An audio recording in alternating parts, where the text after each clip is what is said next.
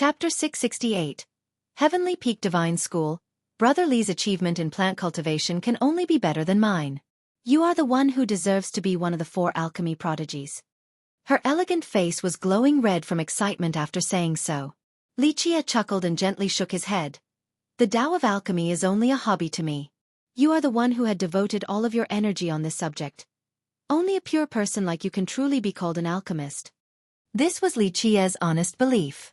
Yuan Saiha had a pure obsession for plant cultivation. In this matter, she was very similar to the alchemy god in the past.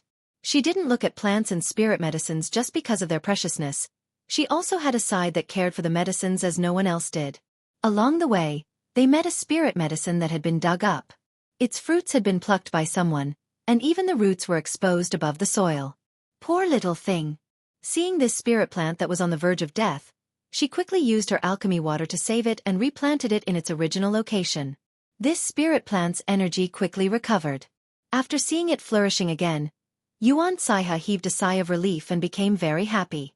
Lichia quietly watched her actions on the side and couldn't help but chuckle after seeing her look of relief. At the beginning of their journey, the celestial peak was very quiet, but in recent days, people had begun to show up.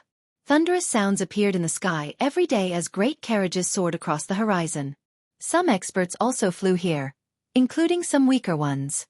It was clear that they were in a rush. Another boom resounded in the sky. A group of huge golems flew right over Lichia's head and disappeared in the depths of the mountain range. The Draco bulls want to cross the river. So many alchemists are here to catch some immortal sulfur. Yuan Saiha commented after seeing so many cultivators and alchemists flying in the sky. After calming down, she looked at Lichia and asked, "Is Brother Li also here for the immortal sulfur from the Draco bulls?" Along the way, she didn't ask where Lichia was going, and he didn't ask her either. Inadvertently, they had an inexplicable and tacit understanding. You can put it that way. We can go take a look at the river. Lichia gently nodded and said, "But I didn't come for the immortal sulfur, I'm more interested in the Draco bulls themselves. Then we share the same destination." Yuan Saiha calmly smiled and said, "I also want to go to the Celestial Peak River. Recently, I have been refining a type of pill and am in need of an aged immortal sulfur that isn't available on the market right now. This is the season for the Draco bulls to cross the river, so I came here to test my luck to see if I can find some aged immortal sulfur." Lichia nodded and said, "That shouldn't be a problem. There will be a scary amount of Draco bulls going to the river, so there will definitely be an older bull among them." A Draco bull was a type of spirit beast that appeared in very few locations in the stone medicine world, and the Celestial Peak just happened to be one of them. Thus, whenever it was the season for Draco bulls to come out, many alchemists came to obtain some immortal sulfur. Lichia and Yuan Saiha moved on. Their trip was supposed to be fairly smooth, however, when they wanted to cross a giant mountain, they found that the road was blocked. A group of armored experts barricaded the path into the mountain, so when Lichia and Yuan Saiha got close, they were immediately blocked by these experts. "Fellow Taoists, please take the long way around. Our golden leopard prince is picking some herbs at this location. Please excuse us." The experts who stopped Lichia and Yuan Saiha spoke in a serious manner. Lichia glanced at the mountain and lightly asked, "Is there a need to seal off the path just to pick some herbs?" The expression of one of the experts quickly turned cold as he spoke in a rude and unreasonable manner. "Our golden leopard prince is picking medicines for the supreme celestial being. This is of the utmost importance and there is no room for errors. No one can handle the responsibility of messing this up." Lichia's eyes narrowed as he slowly responded, "Is that so?" Until now, only Lichia played around without restraints. Others were certainly courting death by doing so before him. To Lichia, this so-called golden leopard prince and supreme celestial being were not worthy of consideration. Compared to Lichia's aggressiveness, Yuan Saiha didn't want to compete with others, so she quickly tried to persuade him. "Brother Li, we can spend more time walking around, it isn't so bad." Lichia looked at this expert once and was too lazy to say more words, so he left along with Yuan Saiha. If it wasn't for her, Lichia would have crossed the mountain. "Brother Li, don't pay it any mind." The supreme celestial being they referred to was the world-famous Yi Qingqing. Anyone would give him some face in the stone medicine world.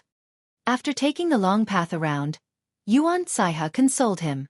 Lichia didn't really care for such trivial matters. He only took the long path around because of Yuan Saiha's urging. He smiled and sarcastically asked, "Oh really? No one can stop Yi Qingqing's momentum at the moment. Not to mention the younger generation. Even the older people treat him with respect." Yuan Saiha noticed that Li Qie was not too familiar with the Stone Medicine World's events, so she explained a few things to him along the way. Yi Qingqing is considered the #1 man in the Stone Medicine World with no peers among the younger generation.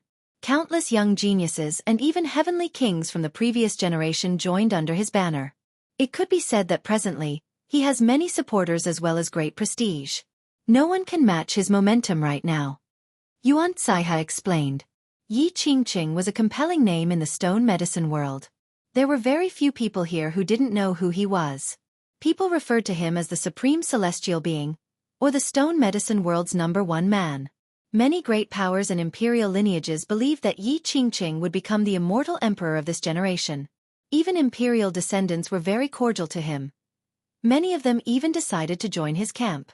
Yuan Saiha explained Yi Qingqing's situation to Li Qie. Li Qie, on the other hand, only smiled at these matters and didn't care too much. In his mind, as long as Yi Qingqing didn't oppose him, it would all be fine. However, if he or anyone else dared to do so, then whether they were geniuses or ordinary men, they would be killed without mercy. After walking for quite a while, Li Qie and Yuan Saiha finally reached some vast ruins that spanned for thousands of miles. This place was covered in weeds and gigantic trees. Despite its current state, one could still see bricks and broken tiles on the ground everywhere. Among them were treasure jades and bricks from walls that had collapsed for who knew how many years. All of these treasure bricks had lost their divinity. Judging from the scale of the ruins and the debris on the ground, one could tell that this used to be a gigantic citadel, one that could only be described as mighty and extravagant. The Celestial Peak Divine School. Li Qie's mind went absent as he stood on top of these ruins. Its past appearance flashed before his eyes as if it was only yesterday. After so many years, even the most long-standing heritages would fall into decline and eventually be unable to escape the fate of destruction, only to become ruins from then on. Brother Li also knows about the Divine School? Yuan Saiha was surprised to hear Li Qie because along the way, from their conversation, she knew that Li Qie was not too familiar with the Stone Medicine World situation. Therefore, she didn't expect him to know an existence like the Celestial Peak Divine School. Keep in mind that this heritage had perished a very long time ago. In the contemporary era, very few cultivators knew about it. I have heard a thing or two about it. Li Qie smiled while looking at the ruins ahead. How could he not know about it? The Divine School was created by an invincible God King under his banner. In the past, he personally chose the location for the school's establishment, but now, it was in ruins. The Divine School used to be the pride of our human race. Yuan Saiha couldn't help but passionately say. Legend states that at its inception, its fame spread far and wide. During that era, humans from all over this world came to ask for favors from the Divine School. The human cultivators looked at it with pride. Yes. Li Qie gently nodded. Although he was the one who selected the site, he didn't stay here for long. At that time, the flames of war incinerated the entire sky as all of the 9 worlds were in the middle of a great war. In the generations after the death of the God King, Li Qie, in his dark crow form, didn't return to this place. However, he had still heard of its decline. After so much time had passed, the once illustrious Celestial Peak Divine School had turned into ruins. Yuan Saiha continued. Tales told that the old Celestial Peak Divine School was not weaker than any imperial lineage in the Stone Medicine World as it dominated the lands for an era. What a shame that with the passage of time, the strongest lineage of our human race in the Stone Medicine World collapsed. Even imperial lineages will fall one day, so it is not strange for the Divine School to collapse. Li Qie said. He had seen these types of things too many times and had become numb to it. For tens of millions of years, countless unbeatable characters had answered his call.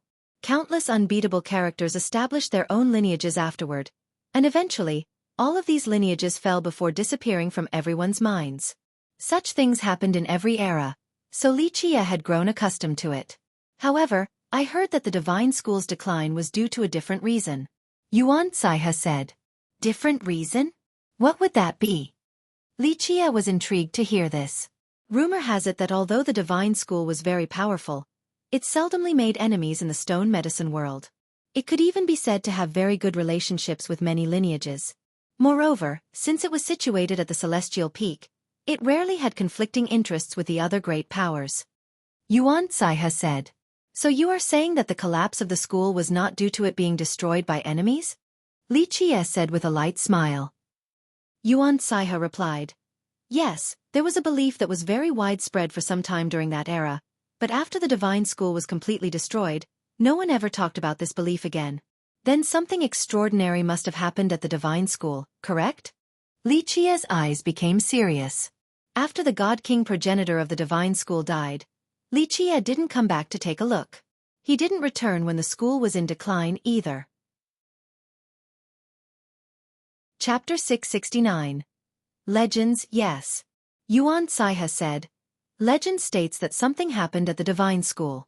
At that time, it was extremely prosperous with immense might. Some believe that the school at that time was no weaker than when it was back during its inception with its progenitor still present. Perhaps this was destined. An inevitable decline from being too magnificent. Many people initially thought that the school would be able to reach the next level. But who would have thought that in just one night, an unexpected event occurred at the school? Legend states that all existences near the God King level died miserably overnight. After hearing this, Li Qie's expression quickly changed because he thought about a certain something, a matter that he didn't want to happen the most. It was said that something was dug out from the school's grounds. Yuan Caihe didn't see Li Qie's change of expression and continued to speak as she gazed at the ruins. Because of the unearthing of this item, a disaster befell the divine school, killing all of their most powerful existences. Li Qie couldn't help but touch his chin and murmur. Unearthed. At this time, he knew what the school had dug out. However, no one knew what the school had unearthed. People only heard that this thing carried with it misfortune as the calamity spread across the school in one night. Yuan Caihe said, that night, countless powerful characters from the school died, which is why the school started to decline. Eventually, it was unable to rise up and collapsed completely. What about the whereabouts of that thing? Li Qie asked with a serious expression. He hadn't thought that such a thing could have happened because it was essentially impossible. Of course, he knew that it existed underground and just how terrifying it was. There was a reason why the ancient Ming chose to fortify this place with such a mighty force in the past. This was also why he commanded his most powerful God King to preside over this territory and transform it. At the same time, he warned the God King to never dig out the item or else it would bring about a calamity to their divine school. The God King also made a grand vow. Moreover, he forever sealed this secret and suppressed this ground. It could be said that the item underground never had the chance to see the light of day again. After the transformation to turn this place into an auspicious ground, it became quite majestic. Especially after the death of the God King, no one knew that an item was being suppressed underground at this location. In fact, the God King never told this secret to his descendants. This was the reason why Li Qie could leave with peace of mind. He knew that there was no way the item could come out since no one else knew about it. But now, it seemed that the divine school failed their duty and personally unearthed the item. They didn't know that this action was akin to courting death and bringing them onto the path of no return. After hearing Li Qie's question, Yuan Caihe shook her head in response. No one knows. By the time the outside world learned about this matter, the divine school was virtually deserted already. Later on, others found out that after the unearthed calamity, the school's elite forces were annihilated and the survivors fled to elsewhere in the world. As for the location of the item, this remains a mystery. Li Qie sighed softly after hearing this. He didn't expect for this thing to eventually be excavated. If he knew that this would happen, he would have paid more attention before and perhaps would be able to find out its whereabouts now. However, it came as a surprise. The God King kept his promise that year and the land was sealed, so after the death of the God King, that should have been the end of it. Ultimately, all the calculations of man cannot overcome the whim of the heavens. The divine school somehow dug it up and caused a disaster. Li Qie looked towards the distance with a serious gaze. He knew what had been underground. In fact, he had thought about taking it out to put an end to it once and for all. However, back then was a period of endless war in the 9 worlds, and he didn't have time to deal with this matter. Afterward, everything went as planned with the creation of the divine school and the God King's promise. So he no longer wanted to take it out. Perhaps it will come out again one day. Li Qie murmured as he gazed towards the horizon. If there was a chance to find it again, he absolutely wouldn't let it go. It is possible. Of course, Yuan Saiha didn't know what Li Chia was thinking about, so she misunderstood his intention and said, I heard that item is extremely ominous. Although it had disappeared, people had searched for it during that era. Such a monstrous and evil item wouldn't just disappear. It will surely come out again one day. As for when, I'm afraid we'll never know. Let's go, we'll head for the Celestial Peak River. Li Chia took one last look around and gently shook his head before burying his thoughts. He had to go to the river to find a certain something before contemplating this matter again. This time, Li Chia came to find a certain thing, a living creature, to be exact. However, Li Chia was not too certain about whether this creature was still alive or not. After all, so much time had passed. Nevertheless, he still had to find it because he had a certain plan for going to the Alchemy Kingdom. It was not just simply to participate in the Alchemy Conference. After traveling through the extremely vast ruins, some pavilions and palaces could still be found standing. One could imagine just how majestic and extravagant this place used to be. Alas, even the most powerful lineage would collapse in due time. One couldn't help but become emotional when gazing at this scene, including someone who was numb like Li Chia. However, before they made it through the ruins, a rustling sound appeared and a figure emerged from the ground. This thing immediately stopped Li Chia and Yuan Saiha while shouting, This is my mountain and these are my trees. If you want to pass, you must pay the toll. Li Chia had yet to truly see the appearance of this thing that came out from the ground, but he was already speechless after hearing such bandit-like words. What generation was this to still have robbers hanging around? The thing that blocked their path was a very old-looking demon. It was clear that he was from the demon race because his entire body had taken human shape, with the exception of his left hand which retained its ant-like features. People would be able to immediately guess his origin just by looking at his left hand. This had to be an ant demon. This demon bandit had just finished speaking, but he choked on his words the instant when he saw Yuan Saiha, showing a very embarrassed expression. The old demon scratched his head with his left claw and said, So it is Fairy Yuan, I didn't think someone as great as you would come here. You know this fella? Li Chia was going to teach this blind bandit a lesson, but after hearing him, Li Chia stopped. You are.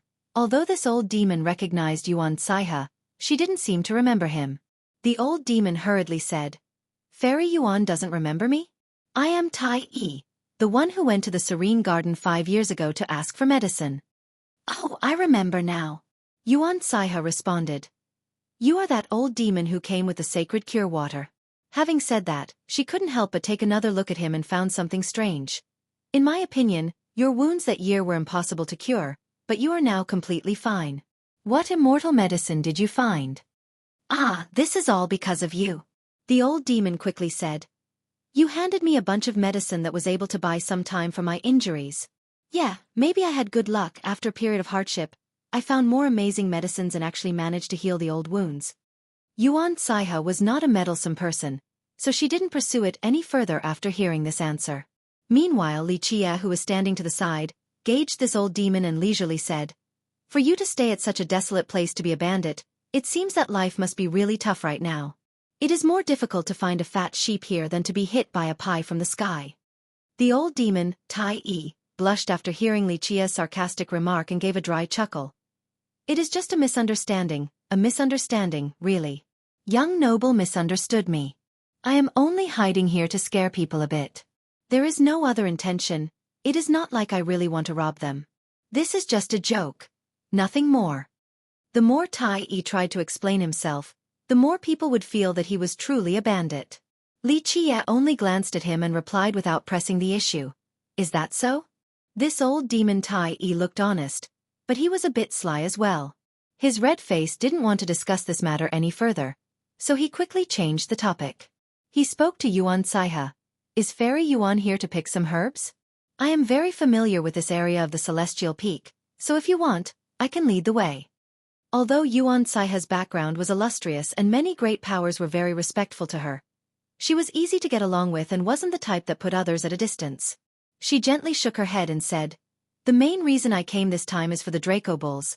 I'm just picking some herbs along the way. So Fairy is here for the bulls. The old demon clapped his hands and excitedly said, I almost forgot until you reminded me. It is now the season for the Draco bulls to go out to the river. The best time to gather immortal sulfur. I know of a path to the river, So let me lead the way for Fairy and this young noble. Yes. Yuan Saiha said. Legend states that something happened at the divine school. At that time, it was extremely prosperous with immense might. Some believe that the school at that time was no weaker than when it was back during its inception with the progenitor still present. Perhaps this was destined, an inevitable decline from being too magnificent. Many people initially thought that the school would be able to reach the next level. But who would have thought that in just one night, an unexpected event occurred at the school? Legend states that all existences near the God King level died miserably overnight. After hearing this, Li Qia's expression quickly changed because he thought about a certain something, a matter that he didn't want to happen the most. It was said that something was dug out from the school's grounds. Yuan Saiha didn't see Li Qia's change of expression and continued to speak as she gazed at the ruins. Because of the unearthing of this item, a disaster befell the divine school, killing all of their most powerful existences. Li Qia couldn't help but touch his chin and murmur. Unearthed. At this time, he knew what the school had dug out. However, no one knew what the school unearthed from the ground. People only heard that this thing carried with it misfortune as the calamity spread across the school in one night. Yuan Saiha said, that night, countless powerful characters from the school died, which is why the school started to decline. Eventually, it was unable to rise up and collapsed completely. What about the whereabouts of that thing? Li Qia asked with a serious expression. He didn't think that such a thing could have happened because it was essentially impossible. Chapter 670. Old Demon Tai Yi. This old demon volunteered and immediately led the way for Li Qia and Yuan Saiha with great enthusiasm. With the old demon ahead, Li Qia and Yuan Saiha walked side by side while looking at the old demon. Li Qia revealed a mysterious smile, then told Yuan Saiha. You know this fella? Yuan Saiha slightly shook her head in response and replied.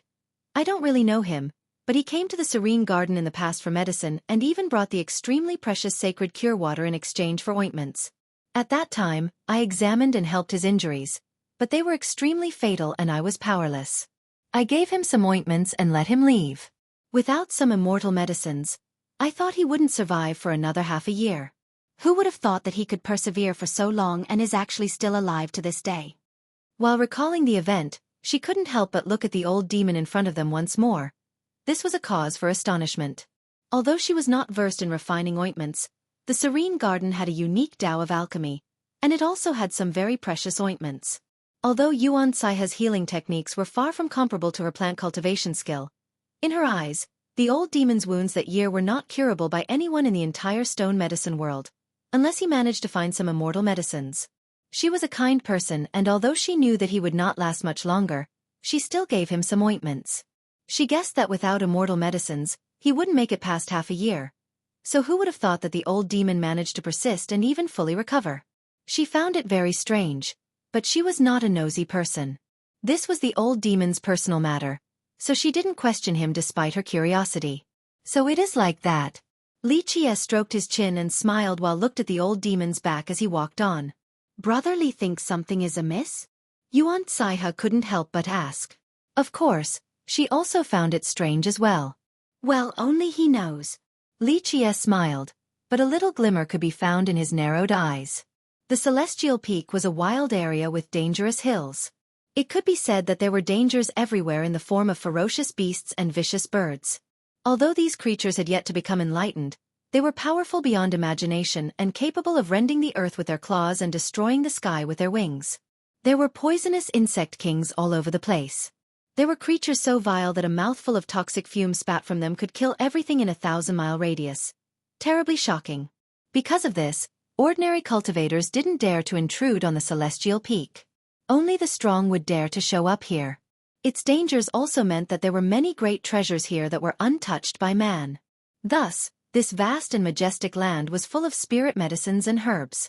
Along the way, Li Qia and Yuan Saiha, accompanied by old demon Tai Yi leading the way, found many spirit medicines and herbs. Of course, the good ones had their own awareness, so it was a bit difficult to pluck them. In fact, herb picking was also part of the Tao of alchemy. With greater skill, one would be able to pick even better medicines, maybe even immortal medicines. Of course, this was no issue for Li Qia and Yuan Saiha. They managed to pick many along the way. Meanwhile, old demon Tai Yi also got some leftovers from Li Qia and Yuan Saiha. When they were picking medicines, he also managed to get some scraps in the form of herbs. This harvest left him beaming with a delighted expression. It seemed that this old demon was a vagabond, so just a small batch of spirit medicines was enough to excite him. Wow, a nearly 1 million-year-old young king medicine. The old demon started to salivate when he saw Li Qie pick a root from a ravine. Pretty good luck there. Yuan Saiha also revealed an elegant smile and said, a young king medicine nearing 1 million years of age is not easy to find, but Brother Li immediately caught one this easily. Your Tao of alchemy is really amazing. You noticed it just as fast as me, Li Qie said with a smile. Due to his knowledge of the alchemy Tao, the moment he set foot on this land, he immediately knew the type of herbs that were growing here as well as their locations. In fact, he had already measured the land the moment he arrived at the celestial peak, so even king medicines wouldn't be able to escape his grasp easily. Of course, catching a 3 million-year-old king medicine was not difficult for him either, so him catching this young king medicine was just an easy matter. Yuan Saiha gently smiled and said, Brother Li flatters me too much. Although I also noticed that the root was hiding around this area, I wouldn't have been able to catch it as well as you. Whether it was the catching technique or sealing the area, I would be one step slower than Brother Li. Your moves are swift and flexible like flowing water and floating clouds and shows the great mastery ingrained in your mind. I have to say that regarding plucking medicines, you are a level higher than me. Li Qie only smiled after receiving the praise. For tens of millions of years now, his hands had plucked countless spirit medicines, so of course he had no peers in this regard. Fairy Yuan is the divine physician and young noble Li is the king with regards to the Tao of alchemy. The two of you are at the peak of alchemy without rival.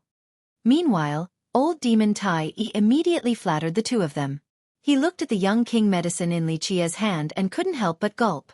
Suddenly, right at this moment, a group of people descended from the sky with an imposing aura. This was a group of experts that wore precious robes, giving off a cold atmosphere filled with disdain. The leader of this group was a young man around the age of 20 with an imperial robe that showed off his nobility and contempt for others. The Golden Leopard Country's cavalry and the Golden Leopard Prince. The moment the old demon saw this group of people coming down from the sky, his expression greatly changed. He did a roll and immediately went underground, disappearing without a trace. His sudden escape into the ground left Yuan Saiha speechless. It was extremely rare to see a cowardly person of this magnitude. So it is Fairy Yuan, please excuse me. The person who led the group was the prince. He cupped his hands together and spoke to Yuan Saiha. I have heard my followers report. They were blind and stopped your path, so I am here to apologize. Having said that, he slightly bowed. The Golden Leopard Country was a demonic great power with a number of demon monarchs that mainly consisted of animals. The Golden Leopard Prince was their first prince, thus his status was quite high. However, his status was far from being comparable to Yuan Saiha's. People who were in a similar position to the Golden Leopard Prince in the entire stone medicine world numbered in the thousands, but Yuan Saiha was one of the 4 alchemy prodigies, someone with great fame. Very few among the younger generation could be considered her peer. At times, many great powers and imperial lineages would require the aid of a young genius such as her. She was a very easygoing and amiable person. Without any arrogance, she nodded and said, Golden Leopard Prince said too much. There will always be some complications as we tread the outside world, so Golden Leopard Prince doesn't have to worry about it. The prince bowed again and said, Thank you for your tolerance. After apologizing, the prince's gaze fell upon Li Qie. To be more exact, it fell on the young king medicine in Li Qie's hand. To the prince, an unknown nobody with such an ordinary appearance like Li Qie was not worthy of his glance. In his eyes, this nobody was not worth mentioning. What attracted his gaze was the root Li Qie was holding. In fact, a 1 million-year-old young king medicine, to any cultivator, would be a precious treasure and was worth coveting. At this time, the prince asked Yuan Saiha, This is? If it wasn't for the fact that he really wanted the root in Li Qie's hand, someone with a great status like him would be too lazy to ask about an unnamed junior. This is Brother Li, he's also an alchemist. Yuan Saiha only did a simple introduction without going into great detail. Alchemist Li is truly lucky to be able to pluck a young king medicine. This is a rare occasion. The prince said. He felt that speaking to Li Qie was already doing this nobody a great honor due to his great status. Because of this, he didn't even refer to Li Qie as Tao brother, only alchemist. However, Li Qie was too lazy to even interact with someone like the Golden Leopard Prince. He simply stood there leisurely in complete indifference. The prince's attention was not on Li Qie but the young king medicine in his hand, so the prince clapped his hands together and spoke to Yuan Saiha. To tell the truth, I came to the Celestial Peak this time in order to find a king medicine in addition to immortal sulfur. I see that the young king medicine in this alchemist Li's hand is just right for me. So I wonder if alchemist Li is willing to do a trade? At this time, Li Qie shifted his eyes and glanced at the prince. He still didn't say anything, but the prince continued on. As long as alchemist Li is willing, you can just name the price. Whether it is refined jades or treasures, this prince will try my best to satisfy you. At this moment, Li Qie slowly put away the young king medicine in his hand and shook his head to say, "My apologies, but this young king medicine is not for sale. I'm keeping it for my personal usage." In his eyes, a young king medicine was no different to a weed. However, he wouldn't sell it to someone like this golden prince leopard. Alchemist Li should reconsider. As long as you name the price, this prince will try to meet it. Li Qie didn't even bat an eye as he coldly refused. Not for sale. The golden leopard prince's expression immediately sank because Li Qie's attitude annoyed him. How could he remain cool when Li Qie, this nobody, was acting in such a haughty manner towards someone as great as him? Chapter 671. Tai Yi's secret. This time, I was entrusted a task by young noble Yi to find materials for a refinement batch. At this time, the golden leopard prince's voice deepened. Young noble Ye's prestige runs far and wide, and he has the support of the entire stone medicine world. The material gathering process has been quite successful so far as all the sects in the world were willing to lend young noble Yi a hand. Even if alchemist Li is not willing to sell it to me, how about you sell it for young noble Yi? In the future, this prince is willing to put in a good word for you to young noble Yi. The young noble Yi the prince was talking about was the supreme celestial being, Yi Qingqing. This was an awe-inspiring name since he was not just famous, the rest of the world treated him with respect, either due to their desire to support him or fear. In short, very few people in the stone medicine world wouldn't give the name Yi Qingqing some face. Even people from the previous generation would show him some consideration. Yes, in the stone medicine world, countless people were willing to support him, including young geniuses, older experts, and even sect masters and rulers. These great characters were willing to work under Yi Qingqing's banner as well. It was clear that the Golden Leopard Prince was using the name of Yi Qingqing with the intention of threatening Li Qie. Even if Li Qie didn't give him face, he had to give Yi Qingqing some. Not to mention, a prince like him asking a nobody such as Li Qie to sell him the young king medicine was already quite considerate. In fact, the prince was very confident that when he stated the great name of Yi Qingqing, very few people wouldn't give him face, especially a junior like Li Qie. Not for sale. However, in Li Qie's view, Yi Qingqing's name was no different from a random dog on the street. Not to mention the prince using his name, even if Yi Qingqing himself was here, Li Qie still wouldn't give him any face.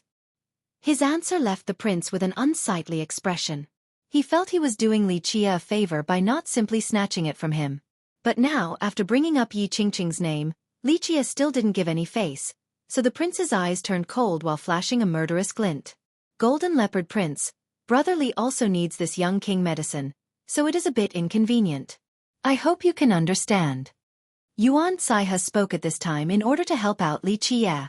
After hearing Yuan Saiha, the prince withdrew the murderous glint in his gaze. He didn't care for a little character like Li Qie, but Yuan Saiha was someone he didn't dare to offend. A person like Yuan Saiha would have countless great powers willing to work for her the moment she made the request. In that case, I won't ask any more. The prince clasped his hands together once more towards Yuan Saiha and said, "Fairy Yuan, I'll be going then." With that, he left with the other experts. Li Qie gave a faint smile after the prince left and said, "You didn't have to help me earlier. I actually wanted to see if he would dare to rob me or not." He licked his lips after he finished speaking. Yuan Saiha gave off a wry smile and shook her head to say, "There is no need to give him a hard time. Brother Li Yi Qingqing, his backer, is not easy to mess with. Many people in the world are quite apprehensive of him. I've never cared for the master when I beat the dog." Li Qie smiled and said, "Even if that Yi Qingqing guy comes and dares to provoke me, I'll kill him all the same." If other people were to hear this, they would definitely laugh at Li Qie for not understanding the immensity of the heaven and earth and how he was simply courting death. Who would dare to say such a thing in the stone medicine world? Not even the previous generation would dare to utter these words. Yuan Saiha couldn't help but glance at Li Qie again. In the end, she didn't say anything and only smiled, the same calm and natural one as always. Still not crawling out yet? After the prince left, Li Qie stamped the ground, causing the terrain to shake. With a crashing sound, old demon Tai Yi crawled out from the ground and carefully looked around before nervously asking, "Did they leave yet?" Yuan Saiha didn't know whether to laugh or cry at the scaredy cat Tai Yi and said, "Don't worry, the prince has left already. Plus, they only came to greet us. There were no other intentions." The old demon got out from the mud and cheerfully smiled, saying, "The young nobles, especially those from the great powers, treat human lives like insects. If they don't like the way you look, then they'll kill you instantly as if it was no different from crushing an ant." Li Qie gave him a look and said, "Where is your courage as a bandit? Someone who dares to act as a robber is still afraid of a single prince?" After being exposed again by Li Qie, the old demon couldn't help but blush. He cleared his throat to say, "Young noble, please don't tease me. Earlier, I was just kidding. I only wanted to scare a few people, I wasn't going to do it for real. I am a cultivator who adheres to moral codes, a man of culture, so how could I be a robber? I was only messing with you too." "Really?" Li Qie glanced at him and said, "If you are what you say, then why did you crawl underground the moment you caught sight of someone? That is something a suspicious person would do." The blushing old demon coughed and quickly responded with a grin. "It is all a misunderstanding, young noble. I am only a nice little demon with nothing to be suspicious about, right? I only crawled underground because it is part of my instinct, yes, my instinct. I am an ant who reached the Tao and loves to crawl underground daily. It has truly become a habit." "Is that so?" Li Qie smiled while looking at Tai Yi and said, "Then what type of ant are you? There are fire ants, earth ants, ghost ants. Which one are you?" "Oh, just like my name, I am an iron ant who has reached the Tao." Old demon Tai Yi quickly answered, "As an iron ant, I am a bit special and rare, so because of this, I was able to reach the Tao. Although iron ants do not like crawling underground, young noble, you are a grand character while I am but a little character. You don't know how hard it was for someone as insignificant as me to reach the Tao." At this point, the old demon revealed a sentimental and tragic demeanor while saying, "Young noble, as you can imagine, I am an ant, no, an iron ant without any backing, just a little nobody. In the eyes of all the big shots, I can be killed with a single stomp of their foot, so how could I have reached the Tao so easily? Because of this, for my own survival, I had no choice but to crawl underground each day and hide in order to stay alive." The more he talked, the more miserable he appeared. After saying the last sentence, he even shed 2 drops of tears, resulting in a very sympathetic image. "Brother Li, don't make it hard for the old demon. After all, everyone has their own problems." Yuan Saiha smiled elegantly and gently shook her head, saying, "Let us move on. We might miss out on a good chance to watch the Draco bulls going to the river if we are late." The group resumed their journey. However, Li Qie purposely let Yuan Saiha lead the way this time and created some distance between them. At the same time, old demon Tai Yi slowed down as well after seeing Li Qie's glare. When Yuan Saiha was in front of them, Li Qie finally leisurely looked at the old demon and slowly spoke. "Not a bad actor at all, but we all know in our minds, don't we? Saiha is a good girl, but I'm not so nice. I am the type who murders people without batting an eye." The old demon was going to say something, but Li Qie interrupted him with a wave of his hand. Li Qie gave him a look and nonchalantly said, "I don't care if you were an iron ant or a fire ant or whatever the hell else. I also don't care if you came for me or for Saiha or whatever you are thinking. You just need to know that when I am in a good mood, I am quite easygoing, but when I am not, then I can be quite difficult." At this point, Li Qie's eyes narrowed as he gazed towards the old demon and slowly declared, "Remember well, do not carry any crooked ideas about me or Saiha. I will not ask for your origin or your goal any longer, but it is best that you do not have any thoughts about me or Saiha. If not, I trust that I can show you what the most horrifying death in this world is." "Ha ha ha, young noble is really funny." The old demon awkwardly scratched his head and hurriedly replied, I am only a little demon, so how could I dare to do anything against young noble or Fairy Yuan? Plus, Fairy Yuan saved my life before, all I want to do is repay the debt. How could I have any malicious thoughts against her?" Young noble, you can rest assured. At this point, the old demon patted his chest in a heroic manner and stated, "Since Fairy Yuan saved my life, if anyone dares to make things difficult for her, it would be the same as causing trouble for me." Li Chia interrupted the old demon and dismissively said, "Good, stop bragging though. Mark my words, otherwise, no matter who you are, even if you are an invincible god king, I will show you a fate worse than death." "Haha, for sure, promised the old demon as he patted his chest. "This time, I was entrusted a task by young noble Yi to find materials for a refinement batch." At this time, the Golden Leopard Prince's voice deepened. "Young noble Ye's prestige runs far and wide, and he has the support of the entire stone medicine world. The material gathering process has been quite successful so far as all the sects in the world were willing to lend young noble Yi a hand. Even if Alchemist Li is not willing to sell it to me, how about you sell it for young noble Yi? In the future, this prince is willing to put in a good word for you to young noble Yi." The young noble Yi the prince was talking about was the supreme celestial being, Yi Qingqing. This was an awe-inspiring name since he was not only famous, the rest of the world treated him with respect, either due to their desire to support him or fear. In short, very few people in the stone medicine world wouldn't give the name Yi Qingqing some face. Even people from the previous generation would show him some consideration. Yes, in the stone medicine world, countless people were willing to support him, including young geniuses, older experts, and even sect masters and rulers. These great characters were willing to work under Yi Qingqing's banner as well. It was clear that the Golden Leopard Prince was using the name of Yi Qingqing with the intention of threatening Li Chia. Even if Li Chia didn't give him face, he had to give Yi Qingqing some. Not to mention, a prince like him asking a nobody such as Li Chia to sell him the young king medicine was already quite considerate. In fact, the prince was very confident that when he stated the great name of Yi Qingqing, very few people wouldn't give him face, especially a junior like Li Chia. Not for sale. However, in Li Chia's view, Yi Qingqing's name was no different from a random dog on the street. Not to mention the prince using his name, even if Yi Qingqing himself was here, Li Chia still wouldn't give him any face. His answer left the prince with an unsightly expression. He felt he was doing Li Chia a favor by not simply snatching it from him. But now, after bringing up Yi Qingqing's name, Li Chia still didn't give any face, so the prince's eyes turned cold while flashing a murderous glint. Chapter 672.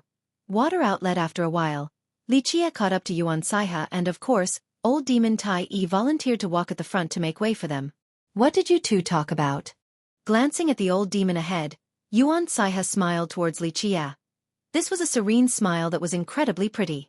Yuan Saiha never competed with others, so she was always quiet and amiable with a kind heart. However, this didn't mean that she was a fool. On the contrary, she was extremely intelligent, so it was not an easy task to hide things from her. It was just that she normally didn't want to make it difficult for others. Li Chia looked at the old demon and cheerfully replied, "Just some small talk." He didn't say anything, but not much could elude his gaze. Yuan Saiha smiled quietly and didn't pry any further. She was not a meddlesome or talkative person. Li Chia couldn't help but look at her. He gently brushed the hair on her shoulder and said, "You are really a beautiful girl." This type of action would be quite frivolous and offensive if done by others, but Li Chia did it in such a natural and comfortable manner.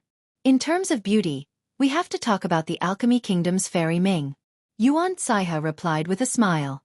Li Chia only chuckled and didn't say anything else. The three of them eventually made it to the Celestial Peak River. The moment they arrived at the outlet of the river, they found that there were many cultivators ready and waiting. The Celestial Peak River 1 was also known as the Celestial Peak Great River 2, as it crossed the entire Celestial Peak mountain range. Its surging stream crossed this land and spanned for millions of miles. Naturally, if Yuan Saiha were to leave, then it was an entirely different matter. As long as Li Chia was alone, the prince would definitely rob him of it. There are quite a lot of people here now. Not bad, not bad. At least no imperial lineages are here, otherwise there won't be anything to see. Old demon Tai Yi took a look around and heaved a sigh of relief as he patted his chest with a cowardly look. At this time, several thousand experts were gathered next to the outlet. The majority consisted of golems and demons that were in all shapes and forms. Some golems kept their rocky bodies while there were also those who had complete flesh and blood bodies. Of course, the demons were even more varied. Some had the body of a serpent and the head of a human, while others were in a humanoid form with antlers. Among the experts here, some took control and claimed their own peaks while others seized the shorelines. There were also those who hovered high in the sky. Most of the cultivators here had an alchemist with them as they waited. Although immortal sulfur was very precious and rare, the source was not limited to just the celestial peak Great River. Because of this, only a few of the great powers came here for it. Lichia lightly said after seeing the cowardly appearance from the old demon. Since you are so afraid of imperial lineages, did you do something unforgivable? Young noble, you are misunderstanding me again. The old demon immediately explained himself as if he was making a vow and said, Think about it, young noble. I am but a little demon, so how could I afford to offend imperial lineages? Ha ha ha, this little ant demon has never seen the world before, so I only got a bit nervous after bringing up imperial lineages. Of course, whether Li Chia believed it or not was unknown since he only responded with a grin. However, the moment the old demon finished his words, a huge ship directly landed from the sky. It was extremely domineering as it forcefully took the most advantageous shore.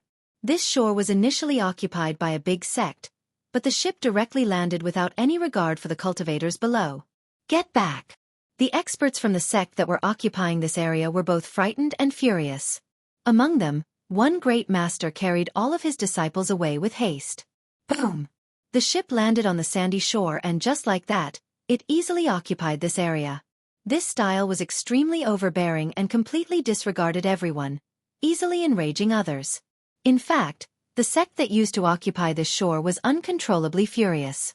Their seniors all wanted to come forward and demand an explanation from the other side. But the moment they saw the flag on the ship, they had no choice but to swallow this anger. The crystallized sea sect. The experts from this sect couldn't help but become astounded after seeing the flag that hung on the ship. At this time, many people stared at this giant ship and saw that there was a group of people standing above in an extremely mighty manner with surging blood energies. They all came from the demon race. There was an eagle, a tiger, a snake. They all stood around a woman with quite a beautiful and charming appearance. She was slim and graceful with many different colors. Her waist resembled a snake as it gently moved back and forth, causing quite an alluring scene. Radiant Sea's Dragon Princess. Many changed their expressions at the sight of her. Although the giant ship was extremely overbearing, no one dared to say anything. It seems that I am not late. The woman called the Dragon Princess smilingly said as she looked at the surging river. Although they were extremely aggressive without any care for courtesy, no one dared to accuse them of such at this time. The reason was quite simple. The crystallized sea sect was a famous imperial lineage in the alchemy realm. Its force was quite mighty after being established by immortal Emperor Jingyu. With more than 10 countries under its wing, its territory was vast, thus one could easily imagine its strength.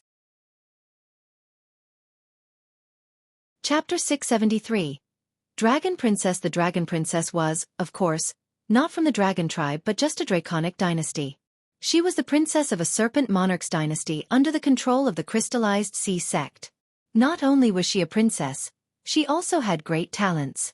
She joined the crystallized sea sect and was the junior sister of their main descendant, the famous young noble Pei Yu.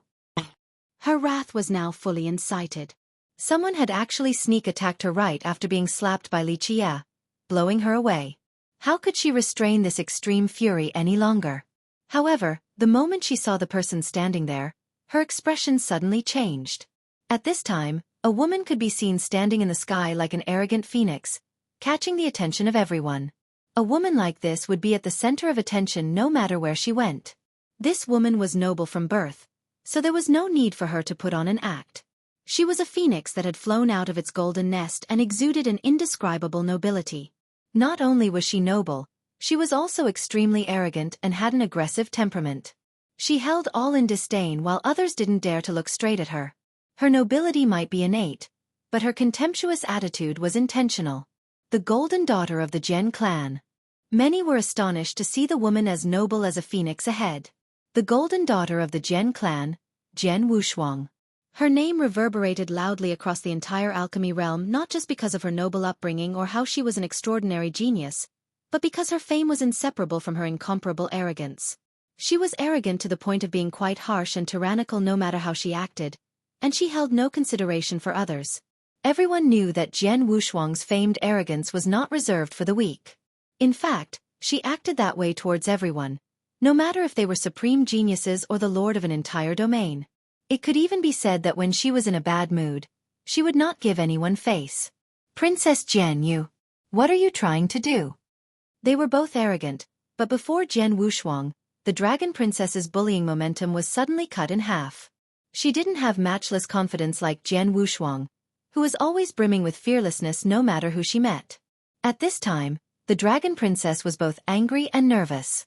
However, she didn't dare to air her anger before Jian Wushuang. If one were to call Jian Wushuang a noble-born phoenix, then the dragon princess was only a poseur bird. The two were completely incomparable. Jian Wushuang looked at the dragon princess with one eye and harshly declared, "His dog life is mine. Do not interfere with my business." At this time, Jian Wushuang had a haughty attitude that showed she held no consideration for anyone. Many people in the crowd, however, didn't dare to act up since none of them wanted to mess with Jian Wushuang. In fact, the entire alchemy realm knew that the Jian clan had always been very doting towards Jian Wushuang. They only had one little daughter like this, so of course, she was the apple of their eyes, the brightest star in their sky.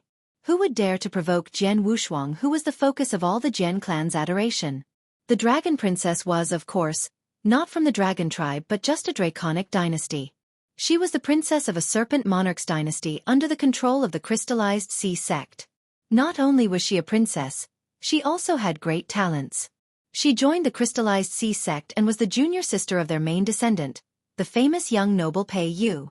As the princess of a serpent tribe's dynasty and the junior sister of an imperial descendant, her status was quite prestigious, so ordinary great powers didn't dare to provoke her. Because of this, it was no wonder why she had such an arrogant and unreasonable style. The crystallized sea sect is here as well. Many experts here shuddered after seeing the group of people around her. In fact, everyone here was unwilling to see an imperial lineage arrive because the moment one appeared, most of the sects here had no choice but to run. They essentially didn't dare to compete against one for immortal sulfur. Shit, the crystallized sea sect. Old demon Tai Yi's expression changed after seeing this. He wanted to crawl underground due to fear, but he was gripped by the collar by Li Qie, who pulled him up. "Young noble, this is the dragon princess from the crystallized sea sect. Everyone is afraid of her here at the alchemy realm." The old demon told Li Qie with a dejected look. Yuan Saiha chuckled at this poor old demon's appearance and told Li Qie, "Brother Li, stop picking on him. It isn't his fault that he can't do anything against an imperial lineage." At this time, the dragon princess standing atop the big ship looked towards their direction. The moment she saw Yuan Saiha, her countenance turned cold, and she started to walk over. Chapter 674. Draco Bulls leaving the water. Good. Nothing could be better if Princess Jian wants his insignificant life. I'll spare him so Princess Jian can take it. After being slapped by Li Qie, the princess felt extremely humiliated. There was nothing she wanted to do more than to peel off his skin and tear out his tendons or even drink his blood. However, she couldn't afford to offend Jian Wushuang, so despite her desire to kill Li Qie, she could only obediently return to her ship after Jian Wushuang made her intentions known.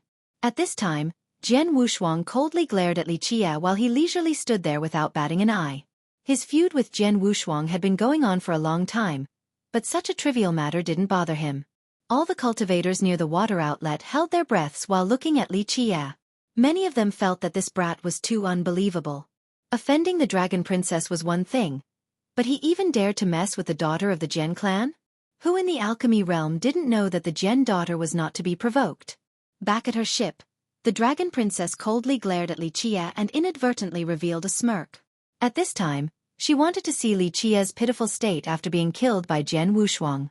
Although she couldn't personally deliver the punishment, being able to watch him die miserably would still be an enjoyable matter. Meanwhile, the Golden Leopard Prince found the whole thing to be quite regrettable because Li Qie had a young king medicine that he really wanted. However, with Jian Wushuang standing over there, he wouldn't even dare to fart or try to use Yi Qingqing's name. "How do you want to die?" Jian Wushuang coldly glared at Li Qie with her always arrogant demeanor. In her eyes, Li Qie was already a dead man. "Die." Li Qie gently waved his sleeve and said, "If you want to die, then I can help you. However, I am not in the mood and have no interest in doing so since I am here to catch Draco bulls. If you want to die, then wait and find me afterward. Li Qia's incredible response caused many people to become speechless.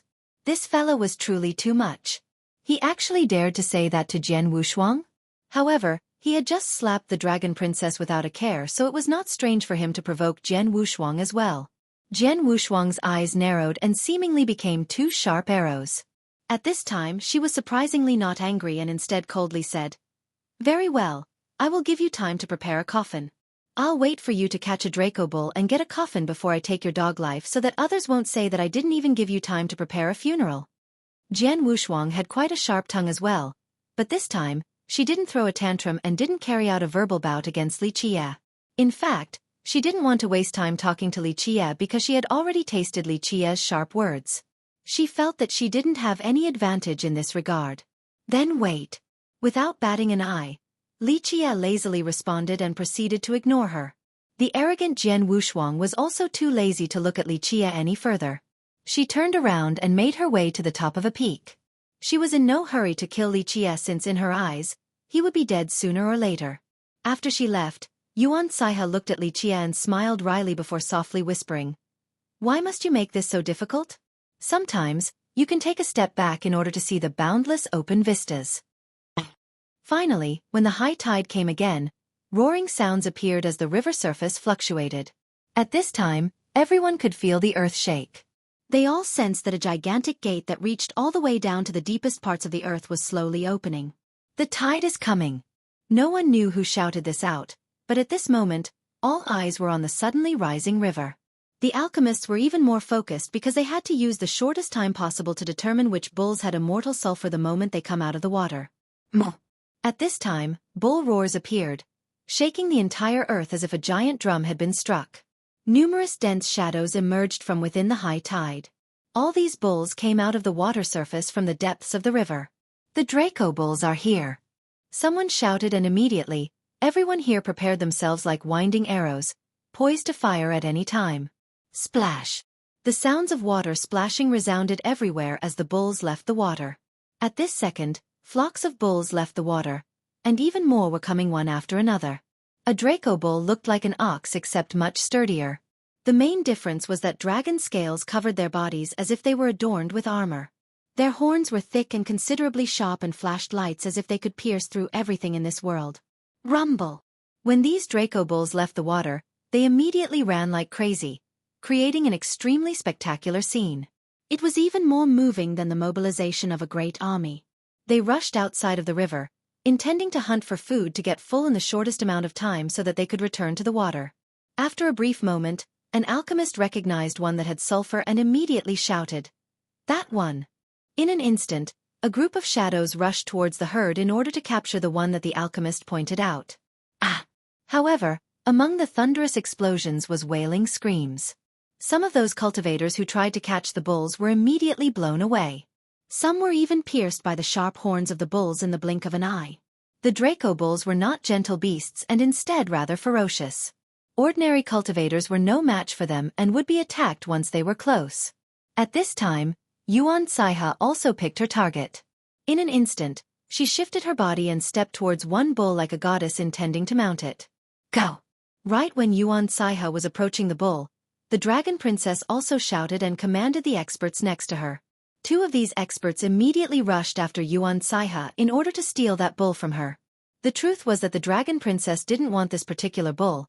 It was mainly to disrupt Yuan Saiha's plans. Ah! However, the moment these two experts swooped out, they immediately screamed as their blood spurted due to the two arrows that pierced through their skulls, causing their bodies to fall to the ground. At this moment, Li Qia was armed with the 9 words true bow, and he killed the two experts with 2 arrows. This sudden change left the astonished dragon princess with an unsightly expression. However, she couldn't do anything about it since Jian Wushuang had already claimed Li Qia's life. The princess couldn't harm Li Qia. At this time, Jian Wushuang was also gazing intensely at Li Qia. Keep in mind that the Jian clan was considered to be the most skilled at archery, and their immortal emperor patriarch used the Tao of the Bow for his ascension. So now, when Li Qia took action, Jian Wushuang also immediately took note of Li Qia's archery. Good, Nothing could be better if Princess Jian wants his insignificant life. I'll spare him so Princess Jian can take it. After being slapped by Li Qie, the princess felt extremely humiliated. There was nothing she wanted to do more than to peel off his skin and tear out his tendons or even drink his blood. However, she couldn't afford to offend Jian Wushuang, so despite her desire to kill Li Qie, she could only obediently return to her ship after Jian Wushuang made her intentions known. At this time, Jian Wushuang coldly glared at Li Qie while he leisurely stood there without batting an eye. His feud with Jian Wushuang had been going on for a long time, but such a trivial matter didn't bother him. All the cultivators near the water outlet held their breaths while looking at Li Qie. Many of them felt that this brat was too unbelievable. Offending the dragon princess was one thing, but he even dared to mess with the daughter of the Jian clan? Who in the alchemy realm doesn't know that the Jian daughter was not to be provoked? Back at her ship, the dragon princess coldly glared at Li Qie and inadvertently revealed a smirk. At this time, she wanted to see Li Qie's pitiful state after being killed by Jian Wushuang.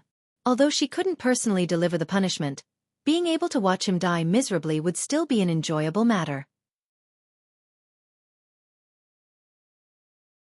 Chapter 675.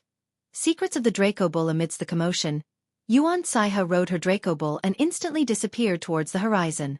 That one! At this time, the dragon princess didn't have time to trouble Li Qie as the alchemist standing next to her shouted and picked a bull. The princess shouted out a command and brought a group of experts to chase the target. Meanwhile, Jian Wushuang also marked her prey. She slightly shifted her figure and immediately went for one of the bulls.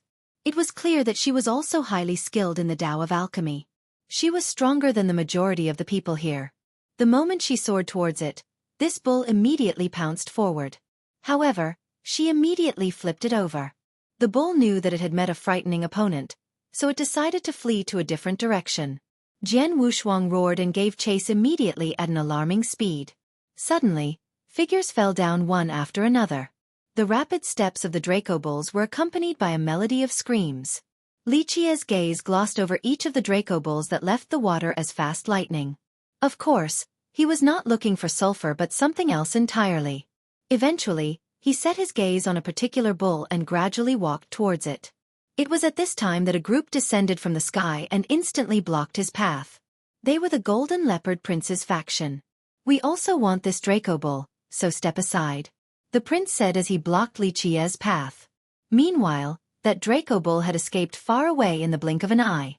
Li Qie narrowed his eyes and gazed towards the prince only to be met with a snort from him along with a cold response. "Don't make this hard for yourself.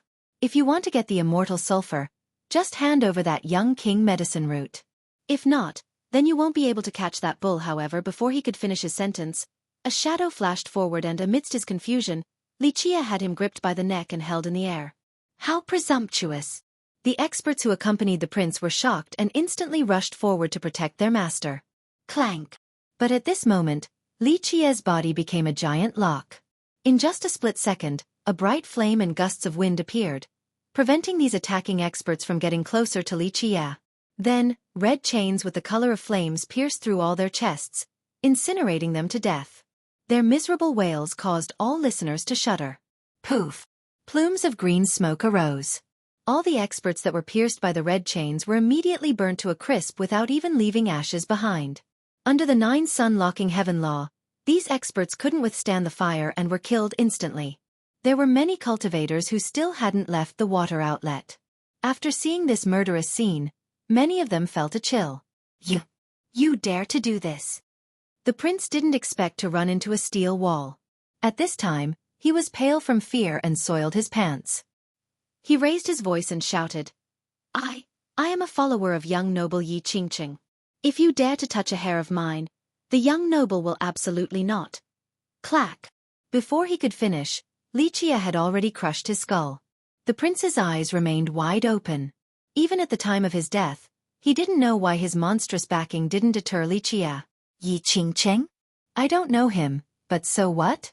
If he dares to stop me, then he'll be killed without mercy.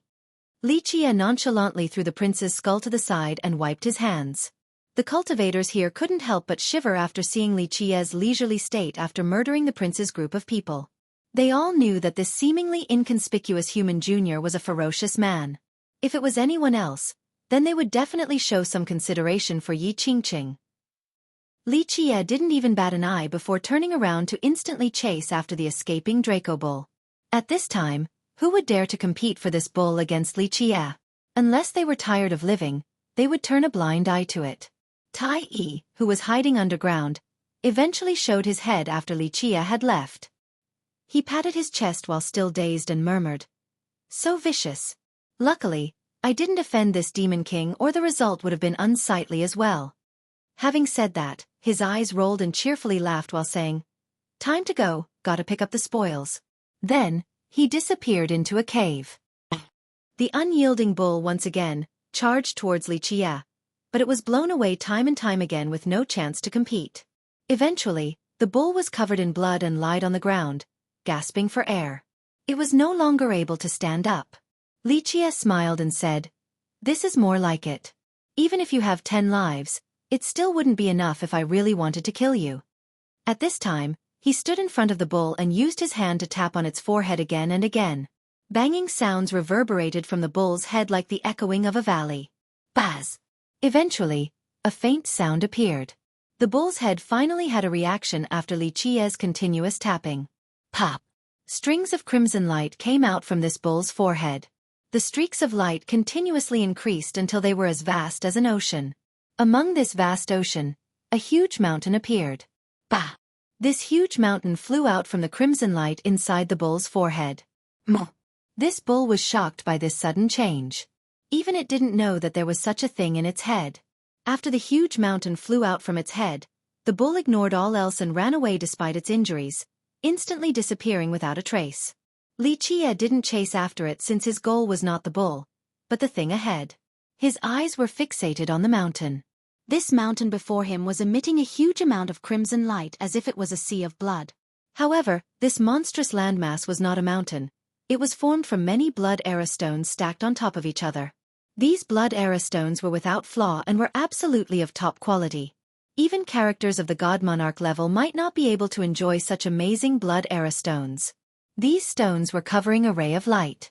After a pealing sound emerged, the stones opened up, creating a dazzling brilliance.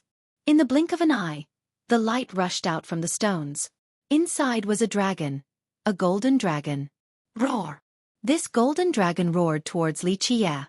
It was so powerful that it was as if a true dragon had descended to the mortal realm. The aura of an extremely tyrannical divine beast filled the sky. Even heavenly kings would tremble before this horrifying atmosphere. "Hold on, old golden bull, it's me!" Li Qie shouted with a thunderous voice while spewing out mantras. With sonorous sounds, these mantras seeped into the head of the golden dragon. The initially attacking dragon halted after hearing Li Qie's words and changed its mind. At this time, Li Qie's forehead opened and a brand flew out. This brand immediately struck the golden dragon's body and disappeared inside. There was a sudden change to the golden dragon once Li Qie's brand entered its body. All of the bright lights disappeared. The moment the golden dragon landed on the ground, it turned into a water buffalo. It was a sturdy-looking buffalo without any special characteristics outside of being stronger in appearance compared to other buffaloes. Chapter 676. Imperial Draco Bull, this is more like it. Li Qie came over while this buffalo was still gazing at Li Qie. However, it didn't attack him. "Take it easy, it's me." Li Qie placed his palm on the beast's forehead. At this time, his forehead opened once more and out came an endless sea of memories. In this instant, a ray of light from inside quickly entered the buffalo's head. A buzzing sound came about the moment Li Qie's ray of light disappeared inside the buffalo's head. A halo with a very sacred feeling appeared above it as if nothing in this world could stain it. As if this halo was empowered by the gods and capable of repelling all evil. Mo. The moment this halo appeared, the buffalo finally recognized Li Qie and became extremely excited. It mooed at Li Qie and used its head to rub against him, looking quite familiar. "There we go. Although you have left me for a very long time now, I'm still here." Li Qie gently tapped the buffalo's head while smiling. The buffalo was ecstatic. Its nose spewed out hot air and it kept on rubbing against Li Qie as if it was seeing a loved one. Li Qie patted the buffalo while lightly sighing and said, "It seems that the descendants of the Celestial Peak Divine School are no longer here, and the God King's branch is all but gone. So many years have passed, but no one came to find you. That means my promise with the God King also ends here. This normal-looking buffalo was not a common one. It was a Draco bull, but ordinary Draco bulls were nothing compared to it since it had the bloodline of a true dragon flowing through its veins. Although it had yet to reach atavism to turn into a true dragon, it was definitely a divine bull. Li Qiye named it the Imperial Draco Bull, and it was once his mount, following him from one dangerous location to another. If the Tetrawar Bronze Chariot was Li Qiye's carriage to fight against the world, then the Imperial Draco Bull was Li Qiye's preferred mount to enter ominous grounds. Later on, when Li Qiye let the God King protect the Celestial Peak Mountains, Li Qiye wanted to make up for the God King's effort, so outside of granting him many treasures, he also gave the Imperial Draco Bull to this God King. Later on, the bull followed the God King and became the school's divine guardian. Li Qiye looked at the halo above its head and noticed how dim it was compared to before. He gently tapped the bull's head and said, "Don't worry, although the divine school is no longer here, I'll find an even better lineage with sufficient power to nourish your divinity for you in the future." Moo! The bull understood Li Qiye and affectionately rubbed against his palm. In fact, this bull was already extremely mighty and could have turned into a demon a long time ago. However, it didn't walk on this demonic path since it wanted to become either a true dragon or a divine bull. It chose not to gain intelligence using the Tao. Let me take a look and see what actually happened back then to the divine school. Li Qiye placed his palm on the bull's head, and a radiance flashed. At this time, the bull's sea of memories appeared, allowing Li Qiye to look at the past events of that year. Many scenes appeared inside the bull's sea of memories. Just like Yuan Saiha had said, the strongest existence of the divine school dug out the item underground during that time. The moment it saw the light, it brought doom to the divine school. Overnight, many people died a pitiful death. Even an existence as powerful as a God King was still unable to avoid such a fate. Back then, the slumbering Imperial Draco Bull was the divine guardian, and it woke up from its slumber in astonishment. It rushed out from its cave, but it was too late. In just one night, countless experts had fallen. It then sealed that item again and went back to sleep, covering itself in blood era stones, awaiting its next awakening. However, the majority of the divine school's experts were dead. Later on, the school fell into decline, and not long after, the once monstrous existence collapsed. From then on, the lineage that presided over this territory that spanned millions of miles disappeared from the world. Because of this collapse, the God King no longer had any descendants, and no one ever woke up the Imperial Draco Bull from its hibernation until today. At that time, Li Qiye made a promise to the God King that the bull would act as the divine guardian for the God King's main branch. Because of this, although the divine school had collapsed later on, Li Qiye still didn't come back to wake the bull up. Millions of years had passed, but no one came to wake up this bull. This meant that the God King's line had ended, so Li Qiye's promise with the God King would end here as well. Li Qiye withdrew his palm from the bull's forehead and couldn't help but lament. One might be able to survive an act of God, but no one can survive a self-brought calamity. The God King left behind an edict, yet his descendants chose not to obey and eventually brought about this disaster. In the past, he let the God King suppress this land for two reasons. Outside of not letting the item underground see the light of day again, he also wanted to see this land be turned away from evil. The God King obeyed his order and suppressed this ground as well as preventing the world from knowing about the terrible item underground. At the same time, he continued to purify the land, allowing it to be a land of peace as well as building a powerful lineage on top of it. Unfortunately, his descendants didn't listen to his words and dug this thing out, creating a disaster for the school. Li Qiye sat on the bull and ordered, "Come, we'll go to the old location to take the carriage back." The bull opened its mouth and swallowed all the blood era stones. Then, with a loud moo and great excitement, it raised its hooves and immediately headed for the remnants of the divine school. The bull was as fast as lightning, and it hadn't been this happy since a very long time ago. It flew around everywhere. Sometimes up to the 9 heavens, sometimes down to the great river, while at other times, it rode the wind in the sky. Li Qiye couldn't help but smile while riding the beast, noticing its excitement. In this instant, it was as if he had returned to the past. The Imperial Draco Bull could be said to be the best mount in this world. Although Li Qiye's Tetrawar Bronze Chariot was also heaven-defying, Li Qiye found that its potential was more suited for a battlefield. It was not without reason that Li Qiye thought that the bull was the best mount. It could endure hardships, but more importantly, It was able to dispel poisons and avoid dangers. It could predict ominous events and evade them. At the same time, it could tread through any terrain. Nothing could compare to it. If one wanted to enter burial grounds or ancestral earths, then the bull was the best candidate. Even if it couldn't bring one to the deepest parts or the most mysterious parts in these dangerous locations, it would still bring you a fair distance. Once inside these locations, the bull would avoid danger and try its best to take you out from those places. Illusions and other sinister crises wouldn't be able to impede it. It excitedly rushed forward and was trying to find the same feeling as before when it brought Xueqi everywhere in the past. Eventually, it took Xueqi back to the old site of the divine school. The once powerful lineage was now in ruins.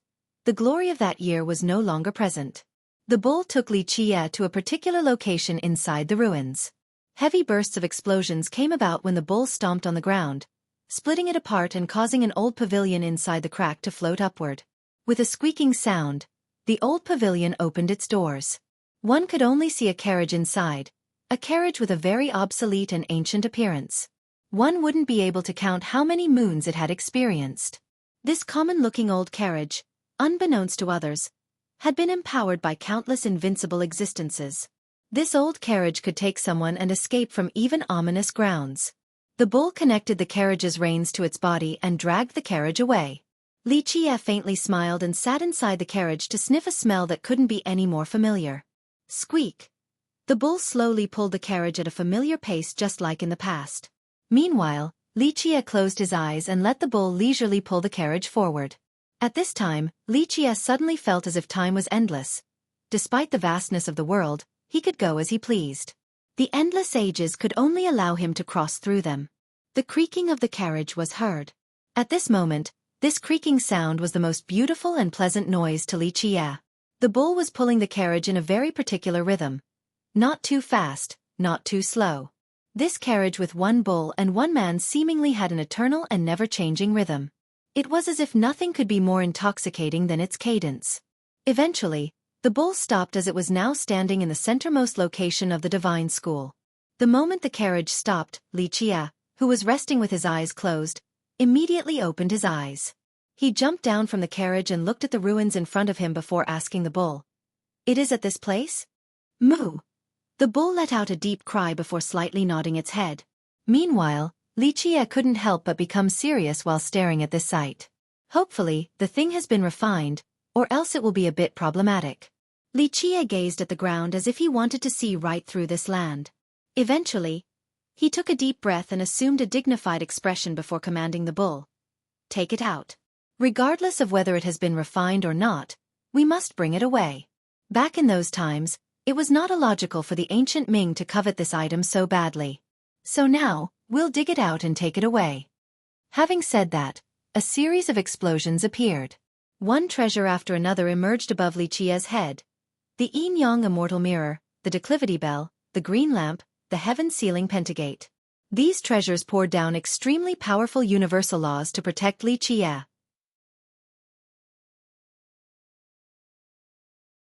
Chapter 677. Challenge. At this time, Xueqi was prepared for the worst. He hoped that after a period of millions of years, that item would have been refined.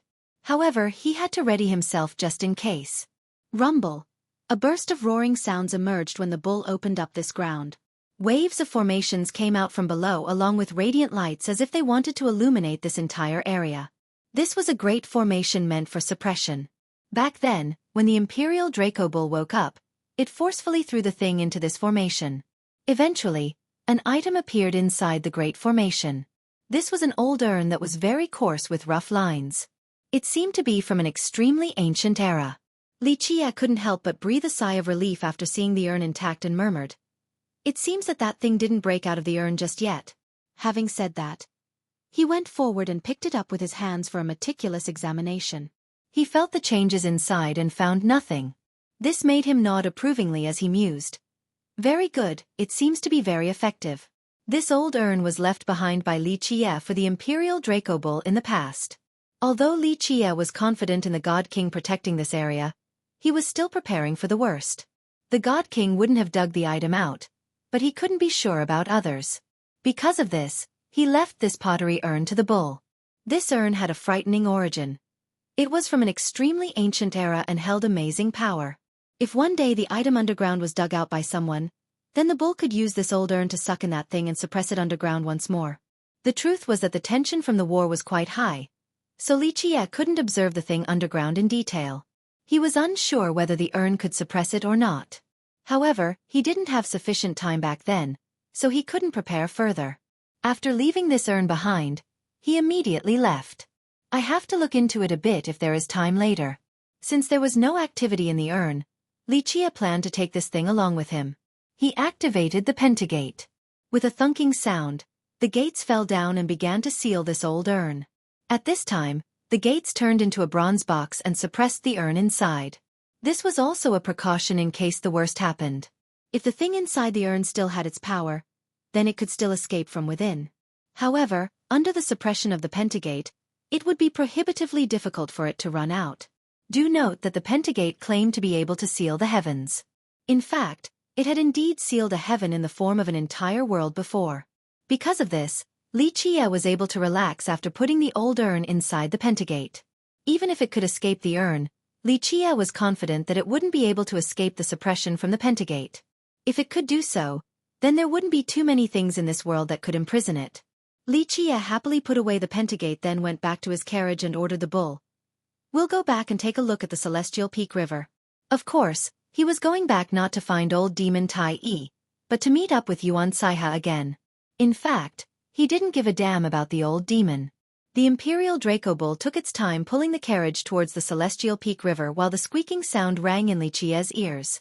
While sitting in the carriage, he closed his eyes, immersing himself within the rhythmic sound, causing him to be lost in time. However, he gently sighed inside since he knew full well that he would never be able to return to those days. Although he was now sitting inside the carriage of the past and his mount was still the Imperial Draco Bull, many things had been lost and many events had dispersed into fleeting clouds and puffs of smoke. For example, the sword goddess that once served him, or that arrogant heaven's proud daughter, or those peerless generals that waged war in all the domains for him. Everything vanished in the long river of time.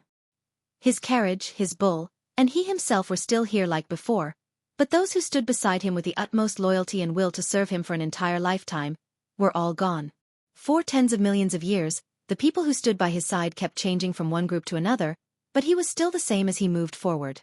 On the cruel path of the Grand Tao and the endless river of history, there seemed to only be the accompaniment of an unspeakable loneliness. Eventually, he smiled wryly and shook his head to chase all of these old scenes out of his mind. Ever since he arrived at the giant bamboo country, he had become quite sentimental. Perhaps Yennefer had made him remember too many things in the past, or maybe it was her tenderness that was something he couldn't forget. While he was recalling the past in his seat, the carriage slowly came to a halt.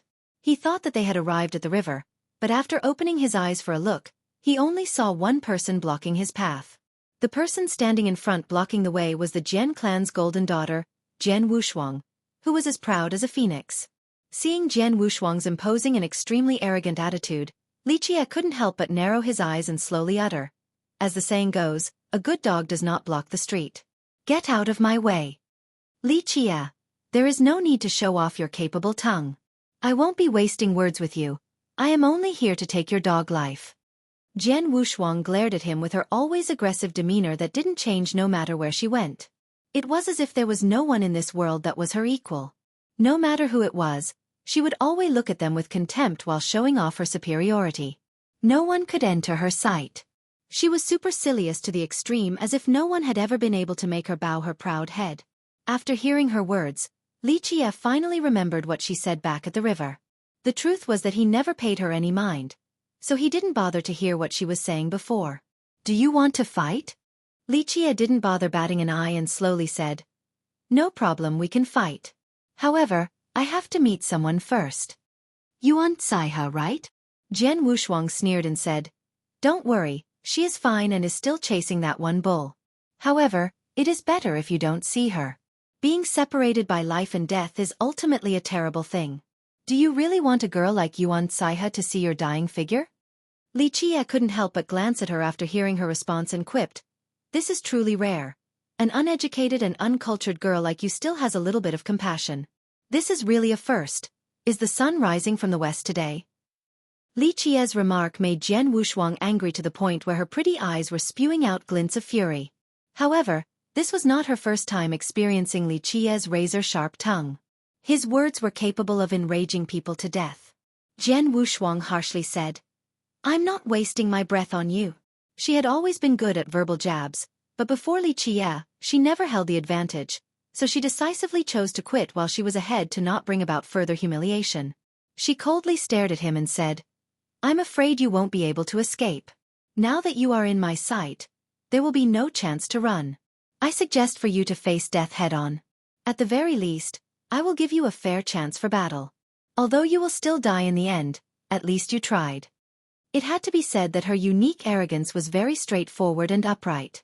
Although she had wanted to kill Li Qia for some time now, even to the point of torturing him, she still chose to meet him in the open in a direct confrontation despite her hatred. Even though Li Qia's foul mouth was truly vicious, she still gave him a chance for battle. This was the demeanor of an imperial descendant. No matter how annoying Jian Wushuang was, in this regard, she was worthy of being someone who came from an imperial lineage. Li Qia looked at her for a moment. Suddenly, a flash ran through his eyes. He revealed a smirk and leisurely said, "Since you want to kill me so badly, fine, I'll die then. You can watch." This reply caused her to be startled. Li Qia had always been arrogant and put up an aggressive front whenever they fought before, so now, him suddenly going along with her caused her to look at him suspiciously. Li Qia smiled and nonchalantly said, "Don't worry, there is no scheme or anything. Since you want me to die, I'll die for you to see." No matter what Li Qia was planning or what scheme he concocted, Jian Wushuang was confident in herself as always. She looked down at him and laughed before aggressively declaring, "Since you didn't bring along a coffin, I will show mercy and give you a chance. You can pick the location, one that you'll want your grave to be located so that you can't complain about me not even giving you a chance to die with a burial." "Very well, I also want to die at a pretty location."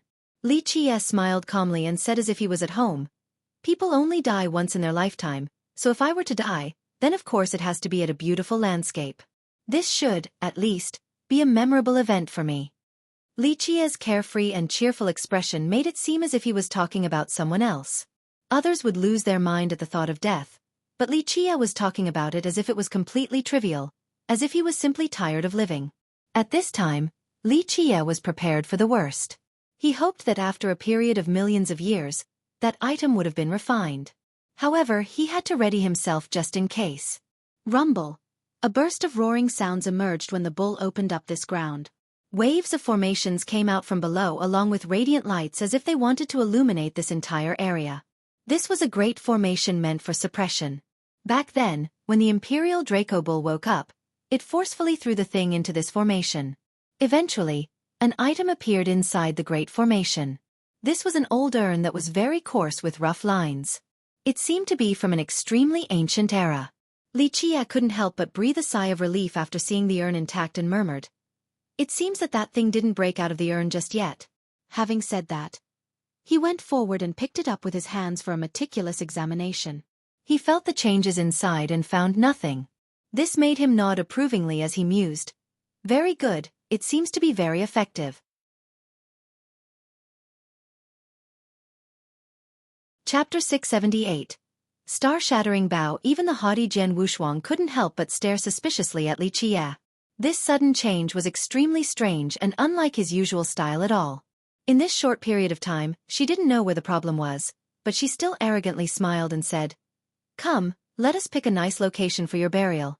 Li Qia ignored her and prodded the bull before closing his eyes to rest in the carriage, leaving the bull to take him away. Jian Wushuang also didn't care for whatever Li Qia was plotting as she followed behind him. In her mind, no matter what he was planning, it was not worth mentioning since she could easily crush his schemes. Eventually, Li Qia found a place that was not only beautiful, but also remote without signs of others on their way. After arriving, Li Qia took another look around and was quite pleased with himself. "Good, this is the place. A beautiful scenery, quiet and elegant without any disturbance. Nothing could be better than this for my resting place," said Li Qia with a leisurely smile after jumping down from the carriage. He patted the bull's head, then the bull dragged the carriage away, disappearing instantly. At this time, Jian Wushuang was standing on top of a hill, looking down at Li Qie as she coldly sneered. You have found your grave, so get ready to die. She had always been a proud person who enjoyed standing on the high ground. Looking down on all existences with disdain gave her a sense of superiority. Li Qie also stopped on a peak and took a look around. He took out the 9 words true bow and slowly said, Okay, I am ready, but do not disappoint me. If you can't kill me, then I would have to jump off a building to kill myself. Li Qie's words made no sense and caused others to think that he was tired of living. Even Jian Wushuang found it strange. Her eyes became serious and seemed like 2 sharp arrows locked onto Li Qie. You don't have to worry about that since you will die to my arrow. However, since you are so compliant, I will leave your corpse intact, said Jian Wushuang with a sneer. With that, she slowly took out a long bow. The moment this long bow appeared, it was as if a star had fallen from the sky. The bow appeared to be a star in her hand, taking in and spewing out cold starlight. Although the starlight was not dazzling, it gave off the feeling that it could illuminate the entire sky. Each individual streak of starlight was like a divine arrow that was capable of piercing gods and firmaments all the same. All of the arrows had a merciless intent that sent chills deep into people's bones. The star-shattering bow. Li Qie smiled after seeing the bow in her hand and freely smiled. It seems that you really are the favorite daughter of the Jian clan. To think they actually passed down this bow to you. This is truly a good bow. When immortal Emperor Dai Jian was young, this was his weapon of choice while battling the 9 heavens and 10 earths. This bow was refined using the deepest star in the sky of the mortal emperor world. A star that spanned for tens of millions of miles was turned into this one bow. Although it didn't come from your patriarch, it still accepted the nourishment of his blood energy on top of being powerful already. Li Qie mused after seeing this bow. Jian Wushuang was surprised to hear Li Qie's knowledge regarding the origin of her bow. She sneered and said, You do know a lot. Li Qie didn't mind at all and continued, That's not all I know. Although people say that immortal Emperor Dai Jian used the bow to prove his Tao, this was actually not the case. Before shouldering the heaven's will, your patriarch had once thrown away the star-shattering bow and trained with a different type of weapon until he finally became an emperor. Thus, your emperor didn't use the bow to prove his Tao. So what? Although Jian Wushuang was slightly stunned, she still harshly said, Since the start of time, my ancestor alone was invincible with regards to archery. His archery skill was number 1. I will not deny that. Li Qie said with a relaxed smile. Immortal Emperor Dai Jian, after becoming an emperor, had done one thing that many emperors did not do. He cut off part of his body and burned it down to form a bow. Just like that, the number 1 bow across the eons was born. Its power was no weaker than your patriarch's true fate weapon. It could even be said to have surpassed the limits. Only with that bow in his hand was your patriarch's archery considered unbeatable, becoming capable of looking down on all the other emperors. Li Qie's tale left Jian Wushuang in a daze for a while because not too many people knew about this story. How could a no-named junior like Li Qie recall it so well with such familiarity? This was outside of her expectations. Li Qie happily said, Unfortunately, the bow in your hand is only the star-shattering bow. If you were wielding your patriarch's bow, then I would actually not try to court death so carelessly. However, this is a good thing since killing me with the star-shattering bow is quite appropriate. Don't worry, I will be using a different bow very soon. Jian Wushuang sneered and drily said, Wait until I kill you, then I will replace it with the bow in your hand. She was indeed worthy of being the golden daughter of the Jian clan. She never cared about other people's weapons since, to her, they couldn't compare to her own. However, she was tempted this time. Although she already had the star-shattering bow, she was still moved by the 9 words true bow in Li Qie's hand. Intuition told her that his bow was even better and more powerful than her own. You have a very keen vision.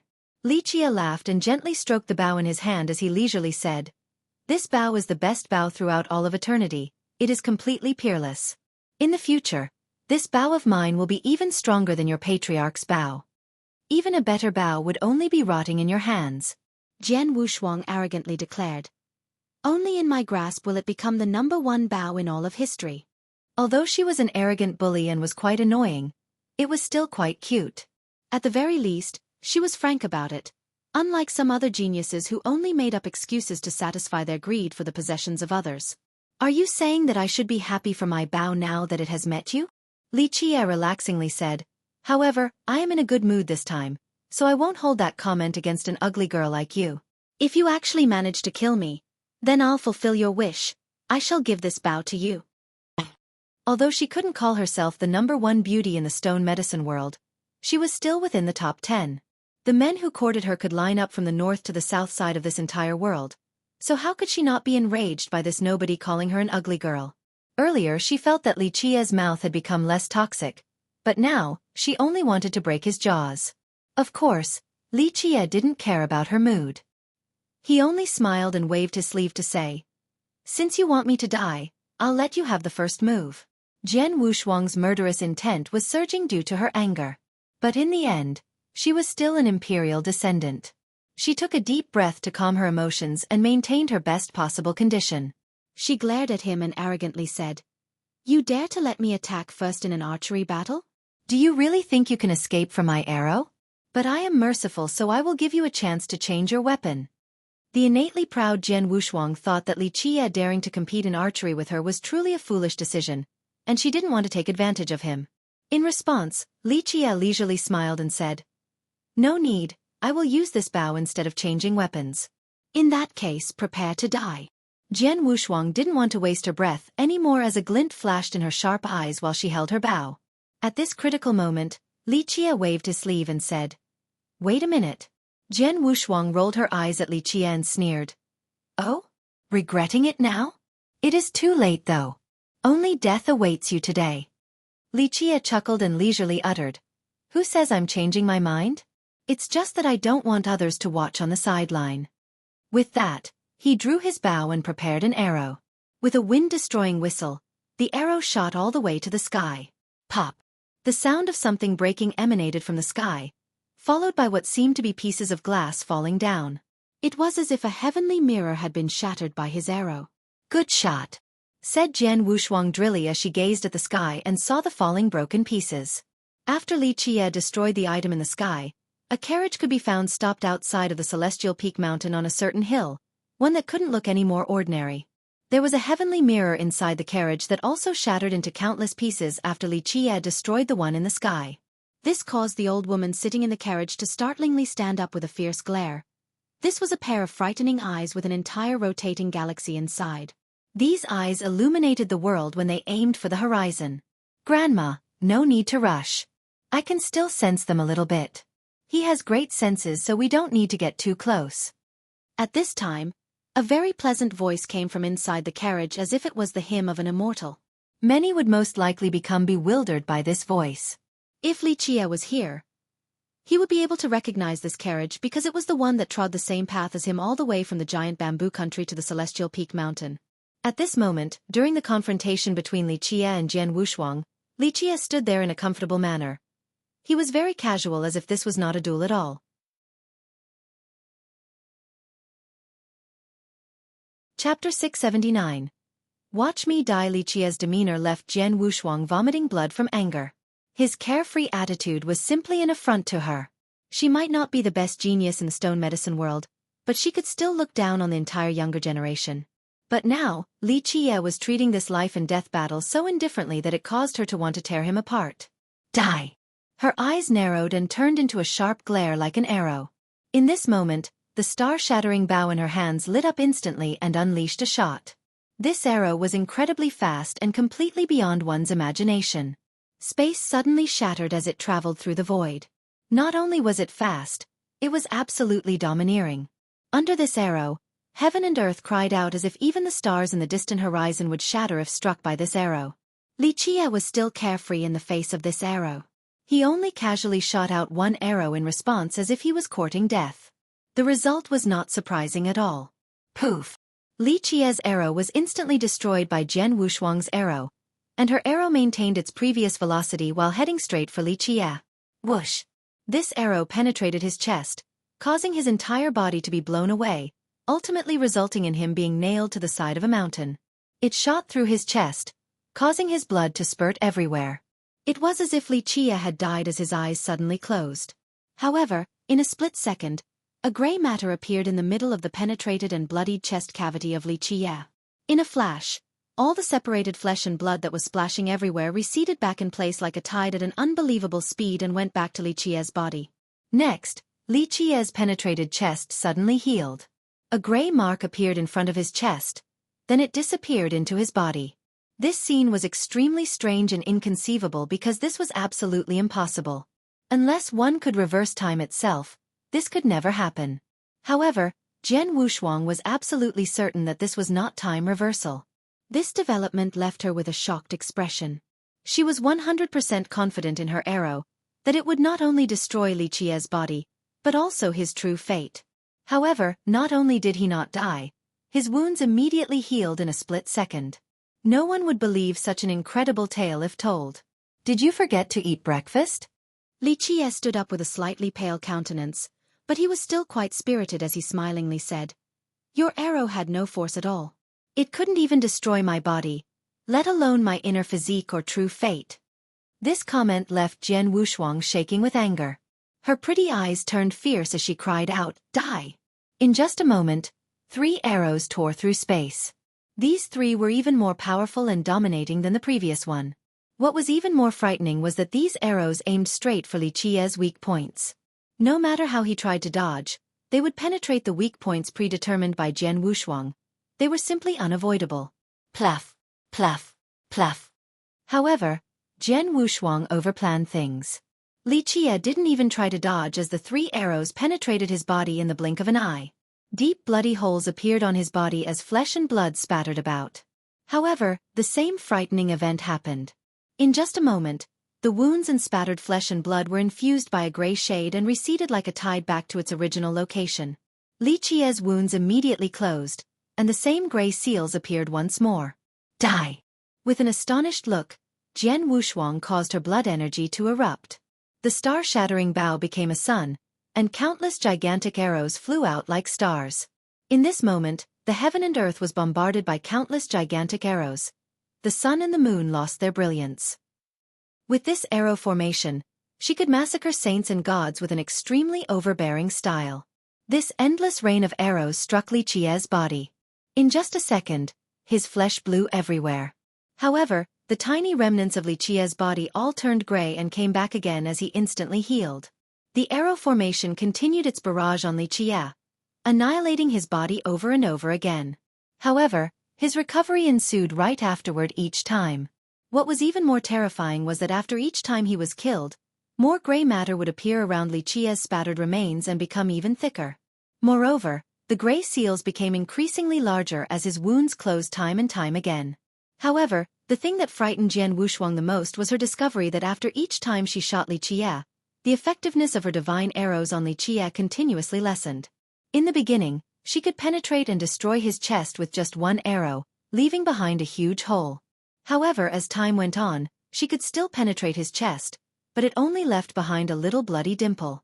It was as if the more injuries he received, the stronger his body grew. He could now withstand even more shots from the divine arrows. She didn't know that he wasn't getting stronger from having more wounds. It was that he was accumulating even more death energy after suffering grave injuries. Because of this, his death seal became even stronger. The death seal was one of the 4 great techniques of the death scripture. It was able to transform injuries into death energy. The greater the wound, the greater the amount of converted energy. Of course, as the death seal garnered even more energy, it became increasingly powerful, making it harder for others to hurt Li Qia. Because of this, Jian Wushuang's onslaught became less and less effective due to the increasing efficacy of the death seal. Of course, Li Qia chose Jian Wushuang for a reason. The death seal was able to convert injuries into energy. However, when applying this art, one would be greatly affected if they couldn't find a suitable opponent. For example, if the opponent was much weaker than Li Qia, then even if they could hurt Li Qia when he was using the death seal, this injury would be too trivial and it wouldn't help the gathering of death energy. On the contrary, if Li Qia picked a far too powerful opponent like a great virtuous paragon, then although the death seal could still withstand the terrifying damage as well as accumulate a monstrous amount of death energy, the critical injuries would leave behind an incalculable trauma. An injury of this level would be eternal and would persist even after rebirth. Under this permanent damage, even if one could recreate everything and come back from death, they would need to spend countless efforts and take a long period of time to completely treat such a wound. Picking a strong opponent like that was very unwise, even for a Death Seal user. Li Qie picked Jian Wushuang because her strength was very appropriate. She was able to cause enough damage and even kill him.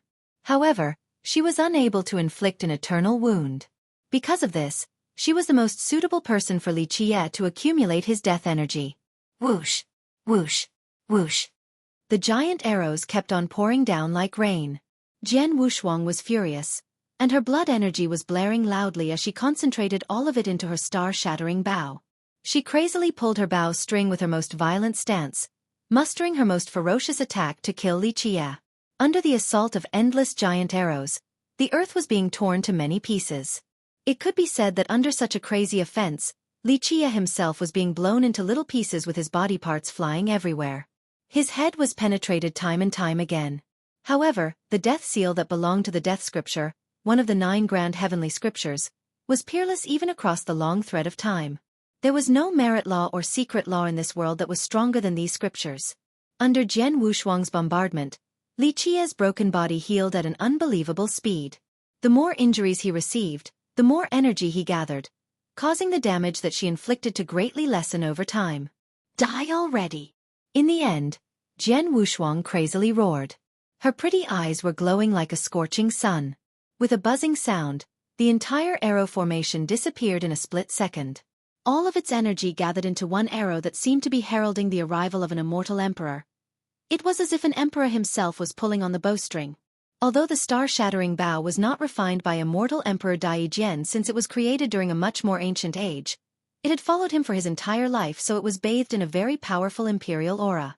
This one arrow instantly obtained invincibility the moment it was shot out. Time itself moldered and myriad worlds shattered. This arrow would annihilate even immortals and gods since it had already achieved supremacy. Against such an arrow, layers of barriers appeared before Li Qie's true fate, such as the Kuan-Peng jumping in the sky with floating stars. There was also an endless sea that contained countless tidal waves blotting out the sky along with a great continent that empowered his momentum. In this split moment, the Kuan-Peng's 6 variants transformed into a mighty defense for Li Qie's true fate. This could be said to be Li Qie's true first move, as layers of powerful defenses protected his true fate. Bang! Jian Wushuang's impeccable arrow was absolutely capable of massacring a heavenly king with ease. Thus, Li Qie's multiple barriers could not withstand this arrow. All of them shattered one after another. Ultimately, this arrow shot through Li Qie's last barrier that protected his true fate. However, after piercing through this barrier, the power of this arrow had been significantly reduced. Pop! Even though Li Qie's true fate derived countless laws and had a moon and sun orbiting around the last barrier, this arrow still shot through these laws and bypassed the moon and sun. Due to the momentum of the arrow, Li Qie's true fate was penetrated. Pluff! Li Qie's body, that had already come back together, fell to the ground after his true fate was shot by the arrow. His body immediately fell flat on the ground with his legs kicked upward. His eyes immediately closed as he tasted death on the spot.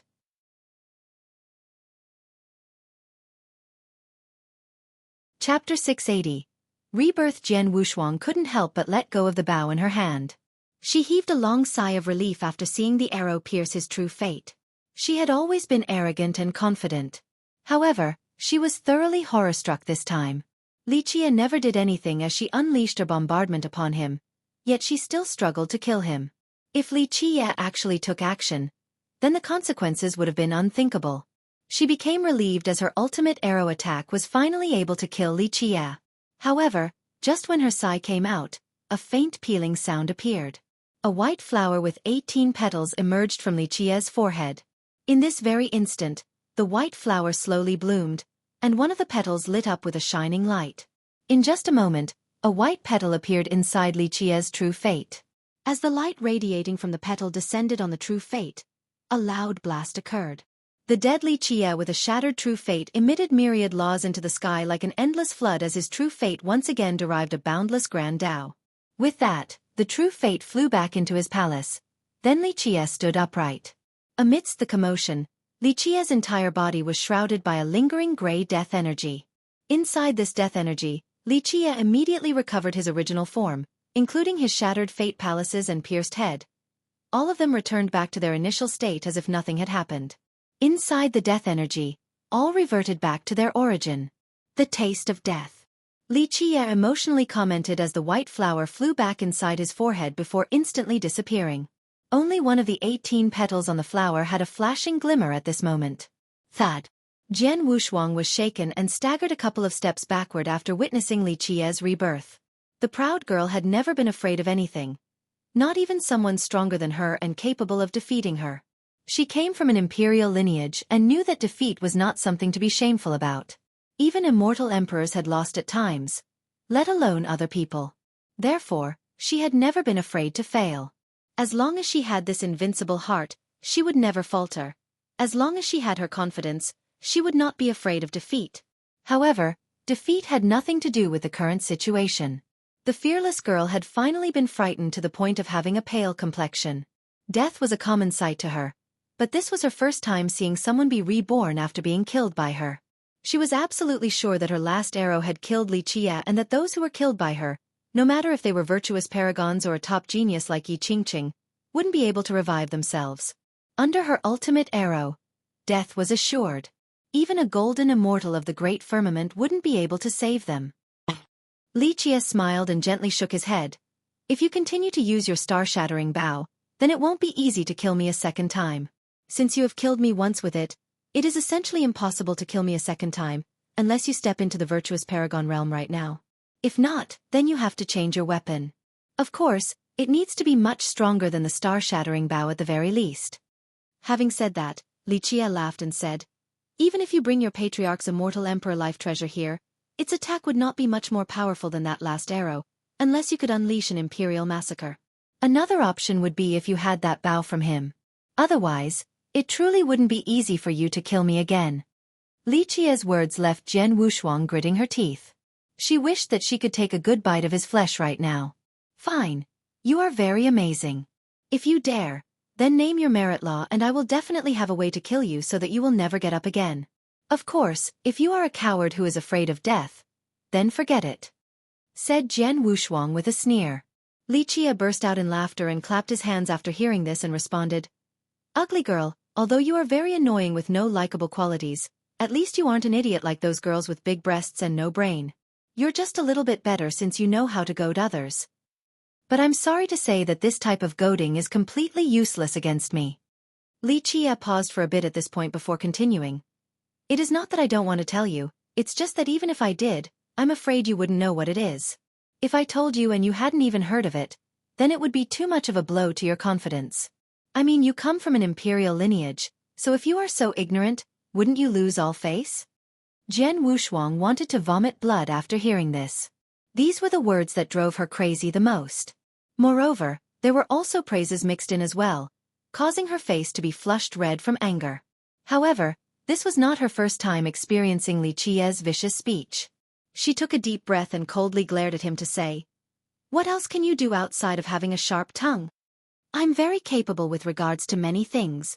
Li Qiye comfortably smiled and slowly said, however, I'm a little reluctant to kill you right now. Of course, don't get me wrong, I'm not saying that I like you, it's just that I don't really want to throw away such a good sharpening stone. At least right now, it is not that easy to find such a suitable one like you. Jian Wushuang was gritting her teeth to the point where you could hear them rattle. At the moment, she was itching to bite his flesh off. Otherwise, it would be difficult to erase this anger in her heart. How could she not be full of grievances? She was proud and arrogant not only due to her power and great talents, but because she was also very beautiful as well. It could be said that she was known as one of the great beauties of the stone medicine world.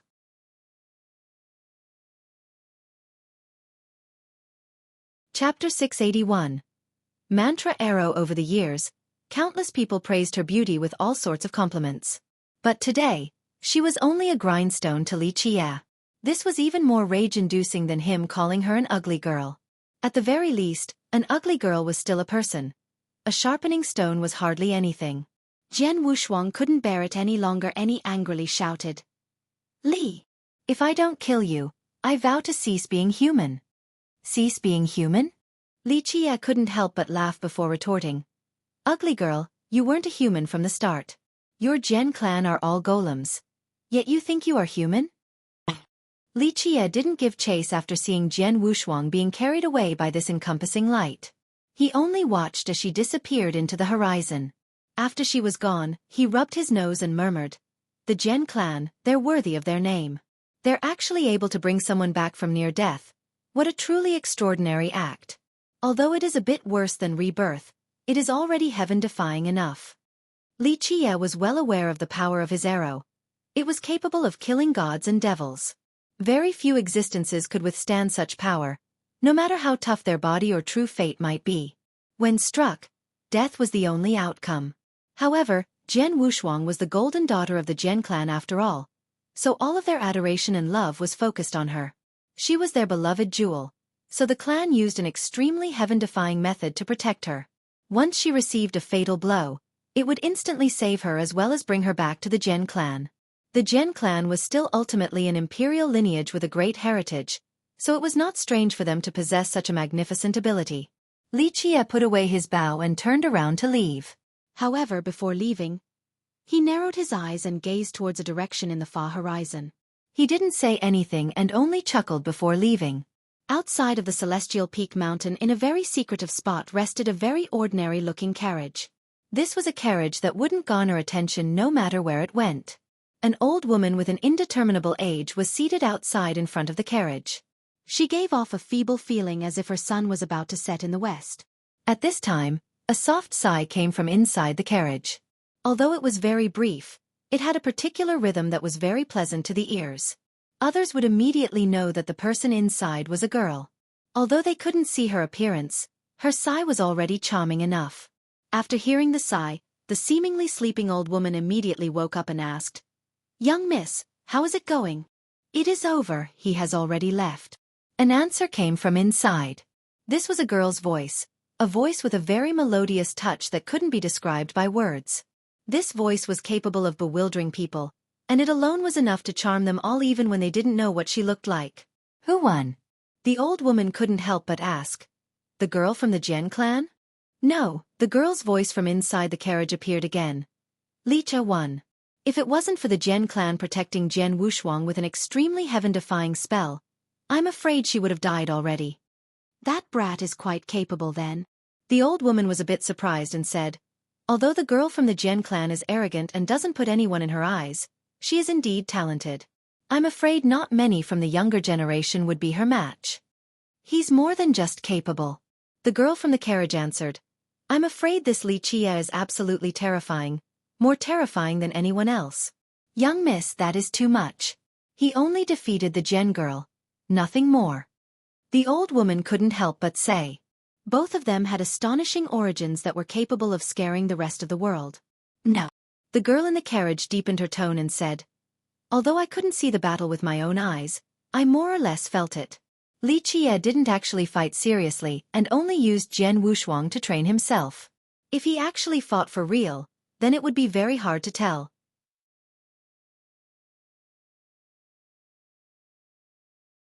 Chapter 682. Parting. Could he actually be stronger than young miss? The old woman said, "Even if he was stronger, he can't compare to you. No one can in the current younger generation." "Not necessarily."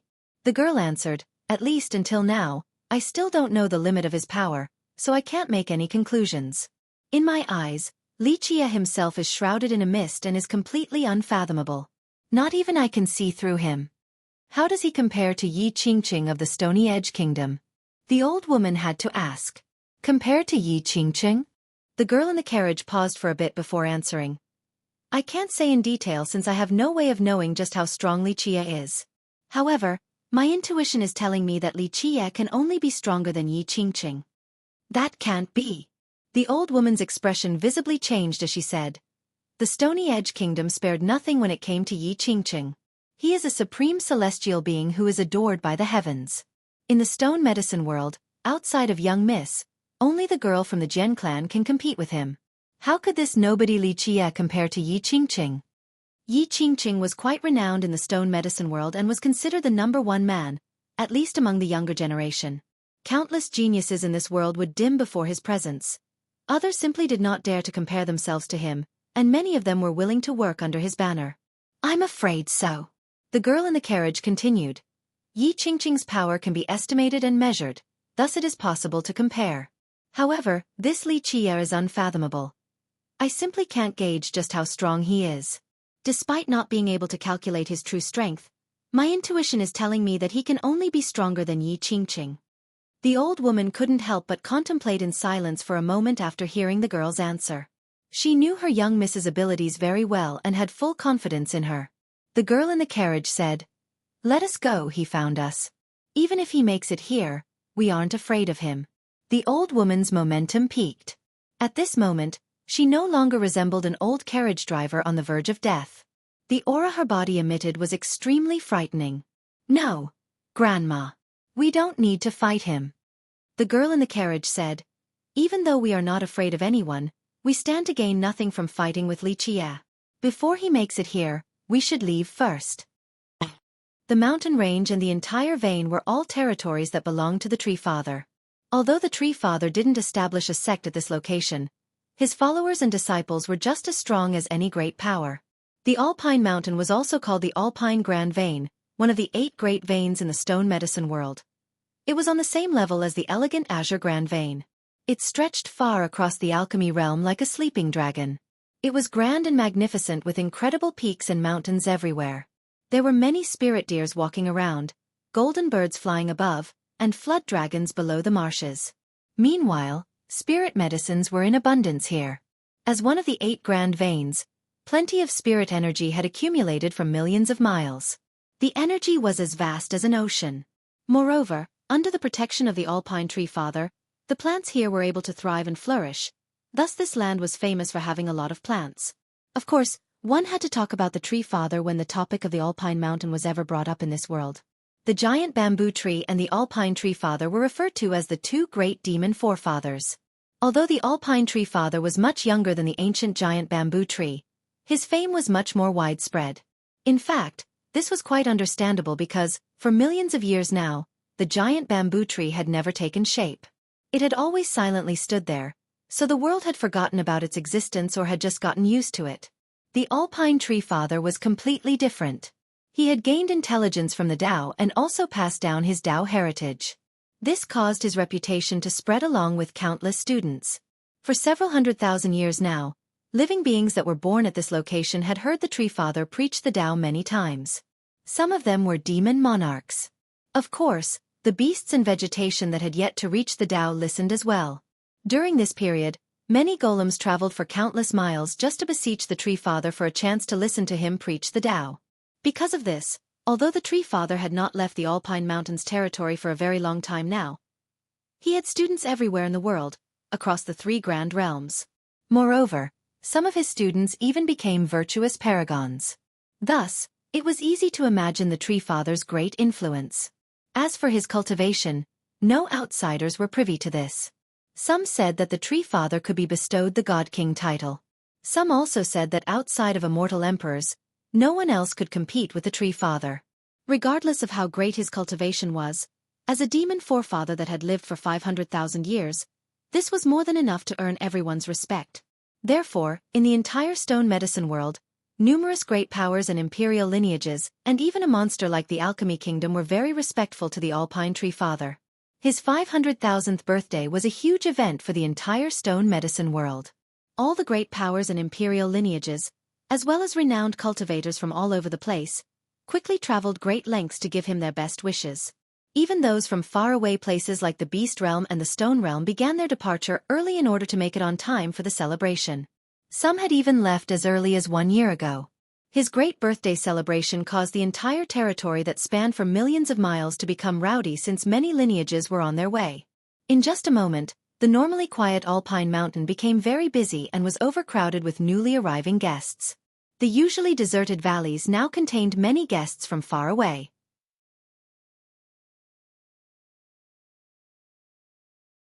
Chapter 683. Alpine Mountain. Fortunately, the Alpine Mountain was vast with countless mountains and valleys.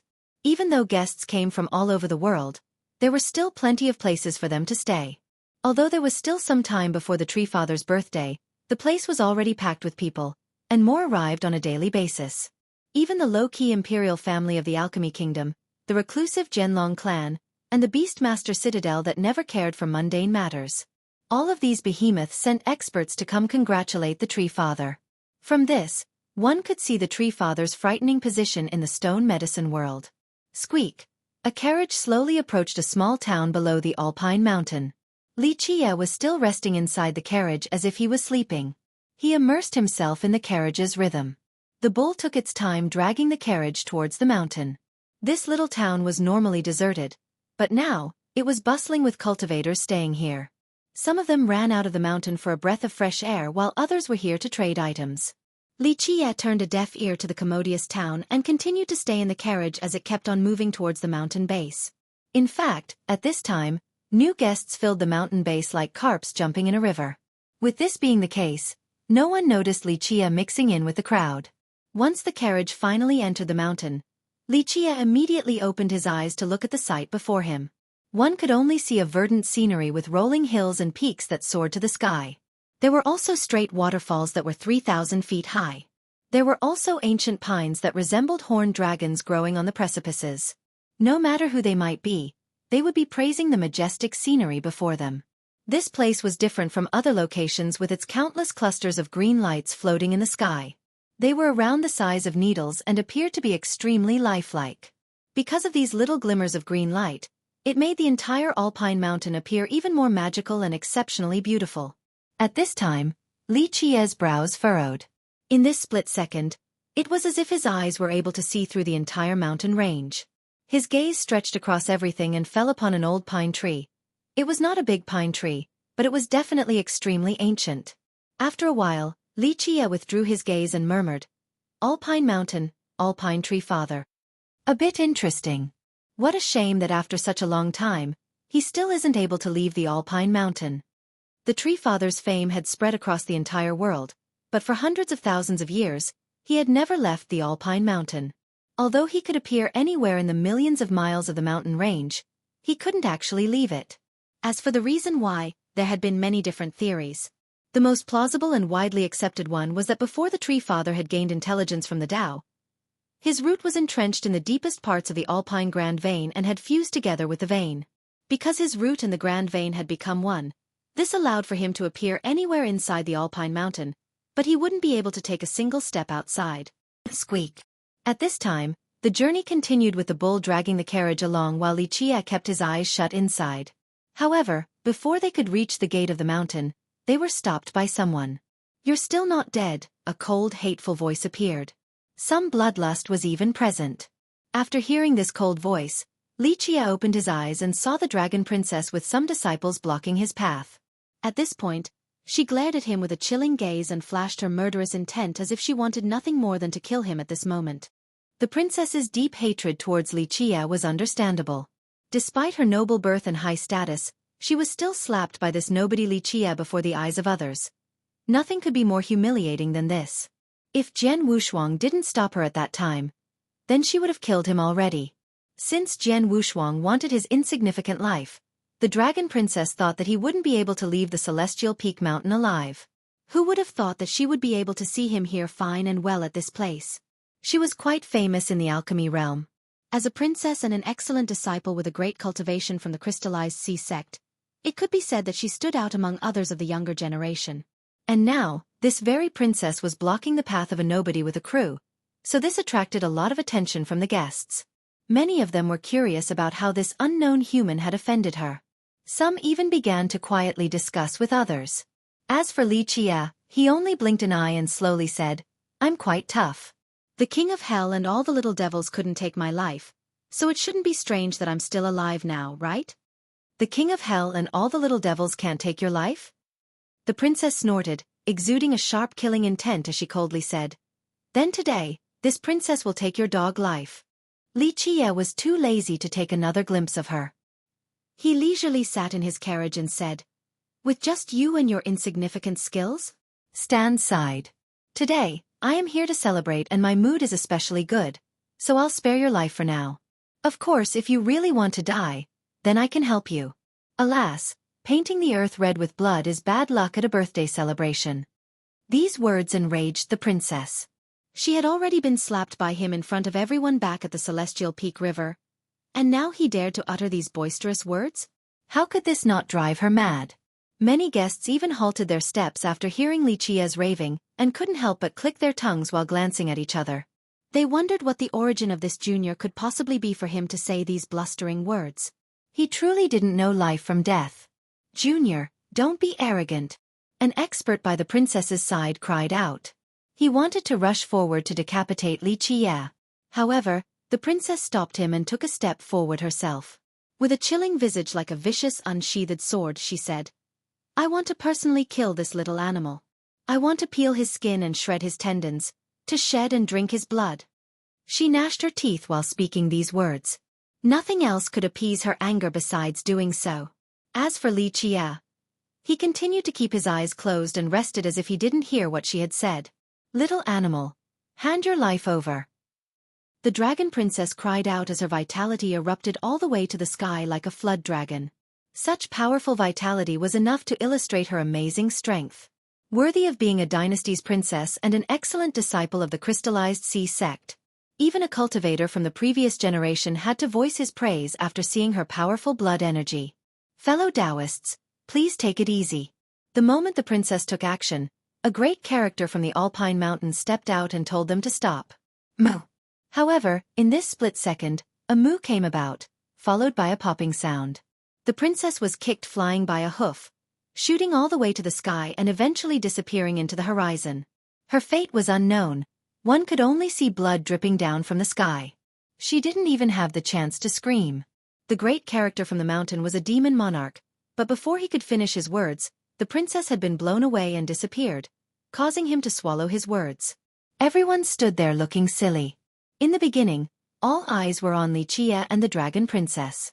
They began to guess his background since he was extremely arrogant, not to mention that they all thought that he was tired of living for opposing the dragon princess. None of them looked at the imperial Draco bull pulling the carriage. In their view, it was not worthy of attention. It was just a regular common buffalo, so what was there to look at? They didn't expect that this ordinary-looking buffalo could casually kick the princess flying with just one hoof. Li Qia opened his eyes at this time and calmly spoke. "Excuse me, you came a bit late. I was going to show mercy, but unfortunately, my divine bull accidentally kicked the girl flying." The demon monarch from the Alpine Mountain was completely speechless. What else could he say now? The person had been kicked away already, so it was too late for him to resolve this conflict. "Little animal, we'll cut you into little pieces." At this time, the experts who were with the princess regained their sanity and shouted at Li Qia. The demon monarch quickly stopped them and said, "Fellow Taoists, everyone here are guests of the Alpine Mountain. I hope that everyone can change feuds into friendships and get along with each other. If you all are hell-bent on seeking revenge, then wait until after the celebration. Besides, you all should be focusing on saving the dragon princess. Don't let a less important matter delay saving her life."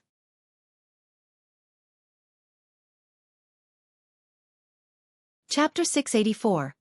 Birthday celebration. The many experts who were together with the princess could only glare hatefully at Li Qia after hearing the demon monarch.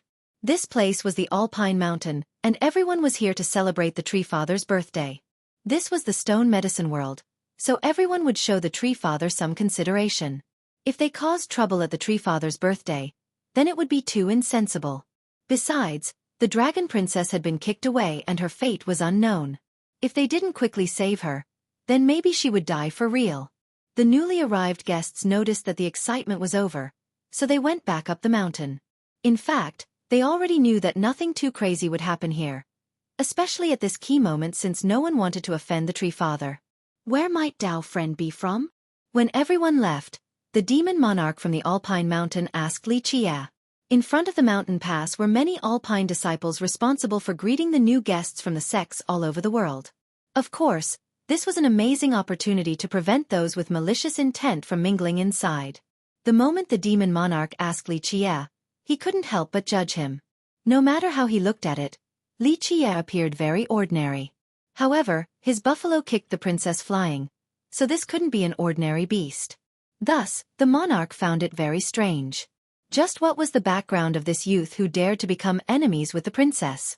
The monarch was very confident that he would be able to recognize anyone who was famous in the stone medicine world, but the youth before him was a complete mystery. From very far away. Li Qie said with a smile. I'm here to meet up with a friend and to celebrate the Tree Father's birthday.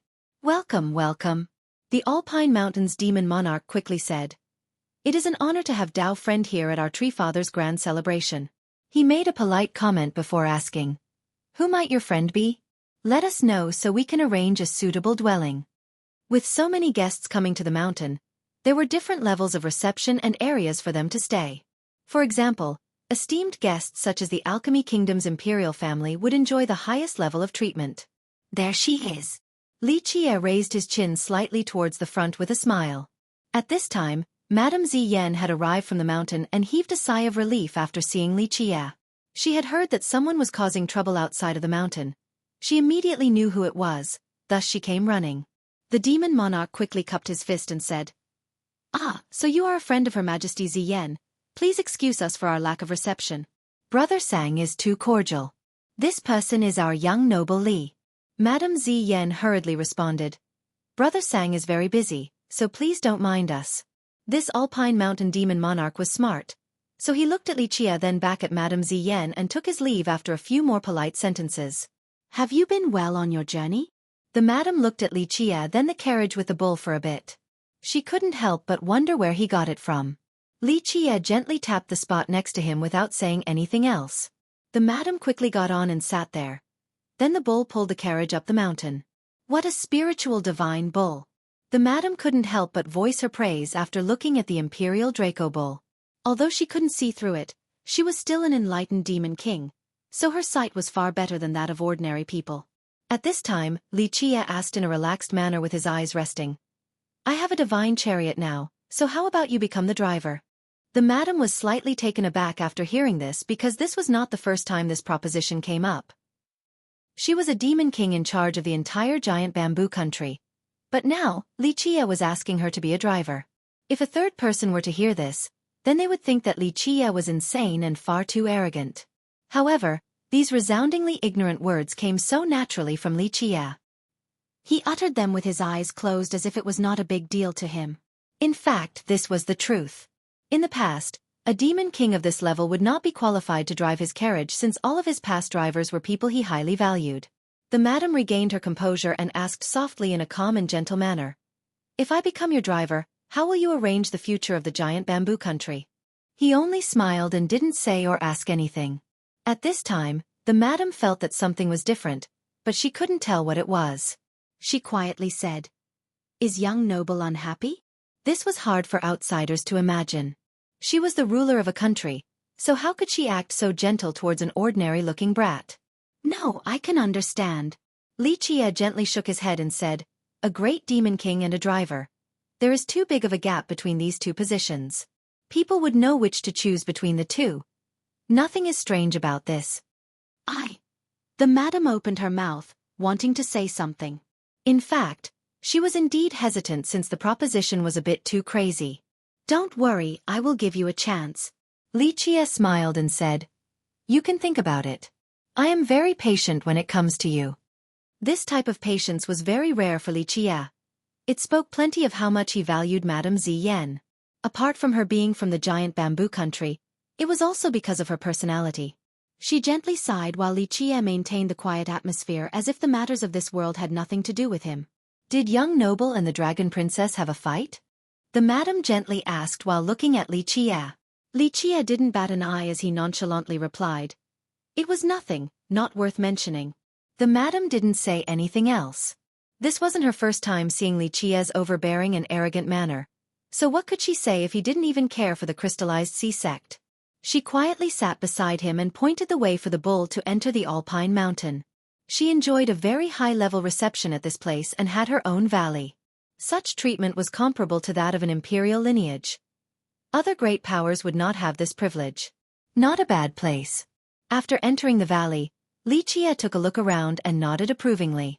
The Madam Riley smiled and said, This is due to the blessing of our divine guardian. With my reputation alone, I would not be able to claim such a valley. This was indeed the case. Although the giant bamboo country was considered a great power, there were other countries much more powerful than it. There were many guests from all over the world who came for the Tree Father's birthday. so normally only imperial lineages could have their own valley. However, the giant bamboo tree was also a demon forefather just like the alpine tree father and was even more ancient, so the madam enjoyed the highest level of accommodations. Li Qie smiled and didn't say anything else. He slightly tapped the bull then entered the house. Meanwhile, the bull pulled on the carriage and stopped in a corner where it lied down near a water source just like a coiling dragon. The madam prepared dinner for Li Qie and also washed his face. She was busying herself as if she was his maid. Such a matter should be left to the servants, but the madam chose to do it personally. This would have been an unimaginable sight to outsiders. She was very thoughtful and gentle as she took great care of Li Qie. This made Li Qie comfortably sigh, prompting the madam to softly ask, "Is something on young noble's mind?" "No." Li Qie slightly shook his head and replied, "Just recalling something. It is very hard to find a suitable candidate these days." Of course, she didn't know that Li Qie was talking about her progenitor. It could be said that she was someone who Li Qie thought of very highly, someone who had never disappointed him before. There was still some time before the tree father's birthday, so Li Qie stayed in the valley without leaving while the madam served him as if he was a young master. Of course, although he didn't leave the house, this did not mean that he didn't do anything. He took a stroll around the valley every day over and over again. It could even be said that his steps filled every corner of this valley. During his strolls, sometimes he would gaze towards the far distance or listen to the earth as if he was surveying something. Although Li Qie's actions seemed strange, the madam knew that Li Qie had something he wanted to do, so she chose not to ask. However, she was quite anxious since she knew of Li Qie's lawlessness and propensity to do anything he wished. She was afraid that he would cause some trouble at the Alpine Mountain. On this day, the madam was not in the valley while Li Qie was lying on a hill to bask in the sun. Although he had a lazy appearance, no one knew that he was calculating something over and over again in his mind. Some time later, Li Qie suddenly stood up and heavily stamped the ground. With a boom, part of the ground collapsed. "No, no, no!" At this time, a figure immediately climbed out of the ground and quickly begged for mercy. "Young noble, please no. We're on the same side." Li Qie laid back in his armchair and finally opened his eyes in a lazy manner while looking at the figure crawling up from the ground, saying, "On the same side? Since when?" The many experts who were together with the princess could only glare hatefully at Li Qie after hearing the demon monarch. This place was the Alpine Mountain, and everyone was here to celebrate the tree father's birthday. This was the stone medicine world, so everyone would show the tree father some consideration. If they caused trouble at the tree father's birthday, then it would be too insensible. Besides, the dragon princess had been kicked away and her fate was unknown. If they didn't quickly save her, then maybe she would die for real. The newly arrived guests noticed that the excitement was gone, so they went back up the mountain. In fact, they already knew that nothing too crazy would happen here, especially at this key moment since no one wanted to offend the tree father. Where might Dao friend be from? When everyone left, the demon monarch from the Alpine Mountain asked Li Qie.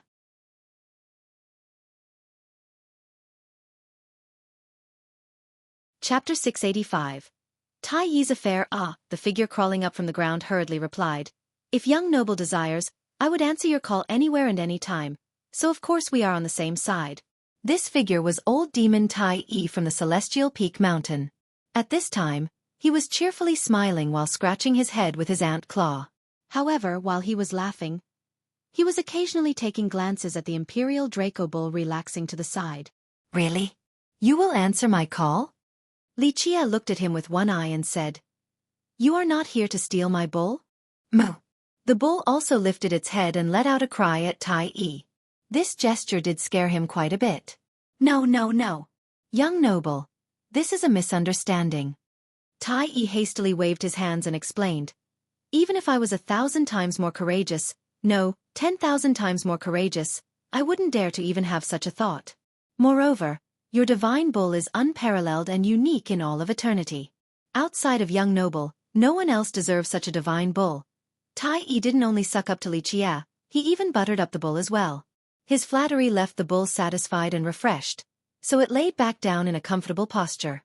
Li Qie was too lazy to glance at Tai Yi and respond to his incessant flattery, so he said, "I have seen many sycophants, but not many of them were at the same level as you. To be able to make a bull this happy, this is a whole new level of art." The old demon only cheerfully laughed after hearing Li Qie, and wasn't embarrassed in the slightest. Li Chia looked at the demon and asked, "You didn't stay at the Celestial Peak Mountain? Why are you here at the Alpine Mountain?" "I am here too." Tai Yi opened his mouth to say something but was quickly interrupted by Li Chia with a wave of his sleeve. Li Chia shook his head and said, "If you are about to say that you are here to work for me, then forget it. If you lie so much, you better watch it or else I'll squeeze your true form out before crushing it." "Ah," Tai Yi hurriedly responded. "Young noble is so funny, too funny. I only came here to see the world as well as the grand celebration of the Tree Father where everyone comes together. This is quite a rare occasion, so I must broaden my horizons. Of course, if young noble ever needs my assistance, then I'll be more than happy to help." Li Chia glanced at him and slowly asked, "You want to see the world by sneaking underground?" "Well," Tai Yi forced out a chuckle and replied, "About that. This little demon is only an insignificant character, so I'm afraid they won't let me in at the front door. Moreover, the Alpine Tree Father is merciful and benevolent, so he won't mind a little guy like me." "Is that so?" Li Chia stroked his chin for a bit while looking at Tai Yi, causing Tai Yi to be frightened out of his mind. His intuition told him that something bad was going to happen. If young noble has nothing else, then this little demon will excuse myself as I don't want to bother your quiet time. The jumpy old demon quickly told Li Chia. No rush, since you took a lot of time to come here. How about we have a nice chat?" Li Chia leisurely suggested. When he heard Li Chia talk about a nice chat, the old demon knew that something bad was going to happen for sure. His mind was jumping from fear as he quickly replied, "Young noble, this little demon doesn't know anything, so I won't be able to hold a conversation with you," he spoke as he retreated backward. "I won't stop you if you want to leave, but I might accidentally spill news about someone wanting to dig out the main route. That wouldn't be good, would it?" Li Chia leisurely spoke again. No. Tai Yi was horrified by these words and he hurriedly responded, "Ah, young noble, you are definitely misunderstanding something. I am happy to contribute to your cause anytime and anywhere. Just say the words and I'll even head into a sea of fire without hesitation." "Into a sea of fire?" Li Chia's eyes narrowed as he burst out in laughter and said, "This fellow Taoist, your words are too much. There is no need for you to run into a sea of fire. How could I ask such a thing from you?" Tai Yi was stricken with fear after seeing Li Chia's expression. He made a decision and said, "Young noble, please spare me. Just tell me what you want me to do directly." So refreshingly straightforward. Li Chia clapped his hands and said, "I am a person without a lot of merits, but I do appreciate straightforward people like you. It is quite a rare sight these days, ah." At this time, Tai Yi had resigned to his fate as he drooped his head while saying, "What does young noble want me to do? You said that iron ants like you love to dig holes?" "Correct. To be more exact, iron ants are best at digging and hiding underground." Li Chia leisurely said. "What does young noble want me to dig out?" Tai Yi couldn't help but shudder. Very quickly, he thought about something and frighteningly exclaimed with a shocked expression, "Young noble, you won't make me go dig at that location, right?" "What location?" Li Chia played the fool and asked, "Is there a particularly valuable location in this place?" Tai Yi immediately shut his mouth and knew that he was very unlucky this time. If he knew this was going to happen, he wouldn't have messed with Li Chia. This was the same as him digging a grave for himself and jumping down to finish the job. At this time, Li Chia looked at him with squinted eyes before revealing a lazy smirk as he said, "Fellow Taoist Tai Yi, how about this, go to that location underground?" "No, absolutely not." At this time, Tai Yi shook his head at a rapid pace and hurriedly answered, "Young noble, please don't misunderstand, I don't know of any locations underground." Li Chia sat back in his armchair and gently waved his sleeve towards Tai Yi, saying, "Okay, don't pretend anymore, everyone here knows what is going on. You can put on your pitiful and weak act in front of others, and they might believe you, but I am very aware of what you can do. If it wasn't out of consideration for your non-malicious intentions, I would have already forced your true body out back at the Celestial Peak Mountain." Tai Yi wryly smiled but didn't say anything else at this time. "I was going to take a look at that location underground." Li Chia semi-laid down and slowly spoke. "However, with you here, nothing could be better. I won't have to waste too much effort. Moreover, you have been there before, so the trip will be very familiar to you. No one would have an easier time getting there than you." "Young noble, you think too highly of me." Tai Yi gave a mirthless smile and said, "This is the territory of the Alpine Tree Father. As long as he wants to know, nothing would be able to elude him within the span of 1,000,000 miles in this land." At this time, Li Qie looked at him with one eye and asked, "But aren't you still doing it?" Tai Yi took a deep breath and replied, "Young noble, I won't hide it from you. A lowly character like me sneaking in. Even if the Tree Father found out, he wouldn't take the time to care about me. However, if young noble wants me to dig at that location, he will certainly kill me. I don't dare to dig there since I only want to sense something underground, that's all." Here he paused for a bit before continuing. "Let's take a step back and assume that the Tree Father found out. He probably won't care since I am only doing so out of curiosity. If young noble knows about that location underground, then you definitely know that that place is not to be disturbed, or else the Tree Father will unleash his fury onto us. In the stone medicine world, how many people can withstand his wrath? Not to mention, we are doing it at the Alpine Mountain. I know, I'm not telling you to dig all the way inside. I just want you to get close for a good look. Then you can come back and report to me." Li Qie lightly added, "I trust your top-notch digging skills. As for your ability to escape, there is no room for critique."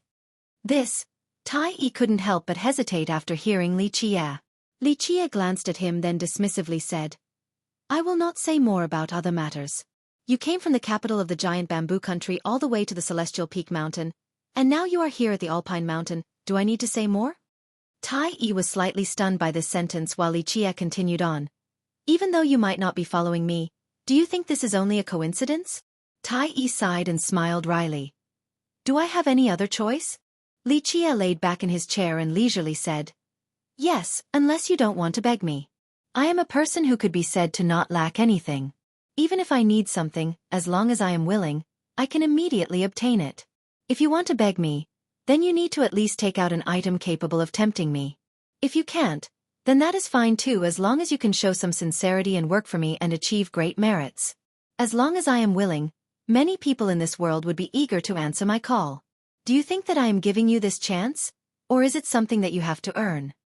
Having said this, Li Qie glanced at the demon. Tai Yi was stunned after hearing this. He didn't think that Li Qie knew everything so well since he was confident that his disguise was exceptional. However, it was still seen through by Li Qie. After a while, he took a deep breath and looked at Li Qie to say, "So to speak, young noble can solve my problem? The wounds have been there for too long, so this is indeed tricky." Li Qie smiled and paused for a bit before continuing. "However, that is only for other people. It is nothing to me. Of course, you and I don't really know each other, and we also aren't friends, so if you want me to do something, shouldn't you show some sincerity first?" Here Li Qie shrugged and said, "Of course if you don't want to, then I won't force you. Going to that location underground isn't an issue for me. Of course, if someone was willing to work for me, then I would be happy to oblige." No problem." At this time, Tai Yi made a decision and quickly said, "Your business is my business. This little demon is willing to work for young noble and solve your issues. Just say the word. This little demon is waiting for your command at any time." "Ah," the figure crawling up from the ground hurriedly replied. "If young noble desires, I would answer your call anywhere and any time, so of course we are on the same side." This figure was old demon Tai Yi from the Celestial Peak Mountain. At this time, he was cheerfully smiling while scratching his head with his ant claw. However, while he was laughing, he was occasionally taking glances at the Imperial Draco Bull relaxing to the side. "Really? You will answer my call?" Li Qie looked at him with one eye and said, "You are not here to steal my bull?" "Moo."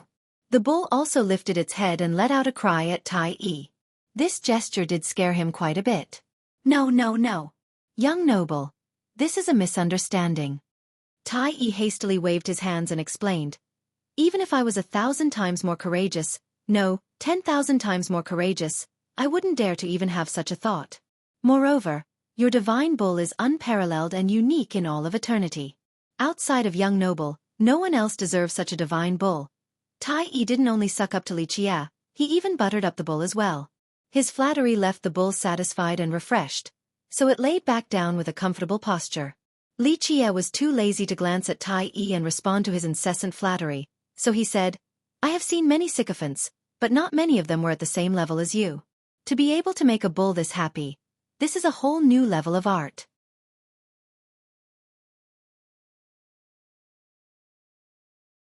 Chapter 686. Madame Ziyan's hesitation. I like straightforward people. Li Qie said with a smile. Go. I hope that you can bring me good news. Do not disappoint me. Tai Yi took a deep breath and cupped his hands before Li Qie to say, Rest assured, young noble, wait for this little demon's good news. Having said that, he drilled into the ground and instantly disappeared. Li Qie only smiled and didn't say anything else. He continued to lay on his chair as if nothing had happened. In the afternoon, Madame Ziyan came back and saw the hole in the ground. She was slightly surprised and asked, This is?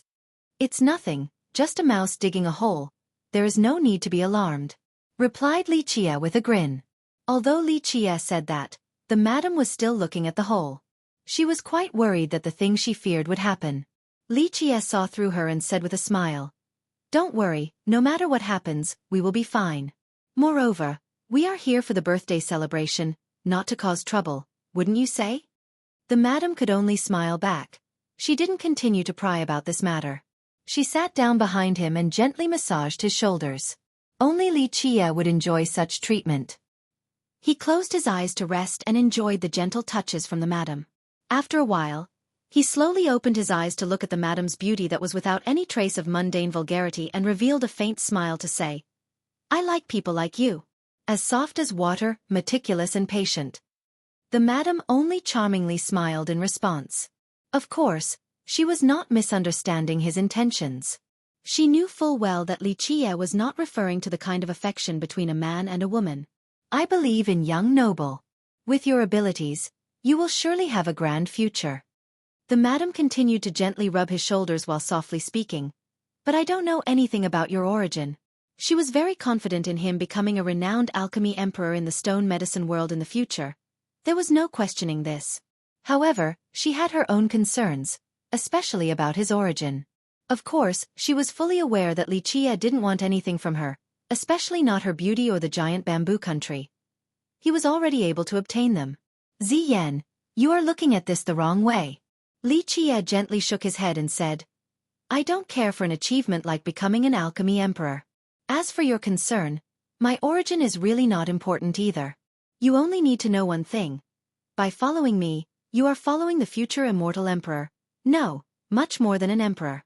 Follow me and you will be following the existence at the apex in the future. When that day comes, the gods will tremble as all the races in the 9 worlds bow their heads before us. God kings, among my followers, would only be qualified to have the lowest positions. If true immortals are still in this world, they would also have to be under my banner. If true dragons are still here, then they would have to coil themselves respectfully before our presence. I am the sole ruler above the high heavens, and among the endless stretches of time, I alone am eternal. These words were uttered as if he was whispering to a lover, as if it was mere mumbling in one's sleep. These dreamlike words were uttered so lightly by Li Qie. Above immortal emperors? Causing the gods to tremble and true immortals to prostrate as well as true dragons. These words were truly surreal, and only an ignorant or crazy person would say such things. However, the madam listened very carefully to his dreamlike words while gently massaging Li Qie's shoulders. She had heard these words before, in the building at the outskirts of the capital. However, there was a completely different feeling to them this time. At that time, she had doubts in her mind, but now, a part of her heart was shaken by these words. Also at this time, Li Qie opened his eyes and reached out with his right hand to gently touch Madame Ziyan's delicate and beautiful chin. Then he caressed her pretty face. This kind of action from someone else would perhaps be viewed as disrespectful and vulgar. But Li Qie's touch was without any sexual thoughts. It was natural and calm without the slightest intention of taking advantage of her. Ziyan, your heart is swaying non-stop as if you are a lost baby fawn. Li Qie smiled while touching her cheek. The madam's mind returned, but she was still slightly dazed. Meanwhile, Li Qie withdrew his hand and slowly closed his eyes again to say, It's nothing surprising since not too many things can hide from my eyes. It is not difficult for me to see through your thoughts. The madam sighed and said, Young noble, this, to me, is a huge life decision. I know. Li Qie smiled and said, Call me young master. I like it more this way since it has a unique flavor. If someone else said this, it would sound a bit twisted. However, when it came out so nonchalantly from Li Qiye, it became a bit interesting, as if this was how it should be. "Young master," the madam calmed down and softly whispered. She couldn't say no to his request. It was as if she was at his beck and call. Li Qiye comfortably closed his eyes while listening to the moving, gentle call. To him, this was a type of pleasure with a long-lasting aftertaste. After a good while of enjoying Madame Ziyan's gentleness, Li Qiye slowly spoke. "I can understand your hesitation and can tell you a little bit about my origin. I didn't come from the stone medicine world. I'm from the mortal emperor world." Li Qiye indeed liked Madame Ziyan a lot and held her in high esteem. He seldom had such patience. If it was some other girl, he would be too lazy to say so much. It was quite rare for him to have so much patience for her. The madam was surprised to hear this. She carefully thought about it and felt that it was not strange. Li Qiye was a dragon among men. Such a grand character couldn't be unknown, so being from another world was the most reasonable explanation. She couldn't help but say after some contemplation, "However, the 9 worlds are not connected at the moment." Li Qiye interrupted her and said, "Even though the pathways have collapsed, it would not be difficult for me if I wanted to travel through the 9 worlds." The madam trusted these words since it came from Li Qiye despite how impossible they might sound. Nevertheless, she was still frozen from this overwhelming information. Li Qiye opened his eyes to look at her beautiful face and said, "So? Too caught up in your thoughts?" The madam composed herself as her face blushed. While still gently rubbing Li Qiye's shoulders, she spoke her mind. "What kind of master is capable of training a deity like young master?" "You are mistaken. No one in this world can be my master." Li Qiye laughed and said, "Moreover, I am not a deity, but a brute. In the mortal emperor world, many people called me fiercest, and I really like such a title." After hearing this, the madam couldn't help but smile and said, "So young master was also living quite well in the mortal emperor world." These words were so gentle that it would cause people's hearts to thump. Li Qiye couldn't help but smile. "So, are you tempted? Of course, if you are willing to follow me, the giant bamboo country will still be fine. I trust that you can find a good ruler.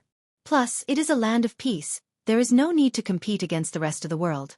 With the giant bamboo as its protector, it will stand strong for tens of millions of years." The madam elegantly chuckled without losing her gentle demeanor and said, "Young master is the most domineering and arrogant person I have ever seen. Sometimes, I wonder where your confidence comes from?"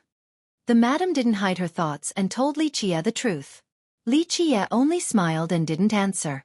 The madam continued to service him and, inadvertently, they slowly had an implicit understanding as the madam undertook her role.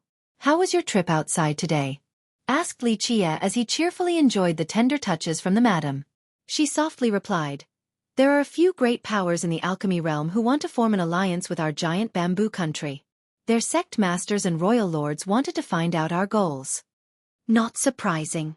Li Qiye chuckled and said, "The world of cultivation is where the strong reign over the weak. Once you are powerful enough, plenty of goods will come straight to your door."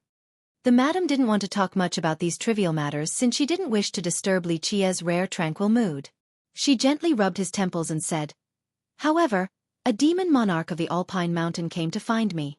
He said that the Maple King wants to meet you. Would you like to see him?" "Maple King?" Li Qiye casually asked. "A disciple of the Alpine Tree Father?" "No." The madam gently shook her head and said, "In terms of seniority, the Maple King is only a grand disciple of the Tree Father. He wants to meet young master and ask a few questions."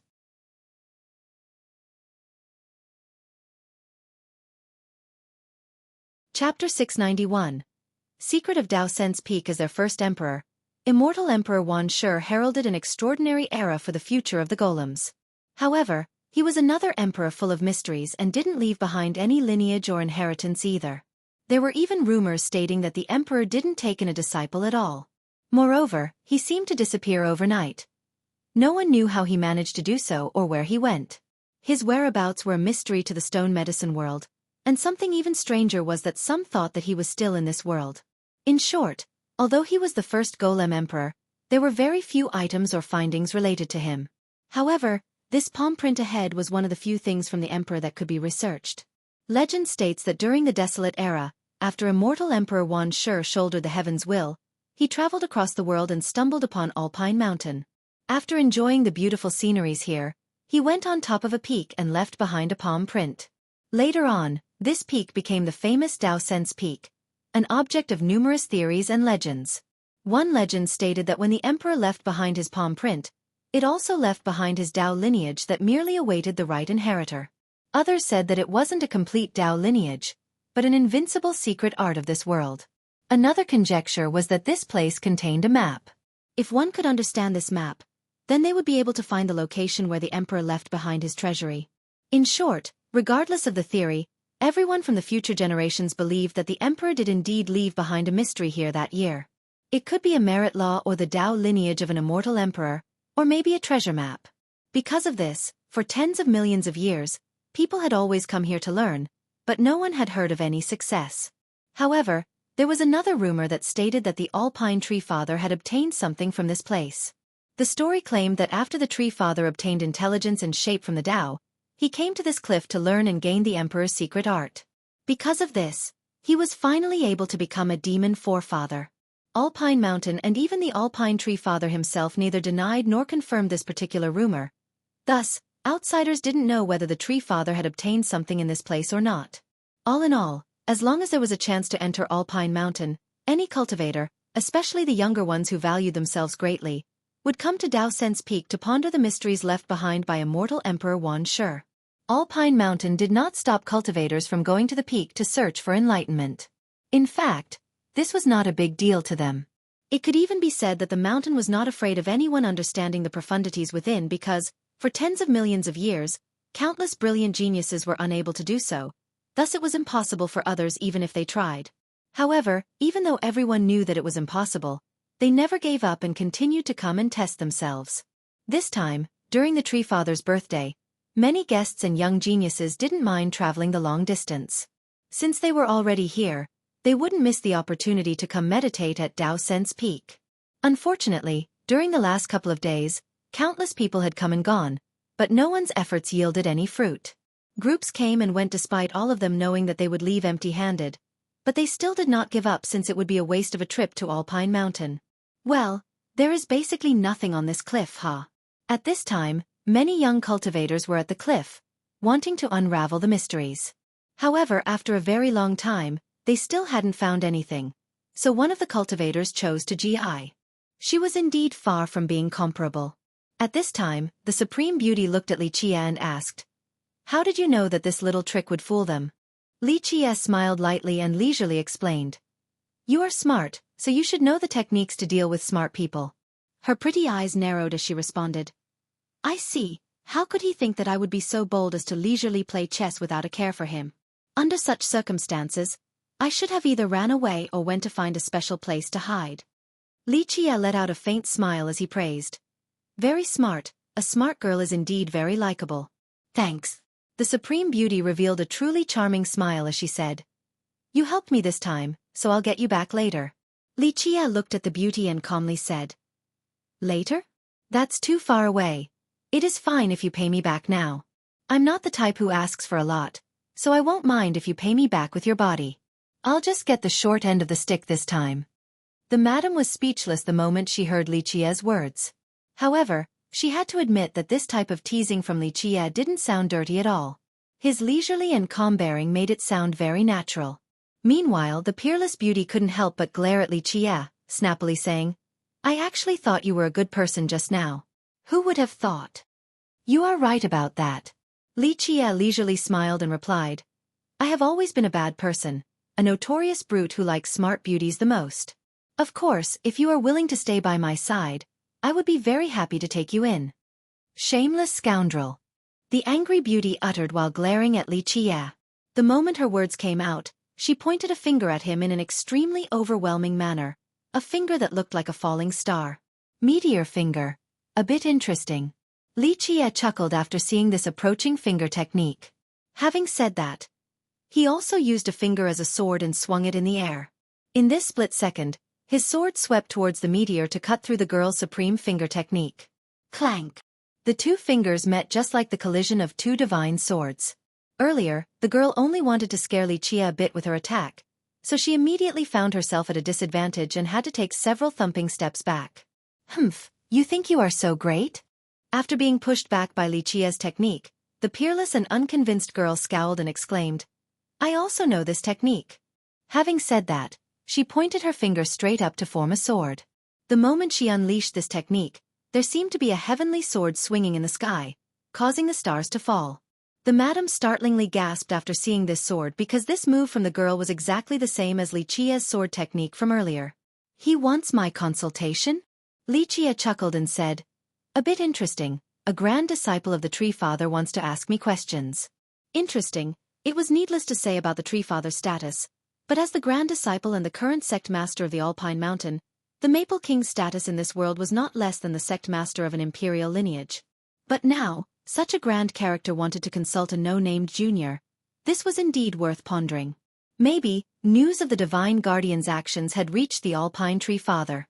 Madame Ziyen said, "Our Divine Guardian and the Tree Father are referred to as the two demon forefathers of the stone medicine world, and our guardian had not taken any action for millions of years. But now, it suddenly acted. Perhaps the Alpine Mountain is curious about this." Li Qia smiled since he knew more things that the madam couldn't have speculated. Will young master meet the Maple King?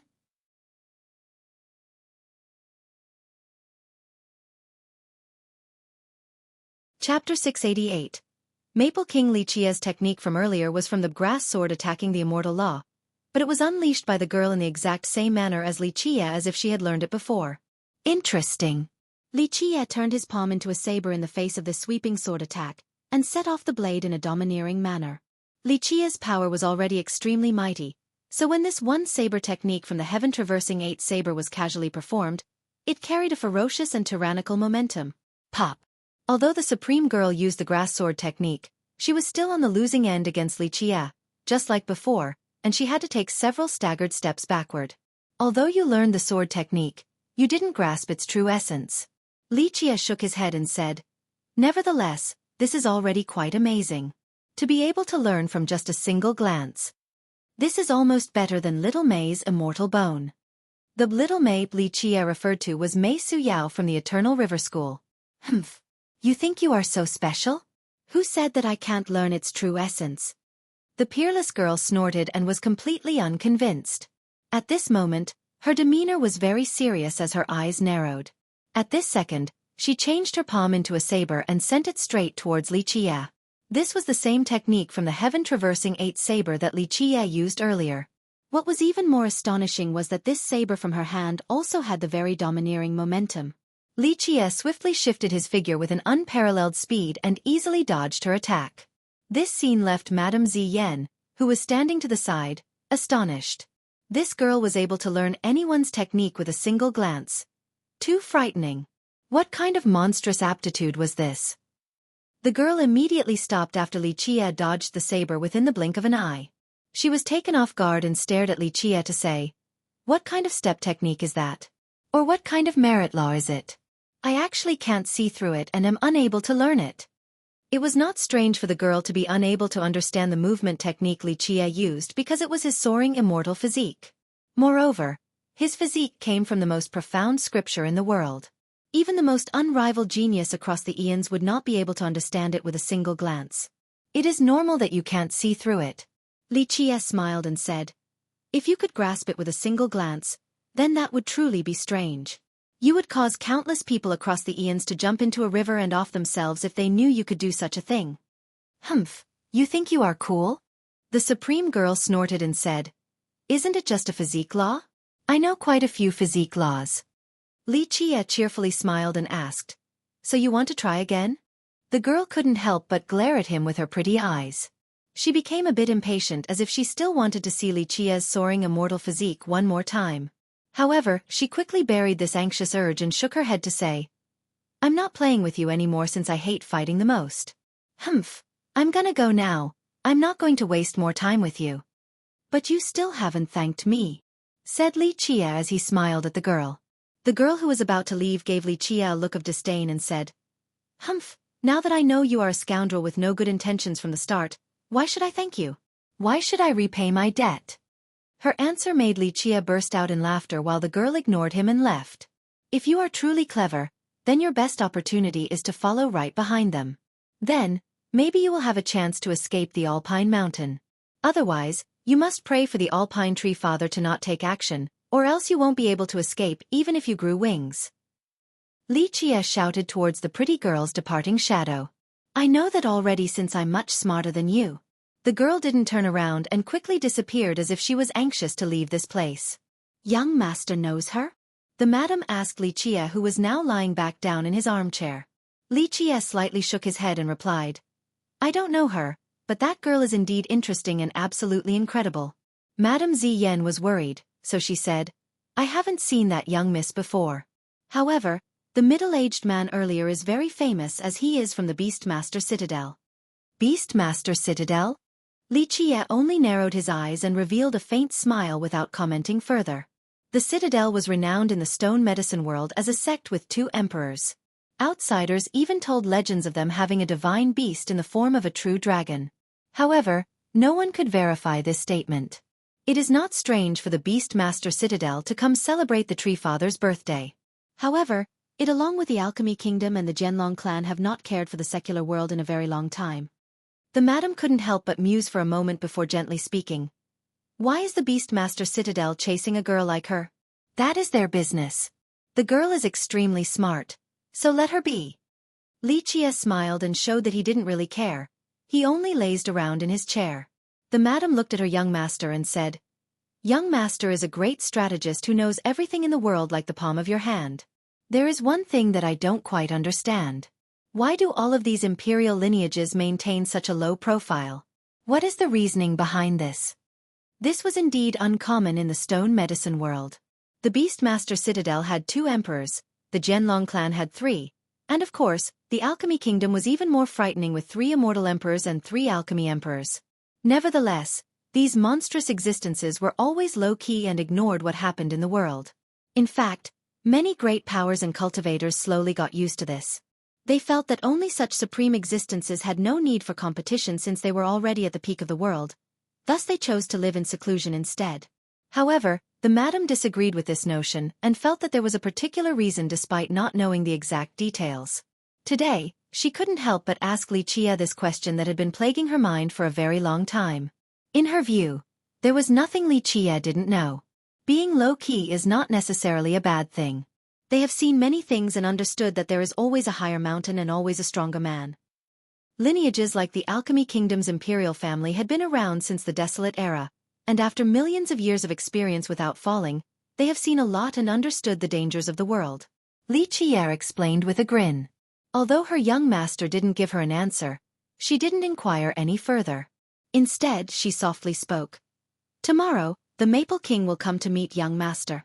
Li Qie only slightly nodded and didn't say anything else. Sure enough, on the next day, the Maple King came to visit their valley. He was an old-looking expert. However, despite his old age, his blood energy was still strong as if he was still middle-aged. People would know after seeing this energy that he would be able to live on for 2,000 to 3,000 more years without any problems. He was a grand disciple of the Alpine Tree Father, and was rumored to have an unfathomable cultivation. Moreover, he was currently the person in charge of the Alpine Mountain. With such status, even the sect master of an imperial lineage wouldn't dare to show him disdain. However, no matter who the person might be or what their origin was, it was very difficult to shock Li Qie. Therefore, upon the Maple King's arrival, Li Qie was still calmly seated in his chair. However, the Maple King did not put on airs. Even as the ruler of the mountain, he still revealed an approachable and humble attitude the moment he met Li Qie. Most likely, he had heard a few things about Li Qie before, so he didn't dare to show any contempt. They met and exchanged a few cordial remarks before he smiled and asked Li Qie, I heard that young noble Li's alchemy is supreme, so I wonder if I may have the honor of seeing it once? Li Qie looked at the king and said, Since you specifically wanted to meet me, we don't have to go around in circles. Go ahead and state your business. The Maple King went quiet for a moment before speaking. I came to meet young noble Li without any malicious intent. I heard that your country's deity had taken action recently, so I want to ask about its recent status. Li Qie's brows slightly lifted as he calmly said, Get to the point, there is no need for drag this on. The king pondered for a moment and had to say, I heard that young noble can communicate with your deity, and my Grand Master wants to talk to your deity. Will young noble be willing to help? This is not what I wanted to hear. Li Chia shook his head and said, "It seems that we have nothing to talk about, so please return. Come back after you have thought about it carefully. However, my patience is limited. You will still have a chance before I leave." The Maple King couldn't help but be a bit stunned. He had heard about Li Chia's arrogance, but he didn't expect for it to reach this magnitude. Truly unbelievable. One had to know that with his status, just him personally coming to visit Li Chia was already showing more than enough consideration. But now, after a few undesirable exchanges, Li Chia immediately wanted to send him away. Even the sect master of an imperial lineage wouldn't dare to do this to him. Although he was very dissatisfied in his mind, he was still a grand character and was able to retain his calm demeanor. He said with a deepened tone, "Young noble Li, I came with great sincerity this time." Li Chia was too lazy to even glance at him again as he responded, "If you came with sincerity, then just directly state what you need. There is no need to walk in circles. Such tricks might deceive someone else, but not me. If you don't want to say it, then I won't force you, but don't try to test me, my patience is limited. If young noble Li believes so, then I can't do anything about it. I'll take my leave now," said the unhappy Maple King as he cupped his hands before quickly taking his leave. Anyone else would have exploded on the spot. However, despite his dissatisfaction, he had to maintain decorum as the ruler of the Alpine Mountain. The madam was startled by the exchange as well. She did not expect for the meeting to go sour like this.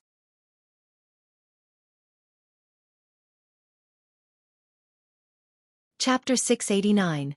Gathering of Guests. Young Master, is there a problem with the Maple King? The madam was quite puzzled. In theory, the Maple King's question was quite reasonable. So why was her young master so unwelcoming towards him? The Tree Father wants to communicate with our deity, and they want me to be the intermediary for their messages. Li Chia smiled and asked, "Do you think such a story is believable?"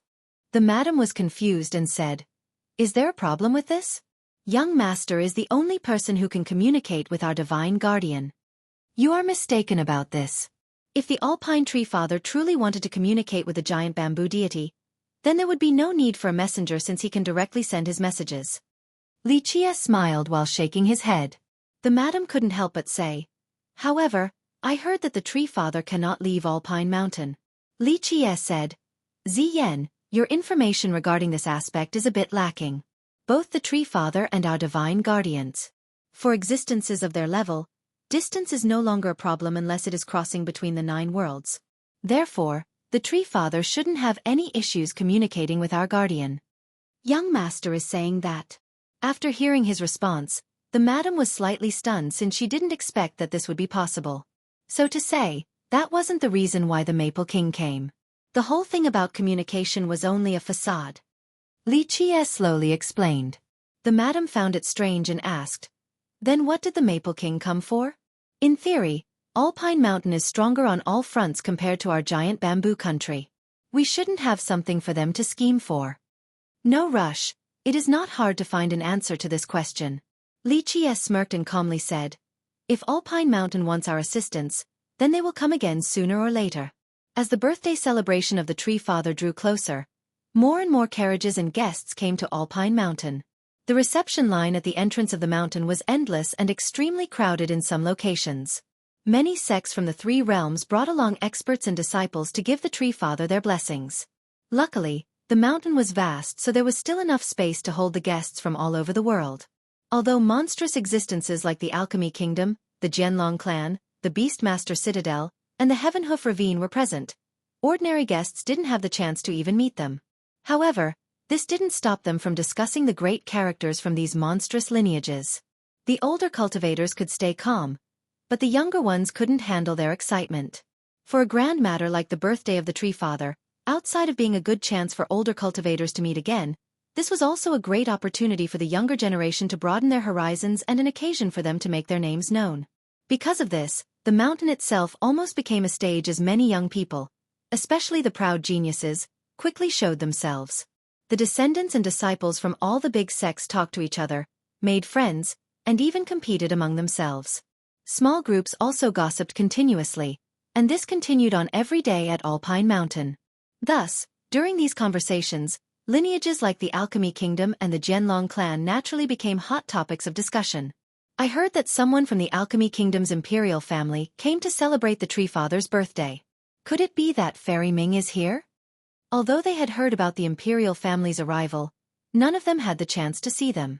Nevertheless, some still inquired due to their curiosity. The younger generation, especially the boys, talked to the point of craze about the number one beauty. A young male cultivator from the Stone Realm excitedly uttered, "Is Fairy Ming actually here? Rumor has it that the fairy visited our Stone Realm last year. I wonder if that was true or not." Ming Yeshue, the main descendant of the imperial family and future ruler of the kingdom, was also known as the number one beauty of the stone medicine world. Any of these statuses were incomparably grand and untouchable. Thus, when anyone referred to Ming Yeshue, including the older generation, all would call her Fairy. Who knows? Fairy Ming has always been mysterious and low-key, and it is said that very few people have actually seen her. I heard that all those who saw her were enchanted. Unfortunately, those who have seen her face are few in number even across our entire alchemy realm. An alchemy realm's cultivator emotionally explained. Yeah, Fairy Ming's charm is boundless. I heard our Golden Crow Prince from the Heavenhoof Ravine also fell for her upon their first meeting. A young cultivator from the Beast Realm excitedly commented. That's nothing. I heard that even the Supreme Celestial Being also marveled at Fairy Ming after seeing her. Rumor has it that he might have a chance of marrying her. The young participants couldn't help but become silent after the Supreme Celestial Being was brought up. Yi Qingqing. This was a magical name. Both old and young would become silent after hearing this name. Even the most arrogant of geniuses. Strictly speaking, if Fairy Ming is the most eligible to become the Imperial Queen, then the Supreme Being is the most qualified to become the Immortal Emperor. Although some people felt annoyed in their minds, they couldn't help but admit this fact. Young master, irresistible charm capable of conquering all existences is a phrase used to describe girls. You are a man. The madam didn't know whether to laugh or cry as she gave him a stern yet flirtatious look. Li Chia smiled and gently caressed her jade-like hand before closing his eyes again, saying, "Of course I would conquer everyone with my charm. However, you also conquered me. I like girls of your type the most." The madam faintly smiled, and inside this smile, there was an indescribable sweetness as if she understood that Li Chia wasn't just teasing her. This gave her a satisfaction like never before. It seemed that at this moment, even the Imperial Draco Bull pulling the carriage slowed its pace. It didn't want to disturb this moment of peace and enjoyment for Li Chia. The carriage moved forward, and after a while, it passed by a towering mountain. This mountain was gigantic and towered all the way up into the clouds like a huge hand planted in the firmament. Would young master be interested to go to Dao Sense Peak for a look? The madam looked at this high mountain and asked Li Chia. Many people who visit Alpine Mountain would also go to the Dao Sense Peak at least once. Not only is it famous here, it is also renowned throughout the entire alchemy realm. Dao Sense Peak. Li Chia opened his eyes at this time to look at the towering mountain that barged into the clouds. On this peak, one can further their understanding of the Dao. So, does young master wish to go? The madam looked at him and gently smiled to say, "Who knows, maybe young master can become enlightened and obtain a grand Dao." Obtain a grand Dao? I am the grand Dao. Li Chia arrogantly proclaimed.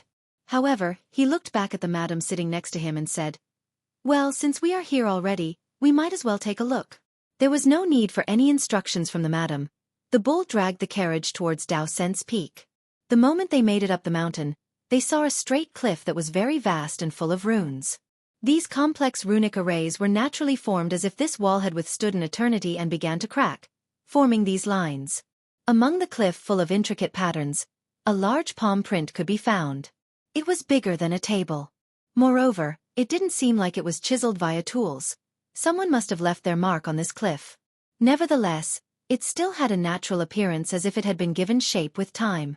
In front of this cliff on Dao Sense Peak were many people. The majority belonged to the younger generation, mostly the geniuses. They sat cross-legged before it and carefully gazed at the cliff. Some also stood under the shade of the trees nearby with their eyes closed while trying to sense something. Others hovered in the sky, wishing to understand the mysteries within. All in all, cultivators on the peak were observing the cliff from all possible angles with great vigor in order to sense any fluctuations that might emanate from within. These young cultivators from sects all over the world hoped to gain some harvest in grasping the mysteries of the tall cliff. Dao Sense Peak was famous in the entire alchemy realm. Anyone who came to Alpine Mountain would take a trip here to look at this cliff in hopes of becoming enlightened in the Tao. The reason was very simple. Immortal Emperor Wan Shi left behind a palm print on this Dao Sense cliff even before the birth of the Alpine Tree Father. How great was Immortal Emperor Wan Shi? He was the first immortal emperor of the Golem race. He came from the stone medicine world and stunned the entire world as he trod on a supreme path to become an immortal emperor. Don't worry, you will still be my mount later on. Of course, half of your mark will be left behind at the giant bamboo country, while I try to find a better location for your other half. You will have 2 places then, said Li Qie with a smile in response to the bull's complaint. Moo! At this time the bull called out again. It seemed to be satisfied with Li Qie's new arrangement. The madam was amazed. This ordinary buffalo before her was very spiritual. Meanwhile, Li Qie noted her expression and shook his head while smilingly saying, "You are looking down on this bull. In the future, it will become a true dragon. At this moment, it just can't seem to pass the final test. Of course, when it breaks through the chains of its bloodline, it will become a dragon. Naturally, it can turn into a supreme divine buffalo as well." Keep in mind that both true dragons and divine buffaloes were real divine beasts with unimaginable power. Moreover, this buffalo was only 1 step away from becoming a real divine beast, so one could only imagine its power.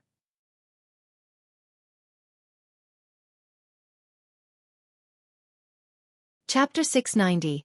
Dao Sense Peak. Don't worry, you will still be my mount later on. Of course, half of your mark will be left behind at the giant bamboo country, while I try to find a better location for your other half. You will have 2 places then, said Li Qie with a smile in response to the bull's complaint. Moo! At this time the bull called out again. It seemed to be satisfied with Li Qie's new arrangement. The madam was amazed. This ordinary buffalo before her was very spiritual. Meanwhile, Li Qie noted her expression and shook his head while smilingly saying, "You are looking down on this bull. In the future, it will become a true dragon. At this moment, it just can't seem to pass the final test. Of course, when it breaks through the chains of its bloodline, it will become a dragon. Naturally, it can turn into a supreme divine buffalo as well. You don't have to worry about that. The giant bamboo country already has an alchemist for the conference." Before the madam could answer, a different voice responded. Of course, the speaker was Li Qie. He, who was previously resting, now had his eyes open and interrupted them with a smirk. Li Qie's sudden interjection left the Lion Young King a bit stunned. In fact, everyone was a bit stunned. It could even be said that all of them were only looking at the madam, and not many of them even caught a glimpse of him. This is... At this time, the Lion Young King finally took a look at Li Qie. After seeing that there was nothing special about him, he immediately paid him no mind. If it wasn't out of consideration for the madam, a ruler like him wouldn't even bother talking to Li Qie, the giant bamboo country's alchemist. Before the madam could introduce him, Li Qie smiled and slowly responded in her stead. "It's an honor to meet you at last," the Lion Young King lightly said to Li Qie before he stopped looking at him. If it wasn't for the madam, a nobody like Li Qie wouldn't even be worthy to speak with him. The young king wanted to talk to the madam, but she didn't seem to be very interested and spoke to Li Qie instead. "Young master, we are here at Dao Sense Peak. Would you like to go closer for a look?" "Very well, since we are here, we might as well take a look at it." Li Qie smiled and stretched out his hand. The madam didn't say anything and held his hand to help him down from the carriage. This scene caused many people to be quite annoyed. In their eyes, Li Qie was acting too big. He actually wanted assistance to descend from his carriage? Moreover, it was from a character of Madame Ziyan's level. Keep in mind that very few youngsters present were qualified to even speak with her. They must at least be characters at the same level as the Lion Young King. But now, a nobody like Li Qie was being helped down from the carriage by the madam. This was showboating beyond reason. Countless people were both jealous and envious in their minds, especially the youths who admired the madam. The only thing they wanted to do right now was to completely annihilate Li Qie, but they could only mentally barrage him with curses. The Lion Young King was about to explode from exasperation as well. He had been pursuing the madam for a very long time, but there was no reciprocation. And now, this nobody was able to enjoy such nice treatment. How could the young king not go crazy when the madam was showing Li Qie so much favor? However, such a thing to Li Qie was natural, and he even took it for granted. After getting off the carriage, he went closer to the straight cliff ahead, accompanied by the madam. What a braggart. Some people secretly scowled after seeing Li Qie acting so pompously. Even if Li Qie wasn't arrogant, in the eyes of others, he was putting on a show, making others quite uncomfortable. Who was to blame when he had a beauty such as the madam accompanying him? Li Qie stood before the cliff and looked at the palm print on it before casually saying, "Needing to meditate about such a simple thing, what a joke."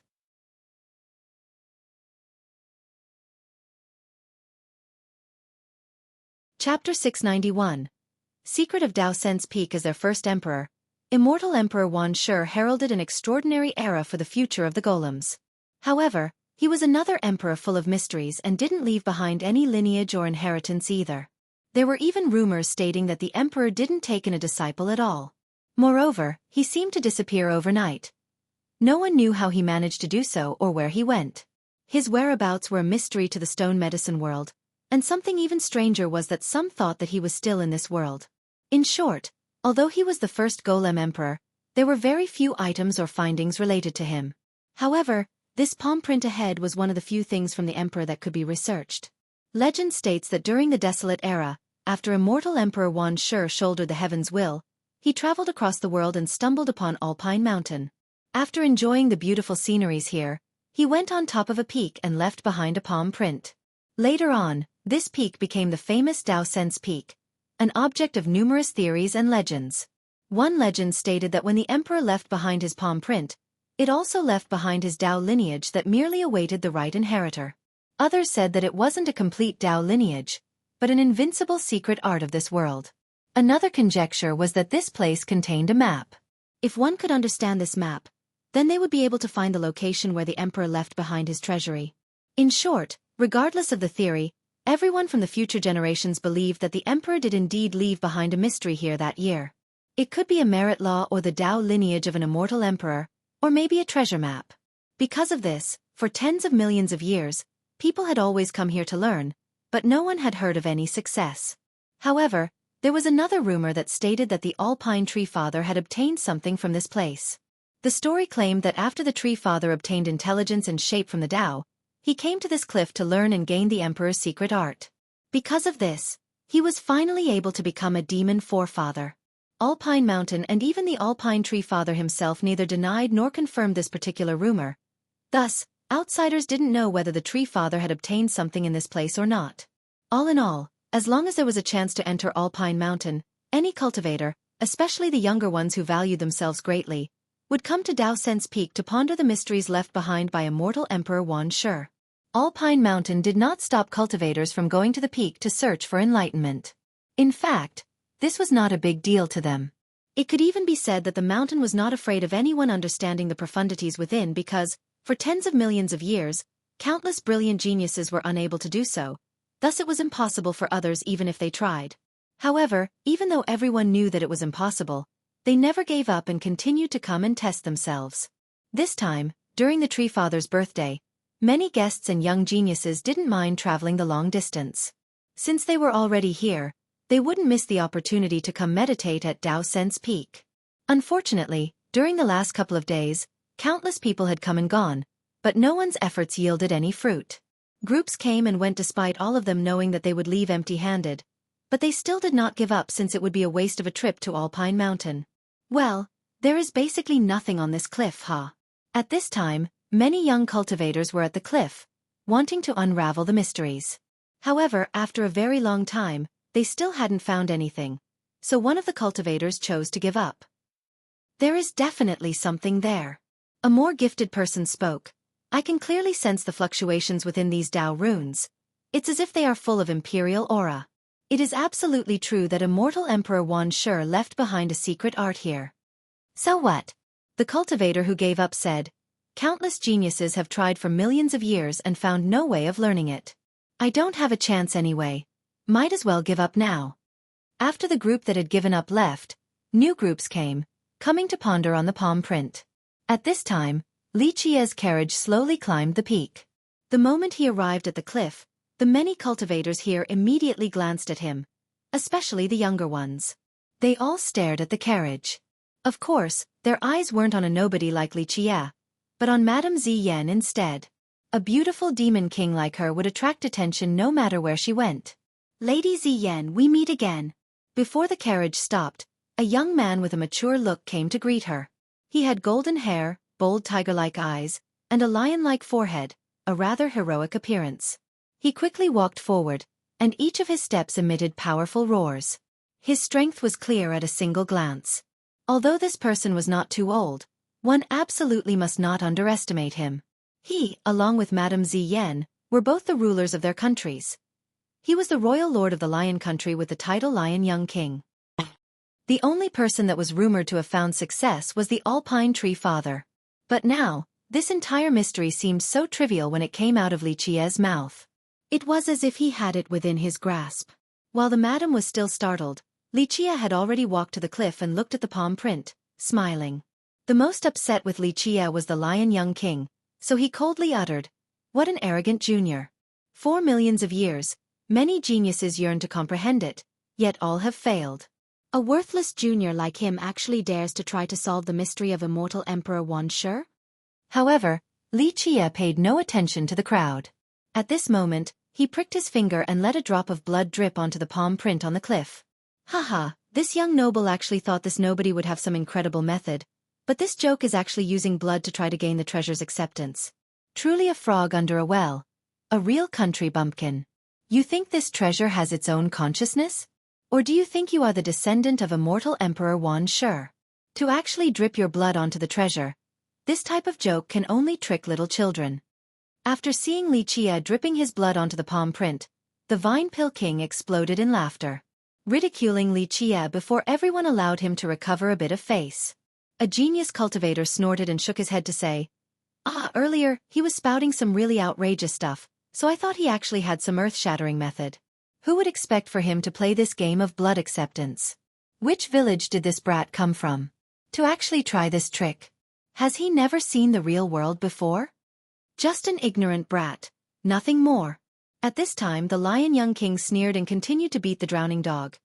Immortal Emperor Wan Shi left behind a supreme mystery, an invincible secret art, a treasure. However, after Li Qie completed the blood rite and placed his palm onto the print, a buzzing sound could be heard. At this second, overflowing strands of light came out from the print and rushed into Li Qie's palm like tidal waves. Buzz. A series of metallic sounds resounded as these lights encompassed both of Li Qie's hands and turned into an old pair of gloves that emitted an ancient luster. What? Before the Lion Young King could finish his mocking, this scene had already occurred, causing his mouth to open wide. He became unable to speak. In fact, all the spectators were currently dumbfounded and stared at Li Qie in a daze. They all felt that this moment was too unbelievable. Their mouths were big enough to cram a goose egg inside, and they couldn't close them for a very long time due to their astonishment. Even the madam stood there looking silly. She couldn't believe it. This was too irrational. How could such a thing happen? However, what was considered impossible by all had become reality. Everyone on Dao Sen's Peak at this moment witnessed it with their own eyes and felt that it was too devilish. This is unreal. Was it really that simple? A person simply couldn't believe what they saw, and thought that it was only his own vague and unclear sight. However, one person could make this mistake, but it was impossible for everyone to have the same illusion all at once. This matter actually happened. Everyone struggled to regain their sanity. Those who laughed at Li Qie earlier felt their faces burning up. Li Qie's actions was simply a violent slap to their faces. This is so irrational.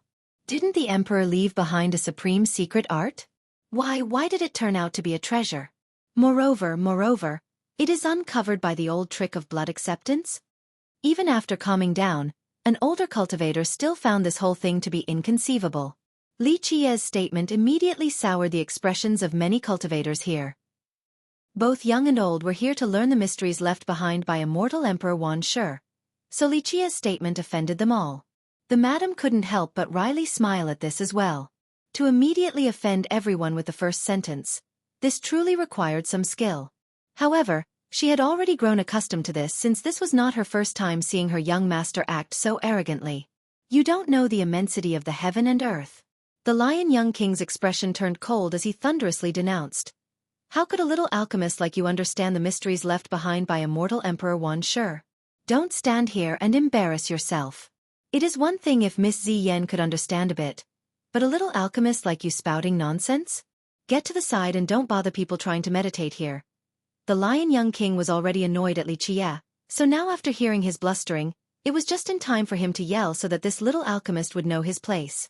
Li Qie was too lazy to look at the young king. He swung his sleeve as if he was chasing away a fly and said, Ziyen, where did this stupid creature come from? Chase this eyesore away from my presence.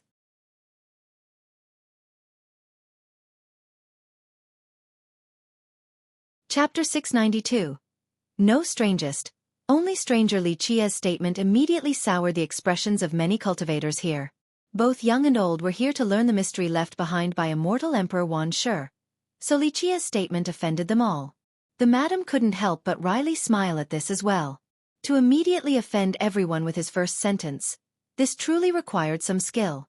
However, she had already grown accustomed to this since this was not her first time seeing her young master act so arrogantly. You don't know the immensity of the heaven and earth. The lion young king's expression turned cold as he thunderously denounced. How could a little alchemist like you understand the mystery left behind by immortal Emperor Wan Shi? Don't stand here and embarrass yourself. It is one thing if Miss Ziyen could understand a bit, but a little alchemist like you spouting nonsense? Get to the side and don't bother people trying to meditate here. The lion young king was already annoyed at Li Qie, so now after hearing his blustering, it was just in time for him to yell so that this little alchemist would know his place. Li Qie was too lazy to look at the young king. He swung his sleeve as if he was chasing away a fly and said, Ziyen, where did this stupid creature come from? Chase this eyesore away from my presence. You! The young king's expression became extremely unsightly. He was the ruler of an entire country, a character with status, but he was now being humiliated by a nobody. How could he not be enraged? The madam slightly shook her head and said, Lion young king, please leave. Our young master does not welcome you. The young king trembled from anger. He didn't expect for the madam to speak these words to him. He couldn't help but utter, Miss Ziyen, if your country needs an alchemist, our lion country will do our best to help you find an amazing young alchemist. Why do you have to show consideration for this nobody and suffer this injustice? Lion young king, I appreciate your kind intentions, but our giant bamboo country's matters will be handled by us. The madam slowly said. Her attitude clearly showed how she wanted to chase him away. The young king was very displeased. Today, he had suffered a great disgrace. He was already humiliated by this nobody Li Qie, and now, even the madam was not being welcoming towards him. Nothing could be more shameful than this to him. He coldly scowled and gave a chilling glare towards Li Qie before walking to the side. Li Qie ignored the young king and told the madam next to him, Ziyen, with such a good treasure displayed before everyone yet no one wants it, I'll take it and give it to you as a small gift. Such a big tone. At this time, a cold voice came from the crowd. One person stepped out from the group and snorted to say, Nameless brat, do you know what this is? This is the supreme mystery left behind by immortal Emperor Wan Shi. Since the ancient ages, even the most talented were unable to understand the slightest bit within it. The person who came out from the group was a young man. After coming out, his body emitted an unbearable heat and his steps created a metallic sound. He had sharp brows and bright eyes, culminating a handsome appearance with a proud aura. Vine Pill King. A person exclaimed after seeing this young man ahead. I'm a nameless brat? Li Qie chuckled at this young man's address and leisurely said, Where did this dog come from to dare bark in front of me like this? This response caused an uproar from the crowd. One person couldn't help but yell, Ignorant fool who doesn't even recognize the Vine Pill King. You are a frog under a well. The youth called the Vine Pill King turned red from anger after hearing this.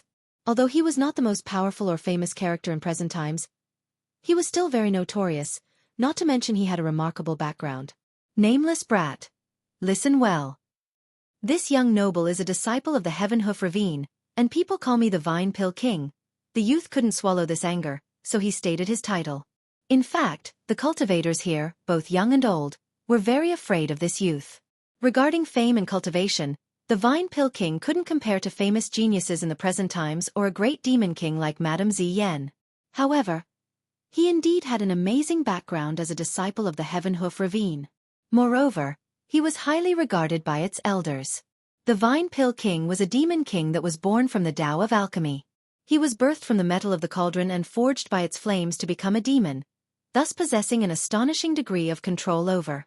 Because of this, after joining the ravine, he was immediately valued by the elders and had the potential to be a leader of its alchemy section. Although his strength and fame were less than the descendant of the ravine, the Golden Crow Prince, his position there was still very high. In addition to this, he was famous among its youths. It was needless to say more about the Heavenhoof Ravine. This was an imperial lineage with 2 emperors that controlled 15 countries in the beast realm with their great might. After giving out his name, even those who didn't know him would have heard of the Heavenhoof Ravine and its background, thus becoming fearful. Never heard of it. Li Qie waved his hand and interrupted the Vine Pill King's introduction. His attitude made the king angry to the point of wanting to vomit blood. It was as if he was talking to a wall. He assumed that his lineage would be able to frighten a nobody like Li Qie. After all, there were very few lineages in the stone medicine world who weren't afraid of his sect. The madam next to Li Qie only chuckled. It seemed that there were very few things in this world that could make her young master look twice. This brat is ridiculously arrogant. Many people here gently shook their heads at the sight of Li Qie's arrogance. They knew that those who offended the ravine would not have a good ending. Remember that the Alchemy Kingdom, the reclusive Zhenlong clan, and the Beastmaster Citadel did not care for the secular world and hid from everyone's eyes. Because of this, the Heavenhoof Ravine was now arguably the most overbearing and powerful sect in present times. As long as the 3 previously named monsters didn't come out, no one would be able to contend with the Heavenhoof Ravine. Nevertheless, Li Qie didn't care for the Vine Pill King. He told the madam, "Ziyan, watch, I will get you the item left behind by immortal Emperor Wan Shi." The madam was taken aback this time. Earlier, she thought that her young master was just joking because everyone knew that this mystery had been left behind for countless years and was studied by numerous geniuses. This happened too quickly for the spectators to respond. One had to know that the young king was the ruler of a country. Even if he was not as strong as Madame Ziyan, he was still an amazing expert. However, his arm was destroyed in just one move, and he himself was thrown out of Alpine Mountain. How terrifying was this attack? Buzz! After blowing the young king away, the heavenly seal disappeared as the gloves, with an ancient luster, emerged once again on Li Qie's hands. A character from the older generation was shocked after seeing such a scene. He took a deep breath and murmured, "An incredible artifact, God's hands." Li Qie looked at the gloves and smirked to say, "A fully justified reputation, not bad at all." After some gasps, all eyes immediately fell on Li Qie's gloves. When Li Qie attacked earlier, it was as if the gods had descended along with their sweeping divine aura. Everyone then understood that these gloves were unfathomable and were definitely an earth-shattering treasure. Because of this, piercing gazes became fixated on the gloves as everyone had a look of lust. The treasure left behind by immortal Emperor Wan Shi is amazing. Another murmured. Although the lion young king looked down on Li Qie's gloves earlier, everyone now knew that these gloves definitely had an unbelievable origin. Just think about it. Who was immortal Emperor Wan Shi? He was an invincible emperor, the first of the golems. How could an existence of this level leave behind a simple treasure? It definitely had an amazing origin. It could even be his immortal emperor life treasure. After thinking to this point, countless people salivated. If there wasn't for their hesitation, some might have already rushed forward to rob it. At this time, Li Qie slowly glanced over at everyone, and his eyes stopped on the Vine Pill King. He chuckled and said, "So? You were not convinced earlier. Do you want to provoke me as well?" The Vine Pill King immediately grimaced after hearing this provocation. However, the lion young king had set an example, so he couldn't help but involuntarily step backward. However, he immediately halted his retreat. As someone from an imperial lineage, being afraid of Li Qie was akin to shaming the Heavenhoof Ravine. The king stepped forward with a straight posture and revealed a sneer. "Relying on immortal Emperor Wan Shi's treasure to show off, what is so great about that? I am an alchemist. If you are so amazing, then compete with me with the Tao of Alchemy." "Alchemy Tao?" Li Qie glanced at him and couldn't help but smirk. Li Qie's smirk left Madame Ziyan quietly shaking her head. The Vine Pill King was only bringing humiliation to himself. Competing with her young master in the Tao of Alchemy? This was simply displaying one slight skill before a true master. The Vine Pill King noticed that Li Qie didn't answer immediately, causing him to be even more confident. He arched his chest while glaring at Li Qie and provoked him. "Oh? Are you afraid?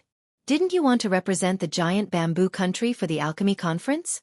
Since you are an alchemist, come compete on the Tao of Alchemy then. Heh, that conference is where all the gifted alchemists of the 3 realms gather. If you are nervous now, then don't bother going to the conference since you would only be humiliating the giant bamboo country." At this point, the Vine Pill King became even more aggressive. He thought that Li Qie didn't dare to compete, so his confidence was through the roof. And even if Li Qie dared to accept the challenge, he was not afraid of a no-named alchemist like Li Qie. Although the Heavenhoof Ravine was not as adept as the Alchemy Kingdom regarding the Tao of Alchemy, as a dual emperor's sect, it still had powerful alchemists, so their achievements in this regard were considerable.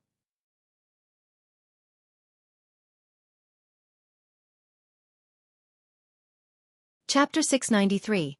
God's Hands. Ever since the Desolate Era, legends had always dictated that immortal Emperor Wan Shi left behind a secret art or even his entire legacy at this place. A treasure map was also a possible outcome. Because of this, countless people and geniuses came to unravel the mystery left behind by the Emperor.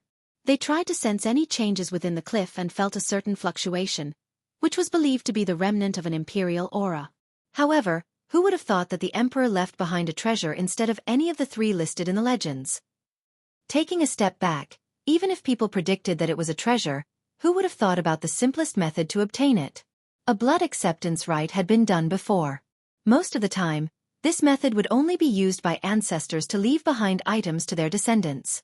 Only the descendants with their bloodline would be able to successfully perform this rite. In fact, very few people would use this old trick. Moreover, Immortal Emperor Wan Shi was an amazing emperor and the first of the golems who brought about a new era for his race.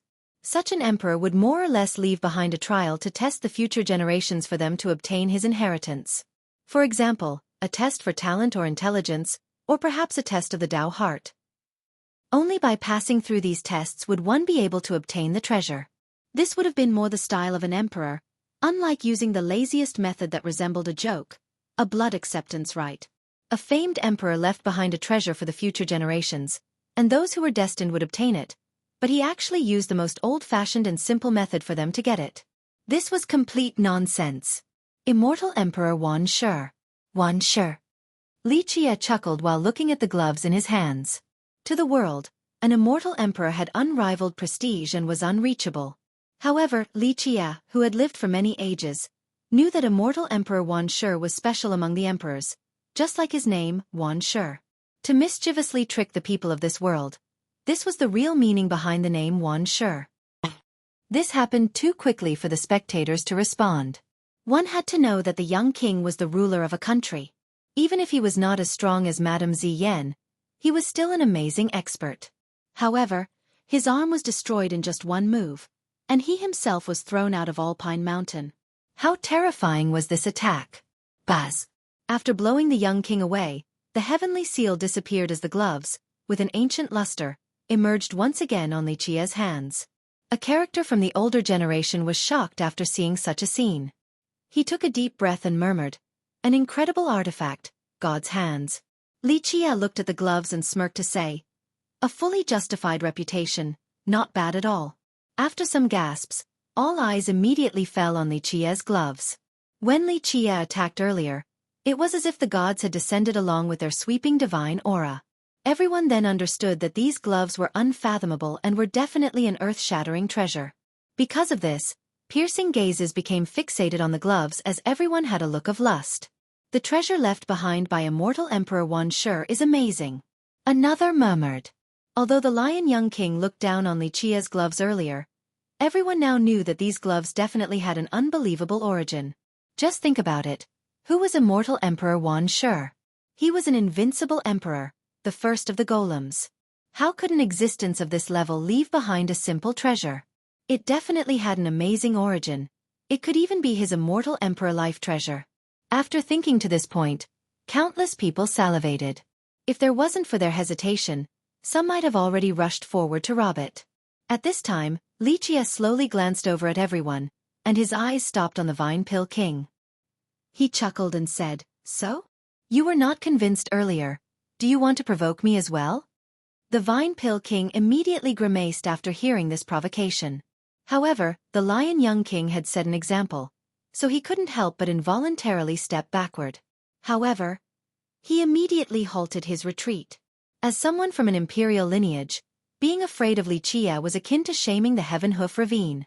The king stepped forward with a straight posture and revealed a sneer. Relying on immortal Emperor Wanshi's treasure to show off, what is so great about that? I am an alchemist. If you are so amazing, then compete with me with the Tao of Alchemy. Alchemy Tao? Xueqi glanced at him and couldn't help but smirk.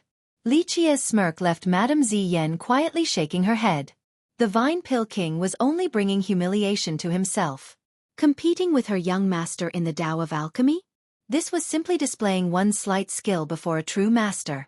The Vine Pill King noticed that Xueqi didn't answer immediately, causing him to be even more confident. He arched his chest while glaring at Xueqi and provoked him. Oh? Are you afraid? Didn't you want to represent the giant bamboo country for the alchemy conference? Since you are an alchemist, come compete on the Tao of Alchemy then. That conference is where all the gifted alchemists of the 3 realms gather. If you are nervous now, then don't bother going to the conference since you would only be humiliating the giant bamboo country.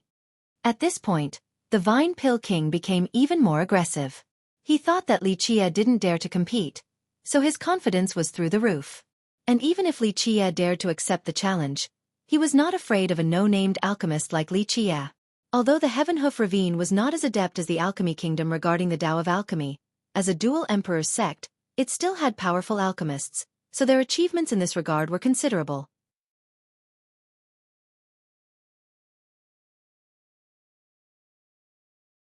Chapter 694. Alchemy Materials on the line. The Pill Vine King's original form was an alchemy vine that was fueled by natural fire to become a demon, thus his flame-controlling skill was amazing. Because of this, he was innately gifted in learning the Tao of Alchemy. It could be said that he had obtained the main teachings from the alchemists of the ravine. Although he was not as good as the 4 great prodigies, such as Yuan Saiha, his fame was still great among the younger generation. Because of this, he dared to challenge Xueqi with regards to the Tao of Alchemy. At this time, all cultivators looked at Xueqi. Using the Tao of Alchemy to settle a feud was very common in the stone medicine world. Whether it was using pill refinement or alchemy theories to determine victory, competitions such as these were a daily occurrence. This was something unique to the stone medicine world where alchemists had great prestige. Since there is someone who really wants to see my Tao of Alchemy, very well, we can have a little competition. Xueqi smiled and casually flipped his palm. With a little clatter, the gloves came off his hands.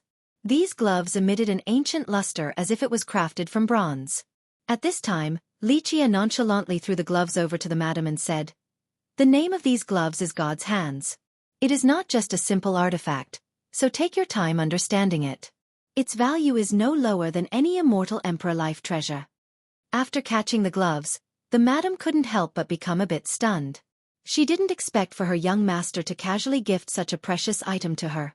God's hands. Just the name alone made it clear on just how unfathomable this pair of gloves were. Just like Xueqi had said, it was not weaker than any immortal emperor life treasure. Just how precious was this treasure? Although a life treasure was far less valuable than an immortal emperor true treasure, it was still priceless.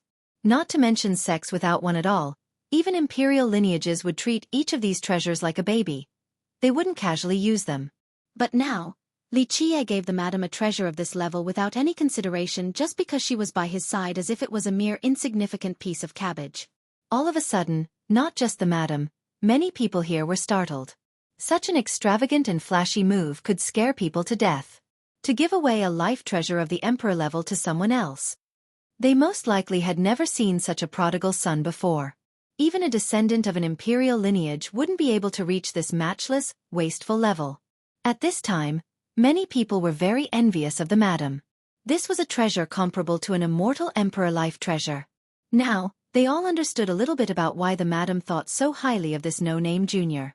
If it was someone else, then even if they were loyal for an entire lifetime, they still wouldn't be able to obtain a great treasure like this. The madam quickly regained her composure and quietly accepted the god's hands. Although she didn't say anything else, there was a boundless sense of gratitude in her heart. At this time, Xueqi glanced at the Vine Pill King and lazily said, "All right, alchemy competition, how do you want to do it? Meanwhile, the Vine Pill King saw the madam putting away the god's hands and couldn't help but swallow a mouthful of saliva. This was an item of the immortal emperor life treasure level, and as a disciple of an imperial lineage, he naturally understood the value of one. Despite being a disciple, he had no chance of getting one. In the ravine, the only person who could have won among the younger generation was the Golden Crown Prince. So now, after seeing the madam with the god's hands, how could he not salivate? The Vine Pill King struggled to look away from the gloves. Then he took a deep breath and sneered after hearing Xueqi. Of course it will be fate pills for an alchemy competition. Do you dare to add some bets? Xueqi remained at ease while looking at the king and smilingly responded, "Bets? What kind of bets?" With a very solemn mood, the Vine Pill King took out a medicine box and deepened his tone towards Xueqi. "We will refine a fate pill cauldron. Whoever does it better will be the winner. I have here a..." In fact, most of them wondered how could a no-name alchemist like Xueqi pick any good herbs? Such an alchemist would have already hit the jackpot if he could grab a spirit medicine of 300,000 to 500,000 years of age. The Vine Pill King also assumed that the grass inside Xueqi's box was only 500,000 years old at best, so he sneered and said with disdain, "If you are taking out a 300,000 to 500,000-year-old silver maple grass to bet against my stone medicine, then you are truly daydreaming. In my opinion, you should still bet the gloves from earlier." However, before he could finish his words, he became entranced while looking at Xueqi's box.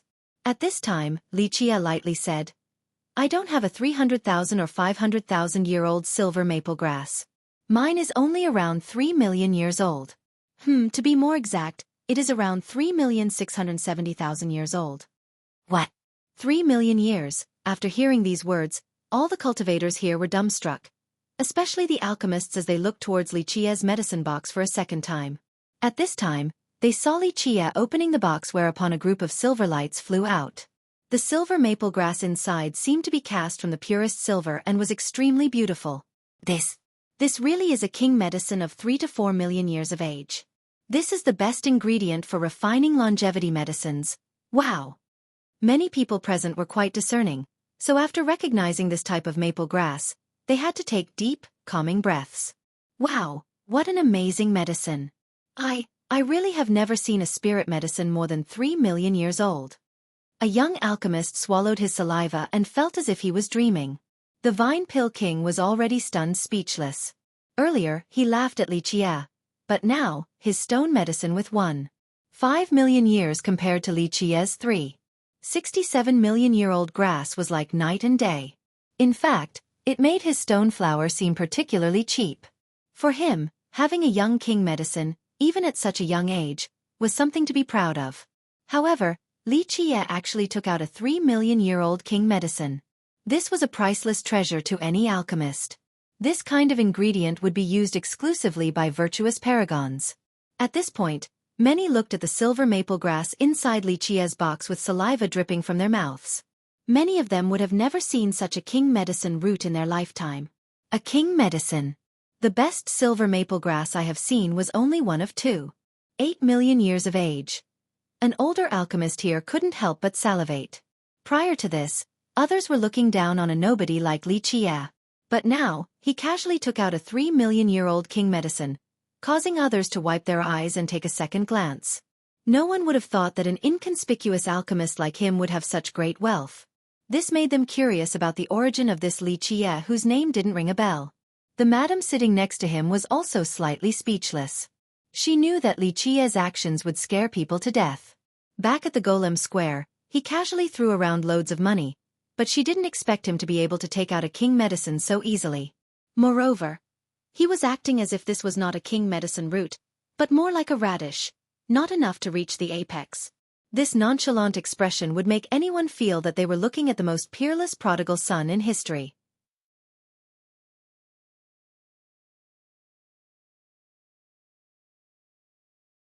Chapter 695. A king medicine is only a radish or cabbage, do you still want to bet?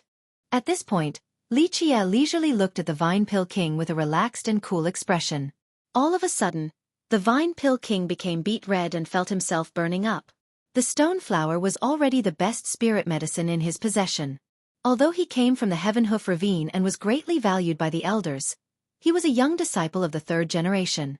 How could someone like him possibly take out a king medicine root so easily? At this time, the Vine Pill King had already mounted the tiger so he couldn't get off. As a heaven-hoof disciple, if he chose to give up against an unknown alchemist, how could he have the face to live on? Even if he was confident in his pill refinement skill and wanted to make this bet, he couldn't produce a satisfactory king medicine, thus all of this was meaningless. A king medicine, right? It is not like our heaven-hoof ravine doesn't have one. At this time, a different voice came along that held great authority inside the valley. Tenger, make the bet with him. Huang Fu Hao was more focused on humiliating Li Qie to quell his anger. Taking his dog life could wait for later. A king knotweed, amazing. The cultivators here were astonished to see such a plant here. One person couldn't help but exclaim, the Huang Fu clan's wealth is definitely commendable, truly worthy of being an alchemy clan.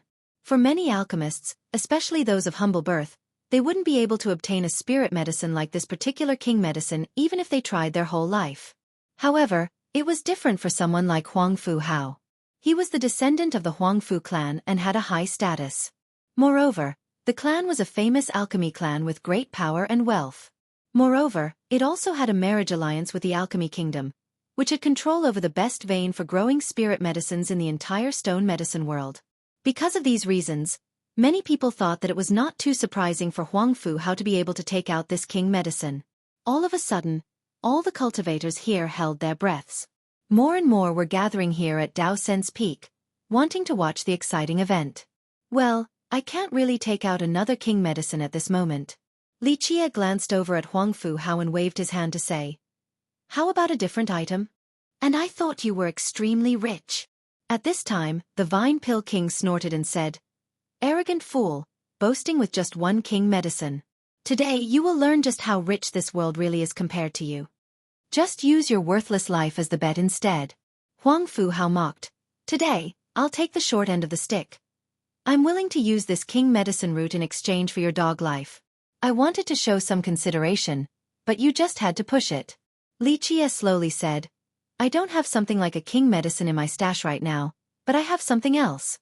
Having said that, he took out another medicine box. The moment this box was opened, a blood energy shot out straight towards everyone's faces. A series of sounds came about as a spirit medicine could be found sealed inside. The moment someone saw the spirit medicine in the box, he immediately jumped and exclaimed in horror. What? What? Is that an imperial medicine? At this time, Li Qie slowly closed the medicine box and said, only an impoverished beggar like you would consider spirit king medicines as treasures when they are actually as common as turnips and cabbages. I can't bring this crap everywhere since it would be too cumbersome. I have here a 38 million year old spirit medicine root. Since someone said I couldn't take out another king medicine, I have no choice but to take this out from the stash to show off a little. Impossible. The people present became speechless once again in the face of this statement. Just what kind of items were king medicines? To many people, they were priceless treasures. But now, in Li Qie's words, they were like cabbages. This was way too overbearing. But what could you do? This guy truly had the money to show off like this. He just took out an imperial medicine. Moreover, with that nonchalant appearance and the casual unveiling, perhaps even imperial medicines were only cabbages in his hands. With such great wealth, he could act arrogant no matter where he went. Huang Fu Hao's expression became extremely unsightly, but he couldn't do anything about it. Even as the descendant of the Huang Fu clan, taking out this king medicine was already his limit. Moreover, this root was meant to be a gift for his cousin, Ming Yeshue of the Alchemy Kingdom. He wanted to earn her favor, but today, he had to pull it out to use as a bet. Nevertheless, he was confident in winning this gamble. However, his confidence was no good as he was now rendered breathless by Li Qie taking out an imperial medicine. At the same time, the Vine Pill King was both envious and overwhelmed with animosity. His eyes couldn't help but turn red from indescribable jealousy. Keep in mind that he was a disciple from the Heaven Hoof Ravine, a sect with 2 emperors. But he, as its disciple, was not even equal to a no-named alchemist, so how could he not go crazy from jealousy? If this wasn't Alpine Mountain, the Vine Pill King would have already rushed over to capture Li Qie alive and seize all of his spirit medicines.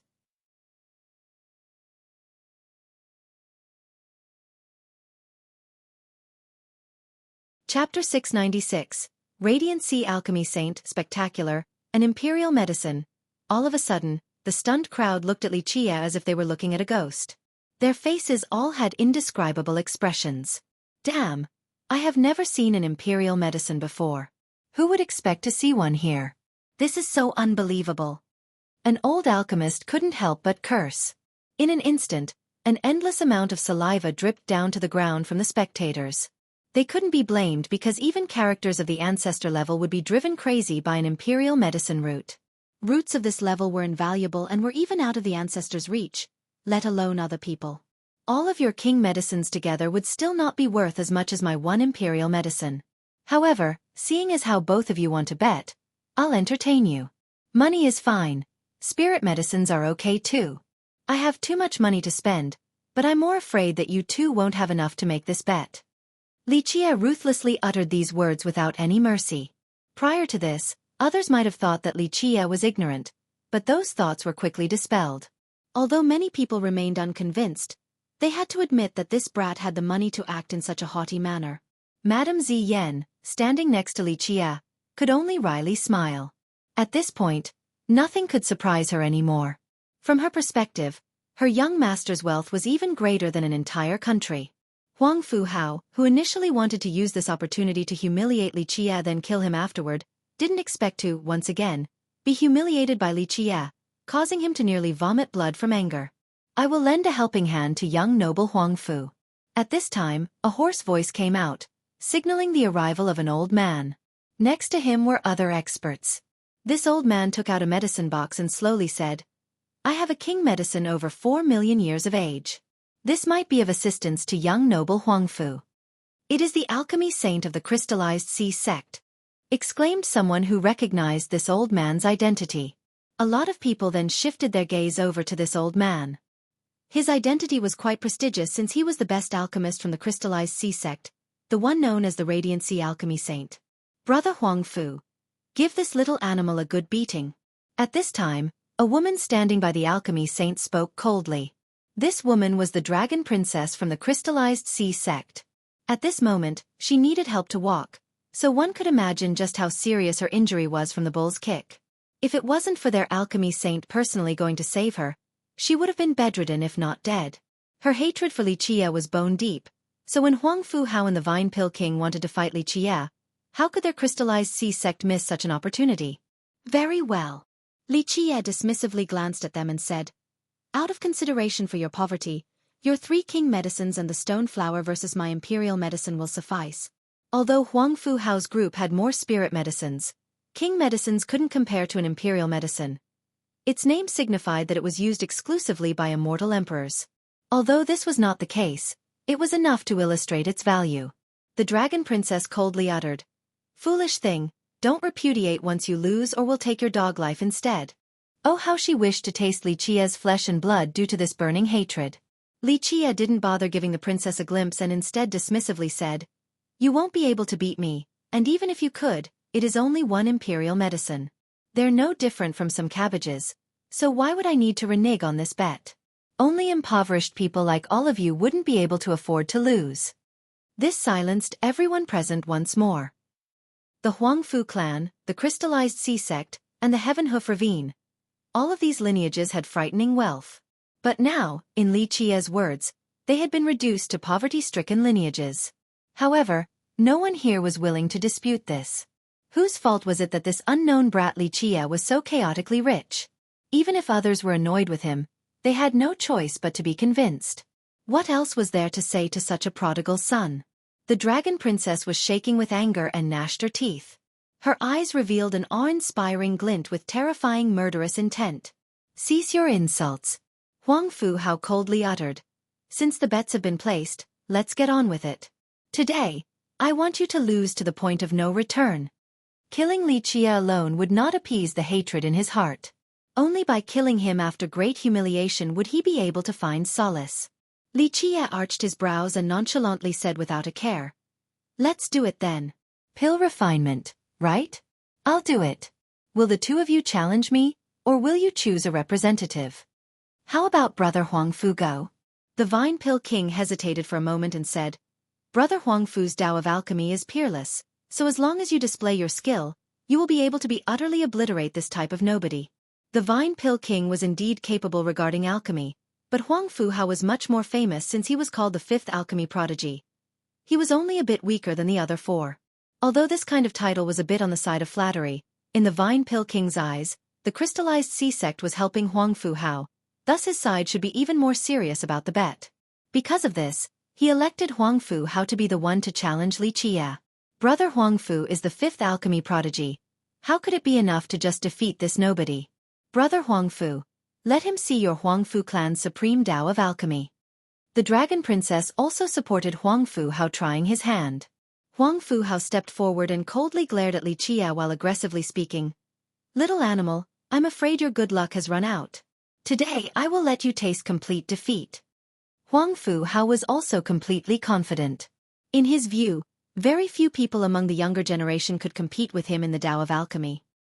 He was proud of the fact that outside of the four prodigies, no other would be worthy of his consideration. As in-laws of the alchemy kingdom, the Huangfu clan had also obtained a lot of benefits that improved their Tao of alchemy and allowed them to have some great achievements in this regard. Thus, to Huangfu Hao at this moment, defeating Li Qia in the field of pill refinement was an easy matter. He decided that he would first humiliate Li Qia before killing him. Li Qia ignored him and lazily asked, "You talk too much, let's begin already. How shall we do this?" Fate Pill Refinement. We'll settle this bet using a 5 transformations Fate Pill Refinement.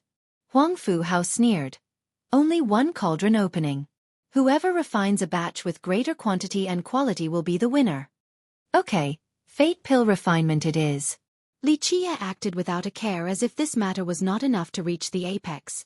Li Qia's attitude made Huangfu Hao scowl with a fierce gaze. He would definitely show Li Qia a good time. He calmed down and told the group of the Vine Pill King. I need 4 batches of ingredients for 5 transformations Fate Pills. I only have 1 batch. Do you all have more? The Vine Pill King looked at his stash and said, I also have 1 batch for a 5 transformations Fate Pill. The Radiant Sea Alchemy Saint calmly said, I will help good nephew out with 2 batches to defeat this ignorant junior. Teach him a good lesson. In just a moment, Huangfu Hao was able to gather 4 batches of ingredients for 5 transformations Fate Pills. The people present were jolted after seeing Huangfu Hao wanting 4 batches. Even the older alchemists were no exceptions. An alchemist from the previous generation emotionally wondered. 1 cauldron but 4 batches of ingredients. Could it be that young noble Huangfu could form 4 contraptions within 1 cauldron? 4 contraptions would not necessarily be difficult for a good heavenly cauldron. However, it is not easy to refine Fate Pill contraptions in just 1 cauldron. Plus, these are 5 transformations Fate Pills, not 1 transformation.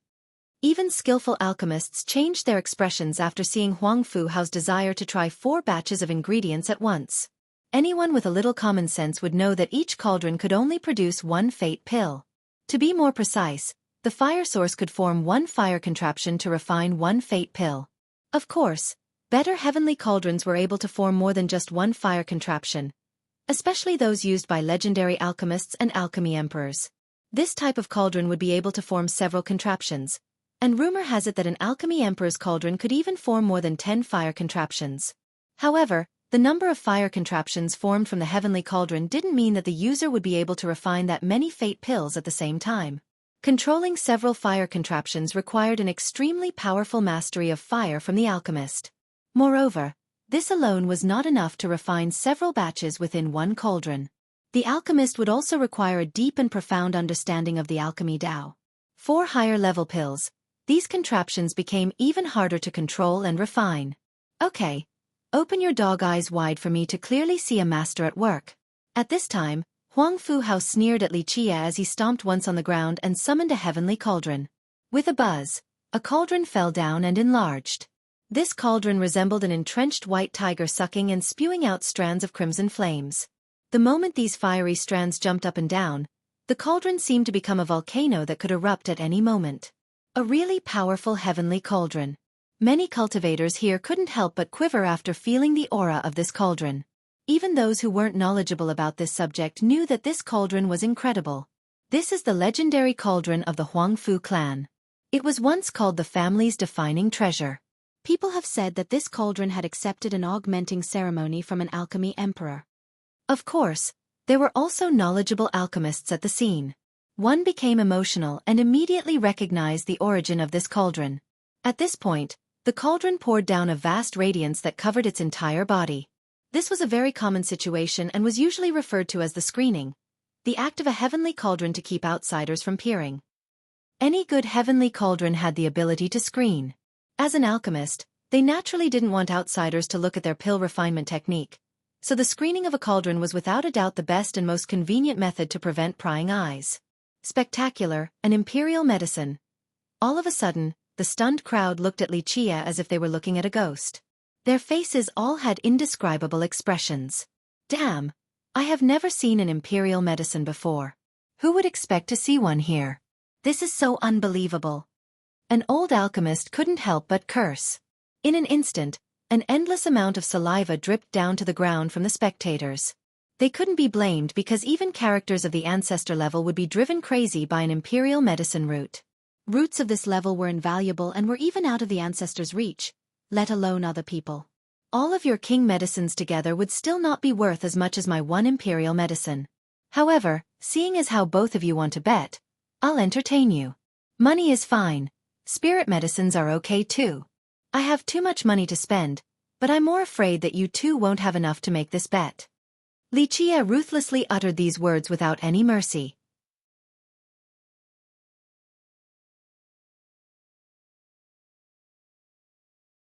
Chapter 697. Sleeping on a beauty's lap. If some cauldrons lacked the screening ability, then the alchemists would use a technique to keep others out and prevent their alchemy art from being stolen. At this time, everyone gazed at the cauldron ahead with bated breaths, especially the younger alchemists who were even more attentive. Although the screen was up and everyone couldn't discern Huang Fuhao's pill refinement method, for alchemists, especially those that came from weak sects or those who were unknowledgeable in the Tao of alchemy, just standing to the side and observing a better alchemist was already quite fruitful. Although they couldn't look at the refinement techniques, they could still look at the process to gain experience and avoid future mistakes while doing their own refinement. Pop! At this time, Huang Fuhao pushed down on the cauldron and, in an instant, a divine flame escaped from inside to form 4 fire contraptions. It could be said that the entire process was smooth and swift as if he was very skilled and familiar with it. There were many knowledgeable alchemists here, so even though they couldn't see Huang Fuhao's fire-controlling technique, they knew by judging the instantaneous formation of the contraptions that his fire-controlling technique was very powerful and should have an amazing history. Brother Huang Fu is very amazing. Just his flame mastery alone is already hard to match among the younger generation. The Vine Pill King looked at the situation and voiced his praise. Even Huang Fuhao couldn't help but become a bit excited after being praised by the Vine Pill King. This was someone who became enlightened thanks to natural fire, so he had an innate understanding of fire control with his own amazing techniques. Obtaining his praise could be considered an honor. At this time, Huang Fuhao threw in the spirit medicines into the fire contraptions in a particular order. All 4 contraptions started the refinement process at the same time. He was very experienced with the entire process, so it was apparent that he came prepared. Alchemists would often have alchemy helpers to throw in the materials. When they were still at a low level, they would have these helpers since their skill was not high enough. Controlling the flame required their full attention, so they couldn't afford to be distracted by adding the materials. After becoming stronger, they could start to refine a fate pill batch by themselves. Of course, there were still powerful alchemists, even alchemy emperors, who chose to have helpers. Naturally, helpers at this level were very powerful in their own rights. Outside of helping the pill refinement process, they also acted as protectors for the alchemists. After all, the pills refined by powerful alchemy emperors had frightening, greed-inciting value, so they required the protection of extremely powerful helpers. The fire inside the contraptions danced around as if they had their own life. With time, there were occasional hums as if a pill was about to form. At this time, everyone forgot about time itself and gazed at Huang Fuhao performing his refinement. They, especially the alchemists, all looked at each of his actions carefully without missing the slightest detail. Meanwhile, Xueqi had zero interest in Huang Fuhao's pill refinement. With a single glance, he immediately knew the origin of the branch and sect of Huang Fuhao's skill. Because of this, during the whole process, Xueqi didn't bother watching at all. He directly laid down in the carriage and slept. The gentle madam, at that time, quietly placed a fur blanket over him. Such nice treatment of being served by a great demon king left many people jealous and envious. Minutes passed by and finally, the day had finally ended. Huang Fu Hao was about to open his cauldron, thus he shouted, "Collect!" Pop! The contraptions opened and 4 fate pills flew out. Huang Fu Hao immediately used a treasure gourd to collect all of them. At this time, he finally heaved a sigh of relief and put away his cauldron with great satisfaction. He was very happy with the result of this cauldron. Quite extraordinary. He only spent 1 day to successfully refine 5 transformations fate pills. Truly worthy of his fame. No wonder why others call him the 5th alchemy prodigy. An alchemist from the previous generation had to praise Huang Fu Hao. The young alchemists were especially astonished with admiration. To refine this type of pill in just 1 day was indicative of Huang Fu Hao's great Tao of alchemy. Although many people did not agree with calling him the 5th prodigy, they had to admit that his skill was quite formidable. At this time, Huang Fu Hao took out the 4 fate pills for others to judge. There were several capable alchemists here, such as the Radiant Sea Alchemy Saint and the Vine Pill King along with some older ones. They immediately gathered around to appraise the 4 pills. The color of the 4 pills was different, but the difference was not noticeable. All of them had a similar faint yellow color. The quality is quite good. With the faint yellow color, this is high quality.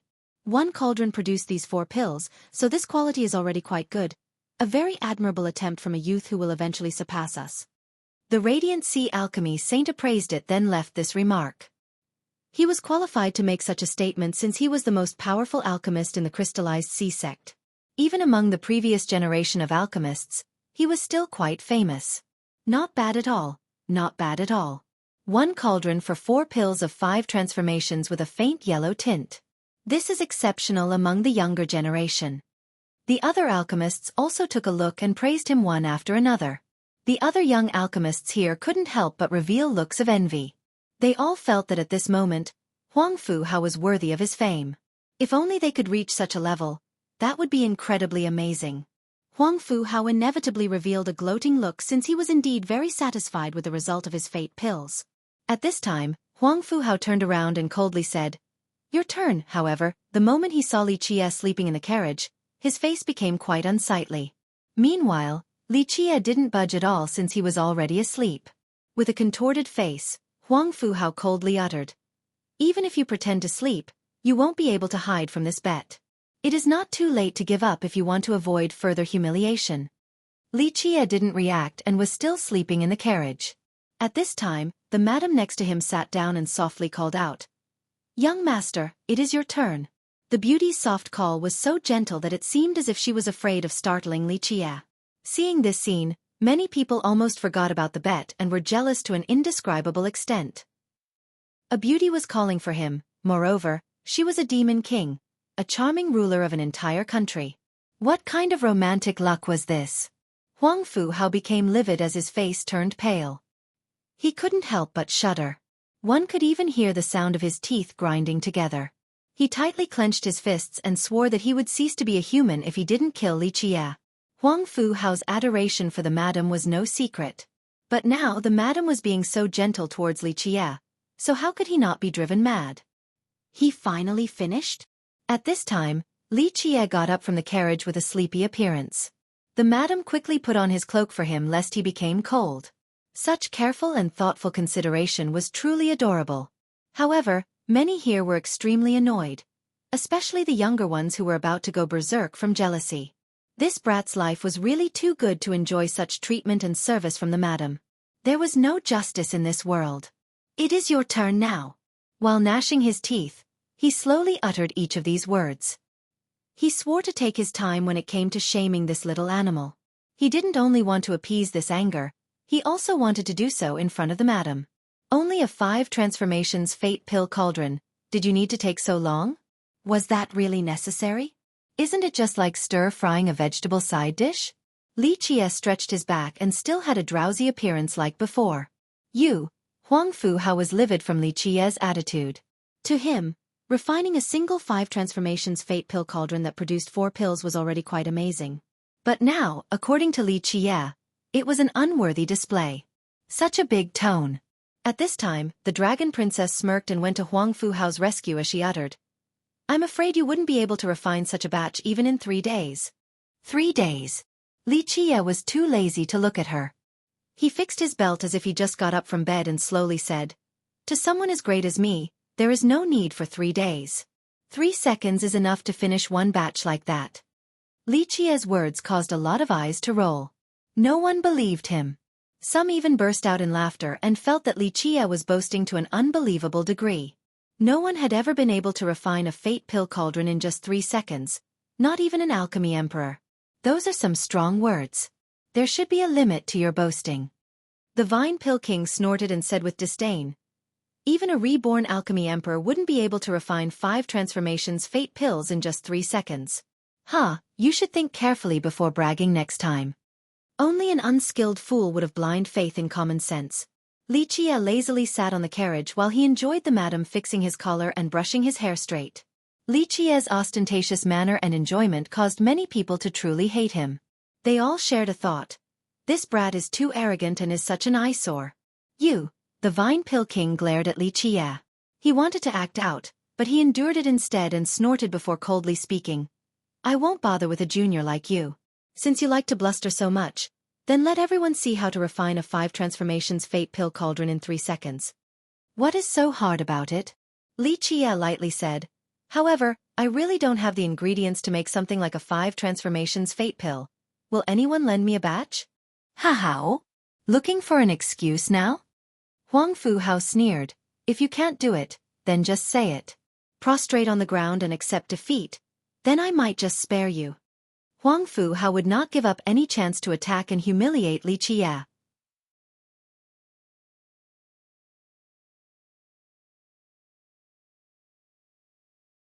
Chapter 698.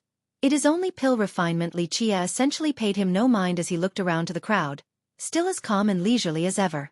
He revealed a faint smile and asked, "Does anyone here have alchemy ingredients?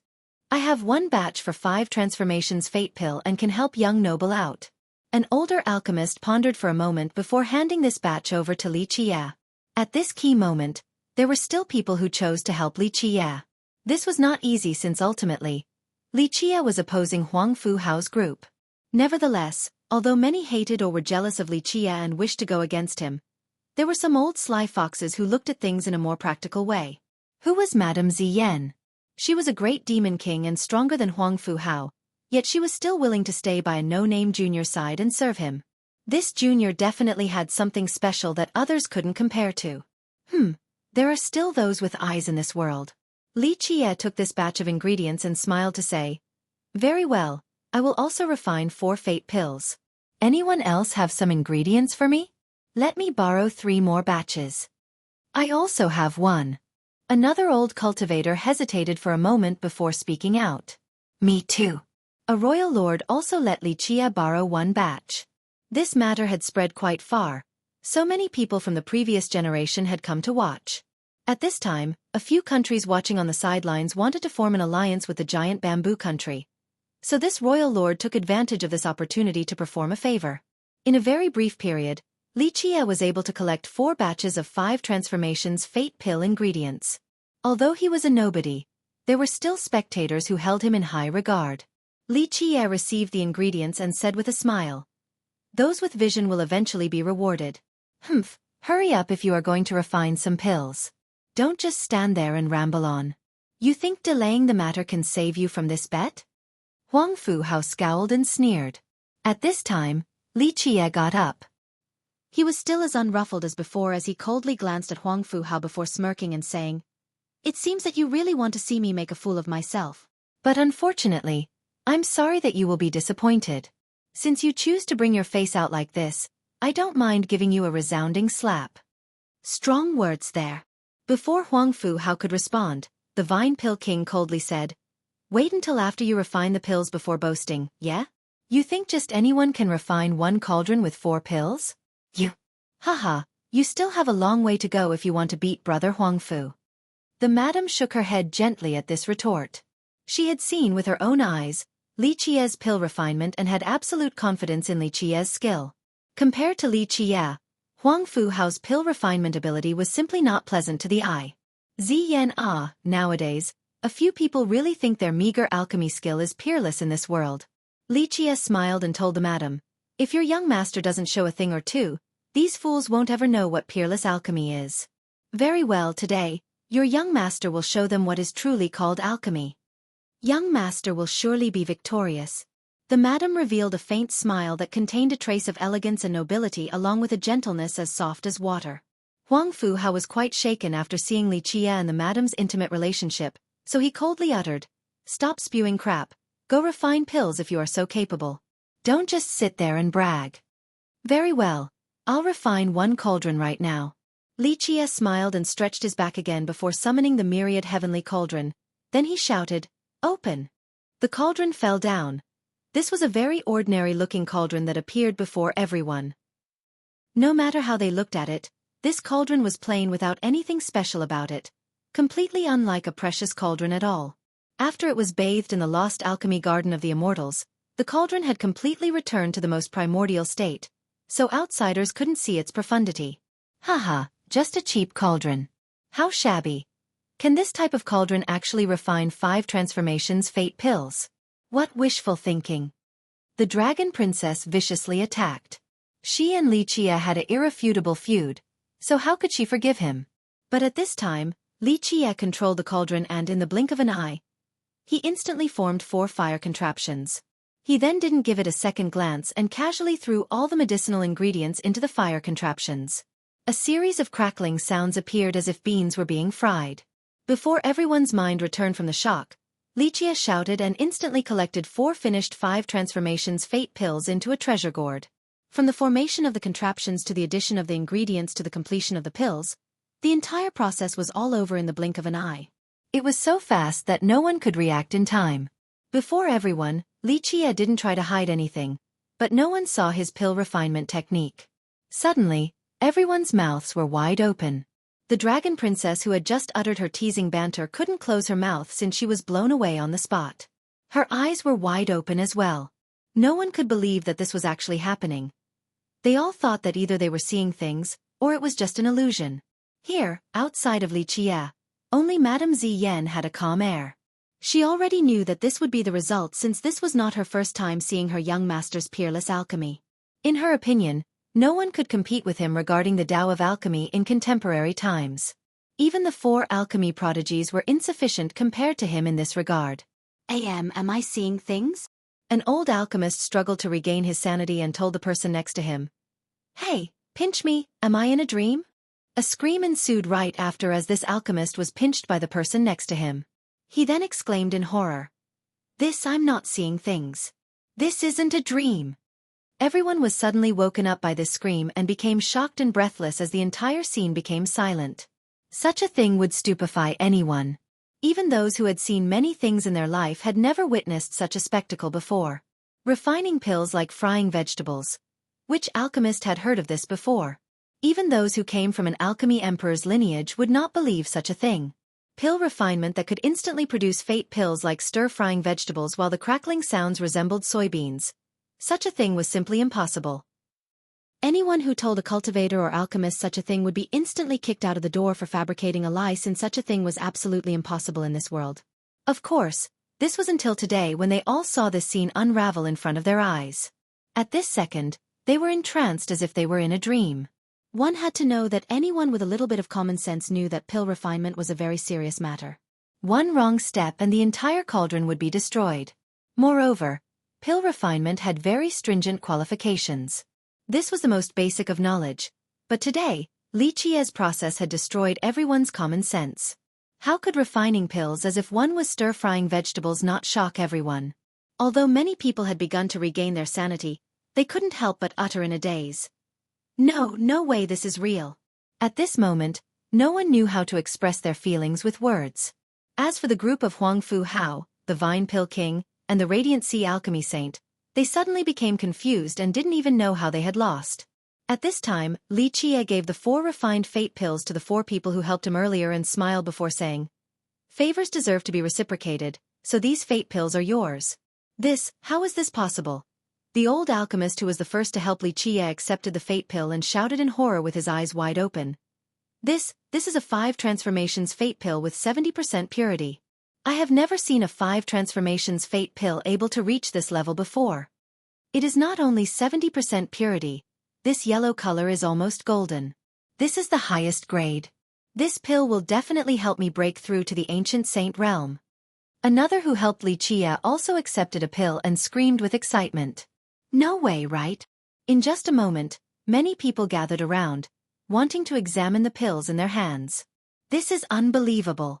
A very respected old alchemist took a look at one of the pills and couldn't help but utter in awe. I have never heard of someone be able to refine a 5 transformations pill to 70% purity. This is simply impossible. Moreover, this near golden color. Could anyone in this world actually refine this type of pill to such a level? If there is someone, then it has to be an alchemy emperor. Incredible. I have opened my eyes now after seeing this scene. In an instant, many people who saw the pills immediately discussed and commented while thinking that this was too amazing. Meanwhile, the 4 people who helped Xueqi earlier and obtained this level of fate pill were crazily excited. This level of fate pill couldn't be bought. Simply put, they were priceless treasures. Let me take a look. The Radiant Sea Alchemy Saint couldn't help but draw closer as well to look at the fate pill in the hand of one of them. His face quickly turned pale as he staggered backward while absent-mindedly murmuring, "How? Only an alchemy emperor would perhaps be able to refine this type of 5 transformations fate pill."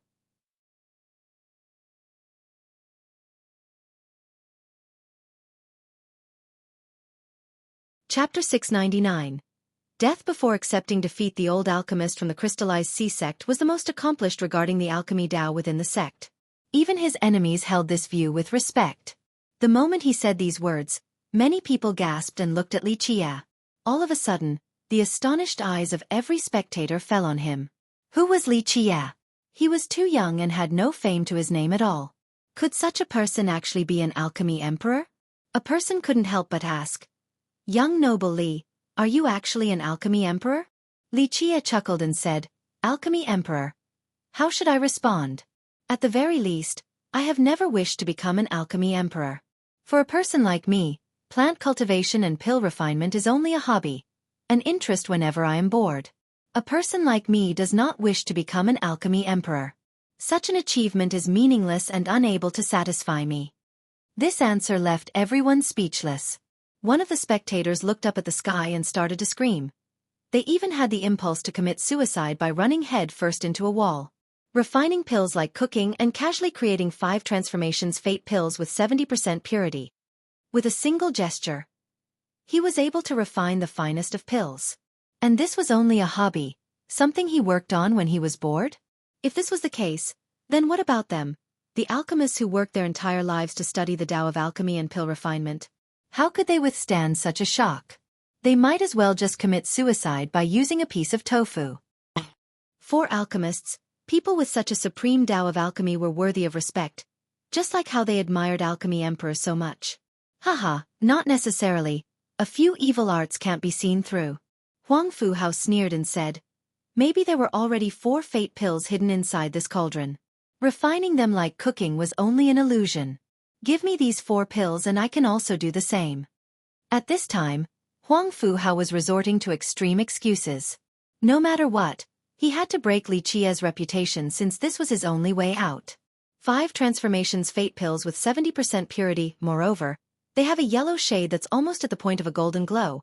Where can you find this type of fate pill? Someone felt that Huang Fu Hao was going too far. Were it not for the fact that they were wary of the Huang Fu clan, they would have laughed at him already.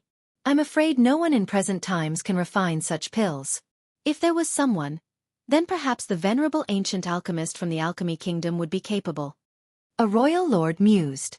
Huang Fu Hao tried to discredit Xueqi, but he was underestimating the situation. Earlier, many people were on his side and voiced their support. But now, no one stood up for him, causing his face to burn red. Xueqi looked at him with one eye and leisurely stated with a smile, "Can't even afford to lose. Just say the words and I will have pity on you. I'll let you have your king medicine, no big deal, it's only a cabbage. Is there a need for you to act so shamelessly?" Huang Fu Hao was shaking with anger. He was in a dilemma, but he had to follow through to the very end. If he chose to bow down to Xueqi, then he would lose all face in the future. Huang Fuhao took a deep breath before glaring at Li Qie and saying, "If you didn't use any evil tricks or an illusion, then very well, let me and everyone else have a look at your cauldron. Whether it is an evil trick or an illusion will be clear at a glance." An alchemist couldn't help but shake his head and comment, "This request is too unreasonable." The cauldron was an alchemist's second life. It was a part of the alchemist. Even ordinary alchemists would not easily let an outsider look at their cauldron. The reason was very simple. Each cauldron was carefully groomed by an alchemist with careful feeding. Whatever they fed the cauldron or its fire source were things that alchemists would not easily reveal to others. What's more, each alchemist had refined countless items and shared these experiences with their cauldron. Any alchemist would have deep ties with their cauldron. They would even consider it as part of their body. Unless it was someone very close or trusted, alchemists would normally not take out their cauldron for outsiders to see, let alone this many strangers. What, you don't dare to do so? If you don't, then clearly you have a guilty conscience. Huang Fuhao sneered and said, "Bah! Using such despicable means, yet you still dare to say you have beaten me." At this time, Huang Fuhao was going insane from shame, growing his anger. He was like a vixen that had lost her mind. Madame Ziyan couldn't help but coldly say, "How shameless." A wise ruler like her seldom talked people down, but today, she had to voice this negative statement. Huang Fuhao's face was flushed after being called out by the madam. However, he still wanted to struggle to the very end, so he sneered at Li Qie. "Li, do you dare to take out your cauldron to prove your innocence? If not, then you are a cheater who only knows how to use wretched means." Many people in the crowd couldn't help but shake their heads. Some even despised Huang Fuhao's actions. The old alchemist from the crystallized sea sect was the most accomplished regarding the alchemy Tao within the sect. Even his enemies held this view with respect. The moment he said these words, many people gasped and looked at Li Qie. All of a sudden, all eyes fell upon him as the spectators became astonished because Li Qie was too young and had no fame at all. Could such a person actually be an alchemy emperor? "Young noble Li, are you really an alchemy emperor?" One person couldn't help but ask. Li Qie chuckled and said, "Alchemy emperor. How should I respond? At the very least, I have never wished to become an alchemy emperor. For a person like me, plant cultivation and pill refinement is only a hobby, an interest when I am bored. A person like me does not wish to become an alchemy emperor. Such an achievement is meaningless and unable to satisfy me."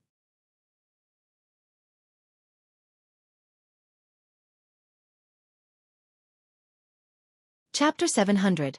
Becoming Ashes. Many people here didn't like Li Qie, especially the young male cultivators who even wanted to end him just because he had a beauty like Madame Ziyan. It was only natural for those who adored her to hate him. However, even if they considered him as an enemy, they still had to admit that his Tao of alchemy was peerless. And now, when Huang Fuhao stubbornly refused to admit Li Qie's victory, it truly made others feel that he was shameless. Before this, many of them liked Huang Fuhao, and some even wanted to become friends with him. He was the descendant of the Huangfu clan and an amazing young genius. Moreover, he had some ties to the alchemy kingdom. The people here assumed that he would eventually become a hero of this generation. But now, those who priorly wanted to befriend him couldn't help but shake their heads. Li Qie nonchalantly glanced at him once and said, "It is not that I don't want to let you see my cauldron, it is more that my cauldron has a bad temper and might kill you if we are careless about it. That wouldn't be good.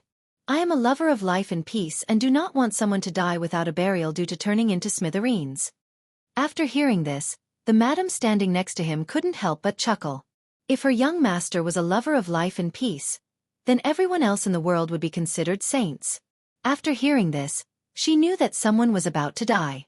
"It is only a cauldron while I am a heavenly king. What's the big deal? I could suppress it at any moment." Huang Fuhao sneered. "In my eyes, you are afraid of letting me take a look because I will expose your tricks." At this time, Huang Fuhao crazily attacked Li Qie. He wouldn't allow any opportunities to slip by. His mind was devoured by the situation and his thoughts strayed. Back at the Golem Square, Li Qie overwhelmed him with wealth and caused him to lose all face.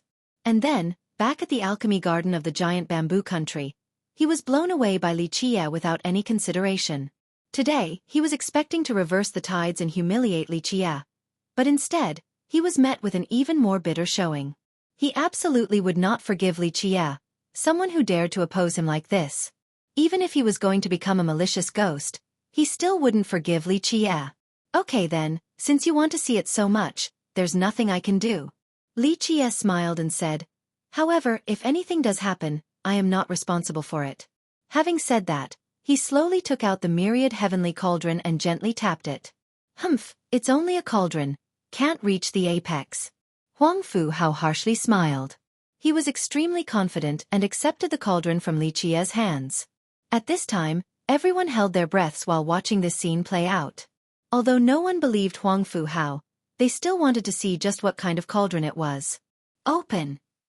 At this time, Huang Fu Hao made him a draw with his hand, but the myriad heavenly cauldron didn't have the slightest response. This shameful situation made Huang Fu Hao feel unbearable. In the blink of an eye, his blood energy soared to the sky in a very ferocious manner. He changed to a different madra and shouted, "Open!" Baz! At this time, the myriad heavenly cauldron was finally activated.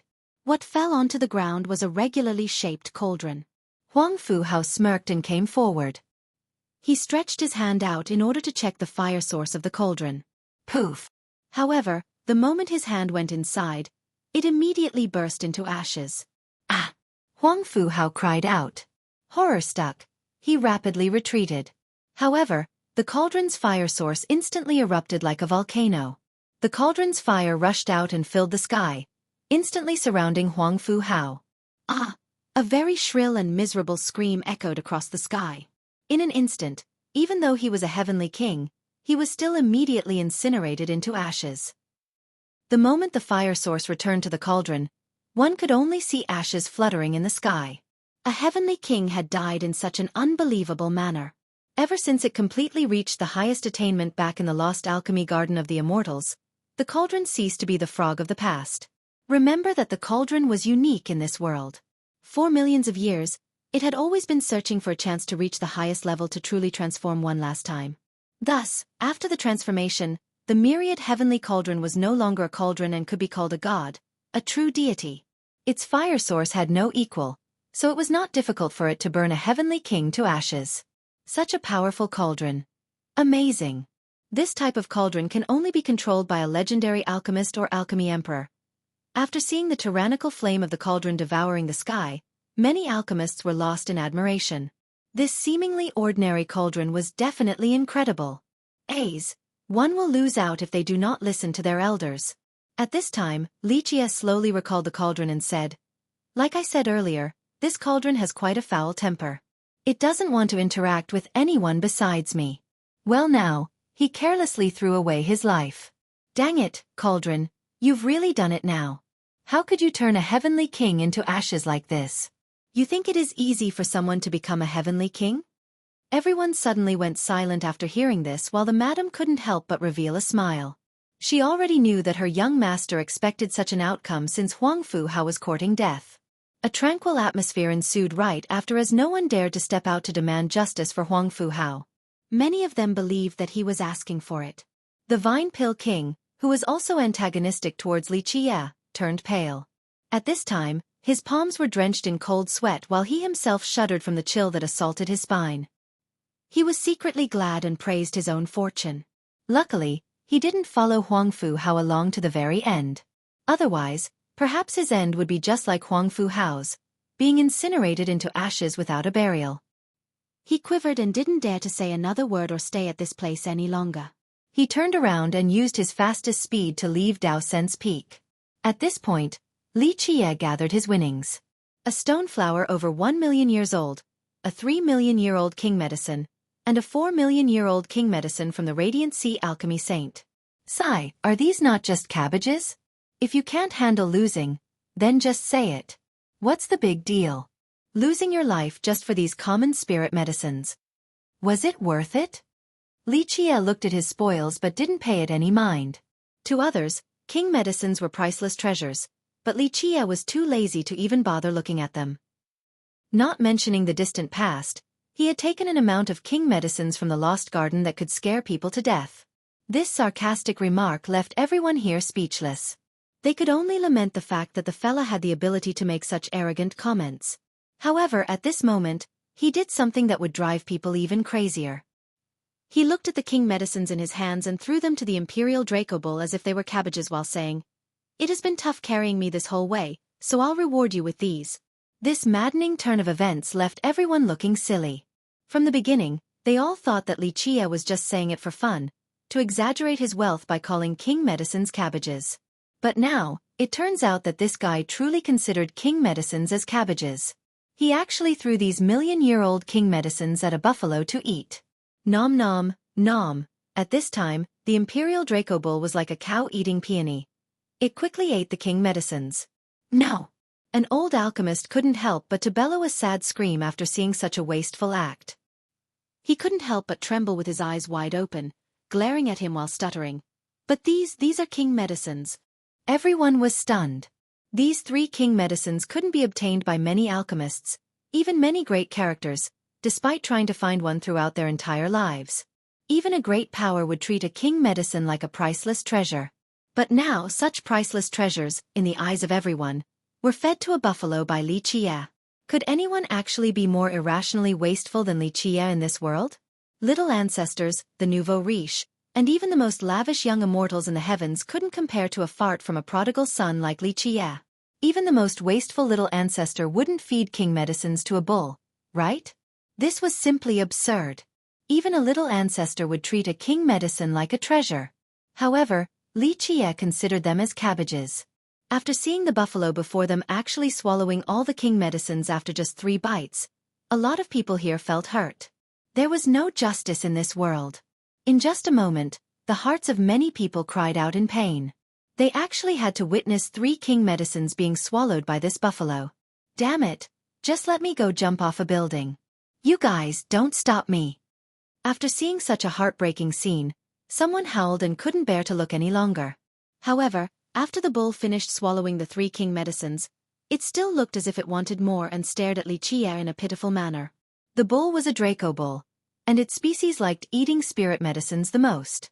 For the Imperial Draco Bull, king medicines were scrumptious delicacies. Xueqi looked back at the more than 3 million-year-old king medicine and the imperial medicine whose age exceeded 5 million years in his hands and quickly said, "Fine, we still have a long ways to go, and you will still need to work hard later on.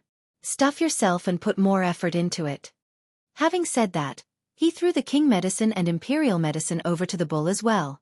Nom nom. The bull's tongue rolled out and swept the 2 roots into its mouth where it then began to chew.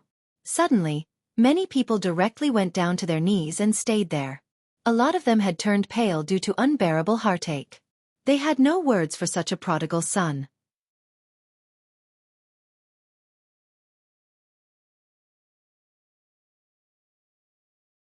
Chapter 701. Yellow silk cloth. Even the madam was finally shocked this time. He even let this bull eat an imperial medicine. Could anyone be more wasteful than him in this world? Do you know that was an imperial medicine? You know, right? An old alchemist squatted to the ground and cried out in pain while holding his head. In the eyes of any alchemist, letting a bull eat an imperial medicine was wasting the resources of the heavens. This was simply unbearable for them. Xueqi chuckled and nonchalantly said, "I know, it is only an imperial medicine." At this moment, countless legs were quivering while some couldn't get up from their prostration. Anyone would lose their minds if they met someone like this. They could only say one phrase. "You win." Why must men receive such different lifestyles? I'm not even equal to a buffalo. I haven't even tasted a petal of an imperial medicine, but this buffalo ate an entire root like grass. A great character, with his butt on the ground, helplessly exclaimed amidst his daze. At this time, countless people were quiet and felt as if the strength had been sapped from their bodies. Compared to Xueqi feeding the bull an imperial medicine, Huang Fu Hao and whatever great sect he came from no longer mattered. "Big brother, are you recruiting more mounts? I am the descendant of an auspicious beast with the bloodline of a divine beast. Can I be your mount too?" A demon monarch couldn't help but make this joke. In fact, in the eyes of many people here, they were not even equal to his buffalo. It instantly ate 4 king medicines and 1 imperial medicine. Many people would never be in a position to obtain such items for the rest of their lives. So now, being his mount would simply be a privilege. I am a very picky person. Li Qie smiled and then took his seat in his carriage. The madam smiled as well before leaving with him in a cool manner. Those who were left on Dao Sen's peak were still absent-minded. At this time, they finally understood why Madame Ziyan was willing to stay by Li Qie's side. Even if one wanted to join such a person to work for him, he might not necessarily accept them. After a long silence, someone who finally calmed down lamented with a soft sigh. "Aze, I finally opened my eyes today. An imperial medicine being fed to a bull. What could be more shocking than this?" The rest of the crowd couldn't help but smile helplessly. They could only sigh since they were not even equal to a bull. Back at the valley, Li Qie smilingly told the madam, "Meditate on the god's hands. Although its power is not as great as the immortal devouring evil jar on your body, its power will definitely not be weaker than an immortal emperor life treasure." "How does young master know that I have the immortal devouring evil jar?" asked the madam with a jolted expression. The people who knew that she brought along this item was fewer than few, and she didn't tell Li Qie either. She had it with her in preparation for the worst-case scenario. Because of the feud with the Huangfu clan, she knew that the enemy would definitely not let this go, so she brought the evil jar with her just in case. The immortal devouring evil jar was the defining protective treasure of their giant bamboo country. They had rarely used it in the past millions of years because its power was quite terrifying. For generations, even the country itself wasn't privy to the jar's true origin. They only knew that it was left behind by their progenitor. Li Qie chuckled and said, "Very few things can escape my sight." Of course, he couldn't tell the madam that the evil jar was left behind by him in the past for Yenner. Its origin was extremely frightening, and its power was comparable to an immortal emperor true treasures. "I will try my best to learn about these gloves." The madam took note of Li Qie's reminder and nodded her head. After returning to the valley, he didn't leave again. Initially, he was waiting for Tai Yi's news. However, the aunt had yet to return. During this moment where he had nothing pressing, he thought about a certain something. With a solemn expression, he took out a bronze box. This was the box formed from the transformation of the Pentagate, and inside was the item taken from beneath the divine school. Li Qie carefully looked at the bronze box for a moment and found that it was safe, giving him peace of mind. He formed a mudra with his hands and with a buzzing sound, the Pentagate unsealed itself and returned to its original form, causing 5 bronze doors to hover around Li Qie's body. With a series of sealing gestures, a clanking sound rang. The Pentagate immediately sealed the entire room as 5 different patterns emerged on each of the doors. Sun-consuming bird, moon-eating wolf, star-devouring ant, heaven-shrouding eagle, and earth-sealing rat. Each of the patterns on the 5 doors of the Pentagate was ancient and depicted mysterious beasts. At this time, all the patterns appeared. This was Li Qie activating the true mighty power of the heaven-sealing Pentagate. After sealing the room, Li Qie carefully looked at the urn. After so many years, this old urn was still as simple and crude as before. This old urn had a heaven-shattering origin and was taken by him from a very terrifying location. Later on, he left it to the bull just in case the worst-case scenario arose. Eventually, it had come in handy. Li Qie took a deep breath and made a decision. At this time, Li Qie summoned each of his treasures. The yin-yang refining immortal mirror, the declivity mountain bell, the elusive heavenly vase. All of these invincible treasures emerged above him and poured down unstoppable universal laws. At this split second, these treasures unleashed their most powerful barriers, creating layers protecting Li Qie. At the same time, Li Qie's right hand held the green lamp while his left held the little wooden coffin. He was preparing for the worst. If this defensive line couldn't hold, then he would go about it the hard way and fight evil with evil, by using the little wooden coffin to suppress it. After everything was ready, Li Qie took another deep breath and performed a mudra as he shouted a mantra. "Open." Pop. Eventually the urn was opened, but contrary to his expectations, there was no terrifying evil energy that penetrated the sky, and neither was there any terrifying curse. Only a faint black mist came out that eventually dissipated without leaving behind a single trace. Li Qie's eyes became serious after seeing this scene. Eventually, he looked inside the old urn only to find an item inside. He took it out and spread it over the table. It was a yellow silk cloth. This silk cloth had experienced countless moons and appeared to be very ancient. The colors on the cloth had faded, so it became white.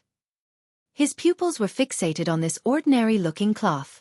Others would think that this was only a regular silk cloth, but Li Qie didn't think so. Although he didn't quite grasp the item under the divine school, he knew a thing or two about it. Ha ha ha. Junior, you are very lucky to actually meet this immortal monarch.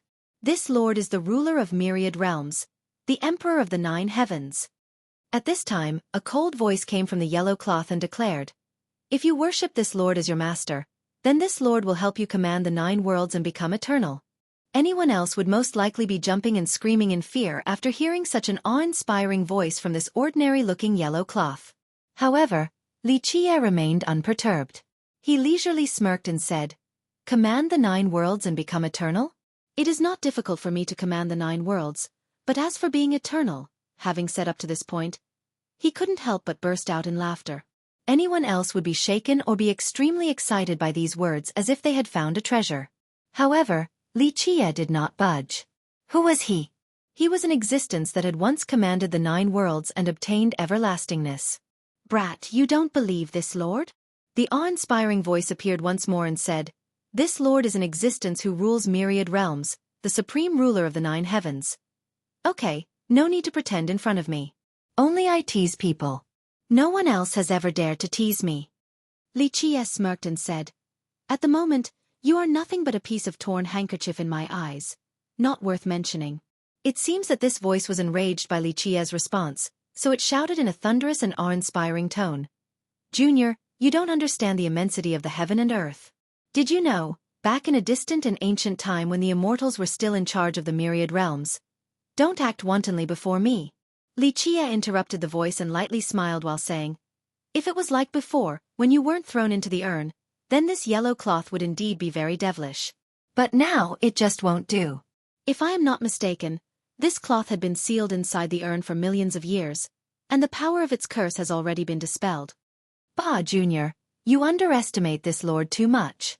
This is me dispelling the power of the curse, not your broken urn."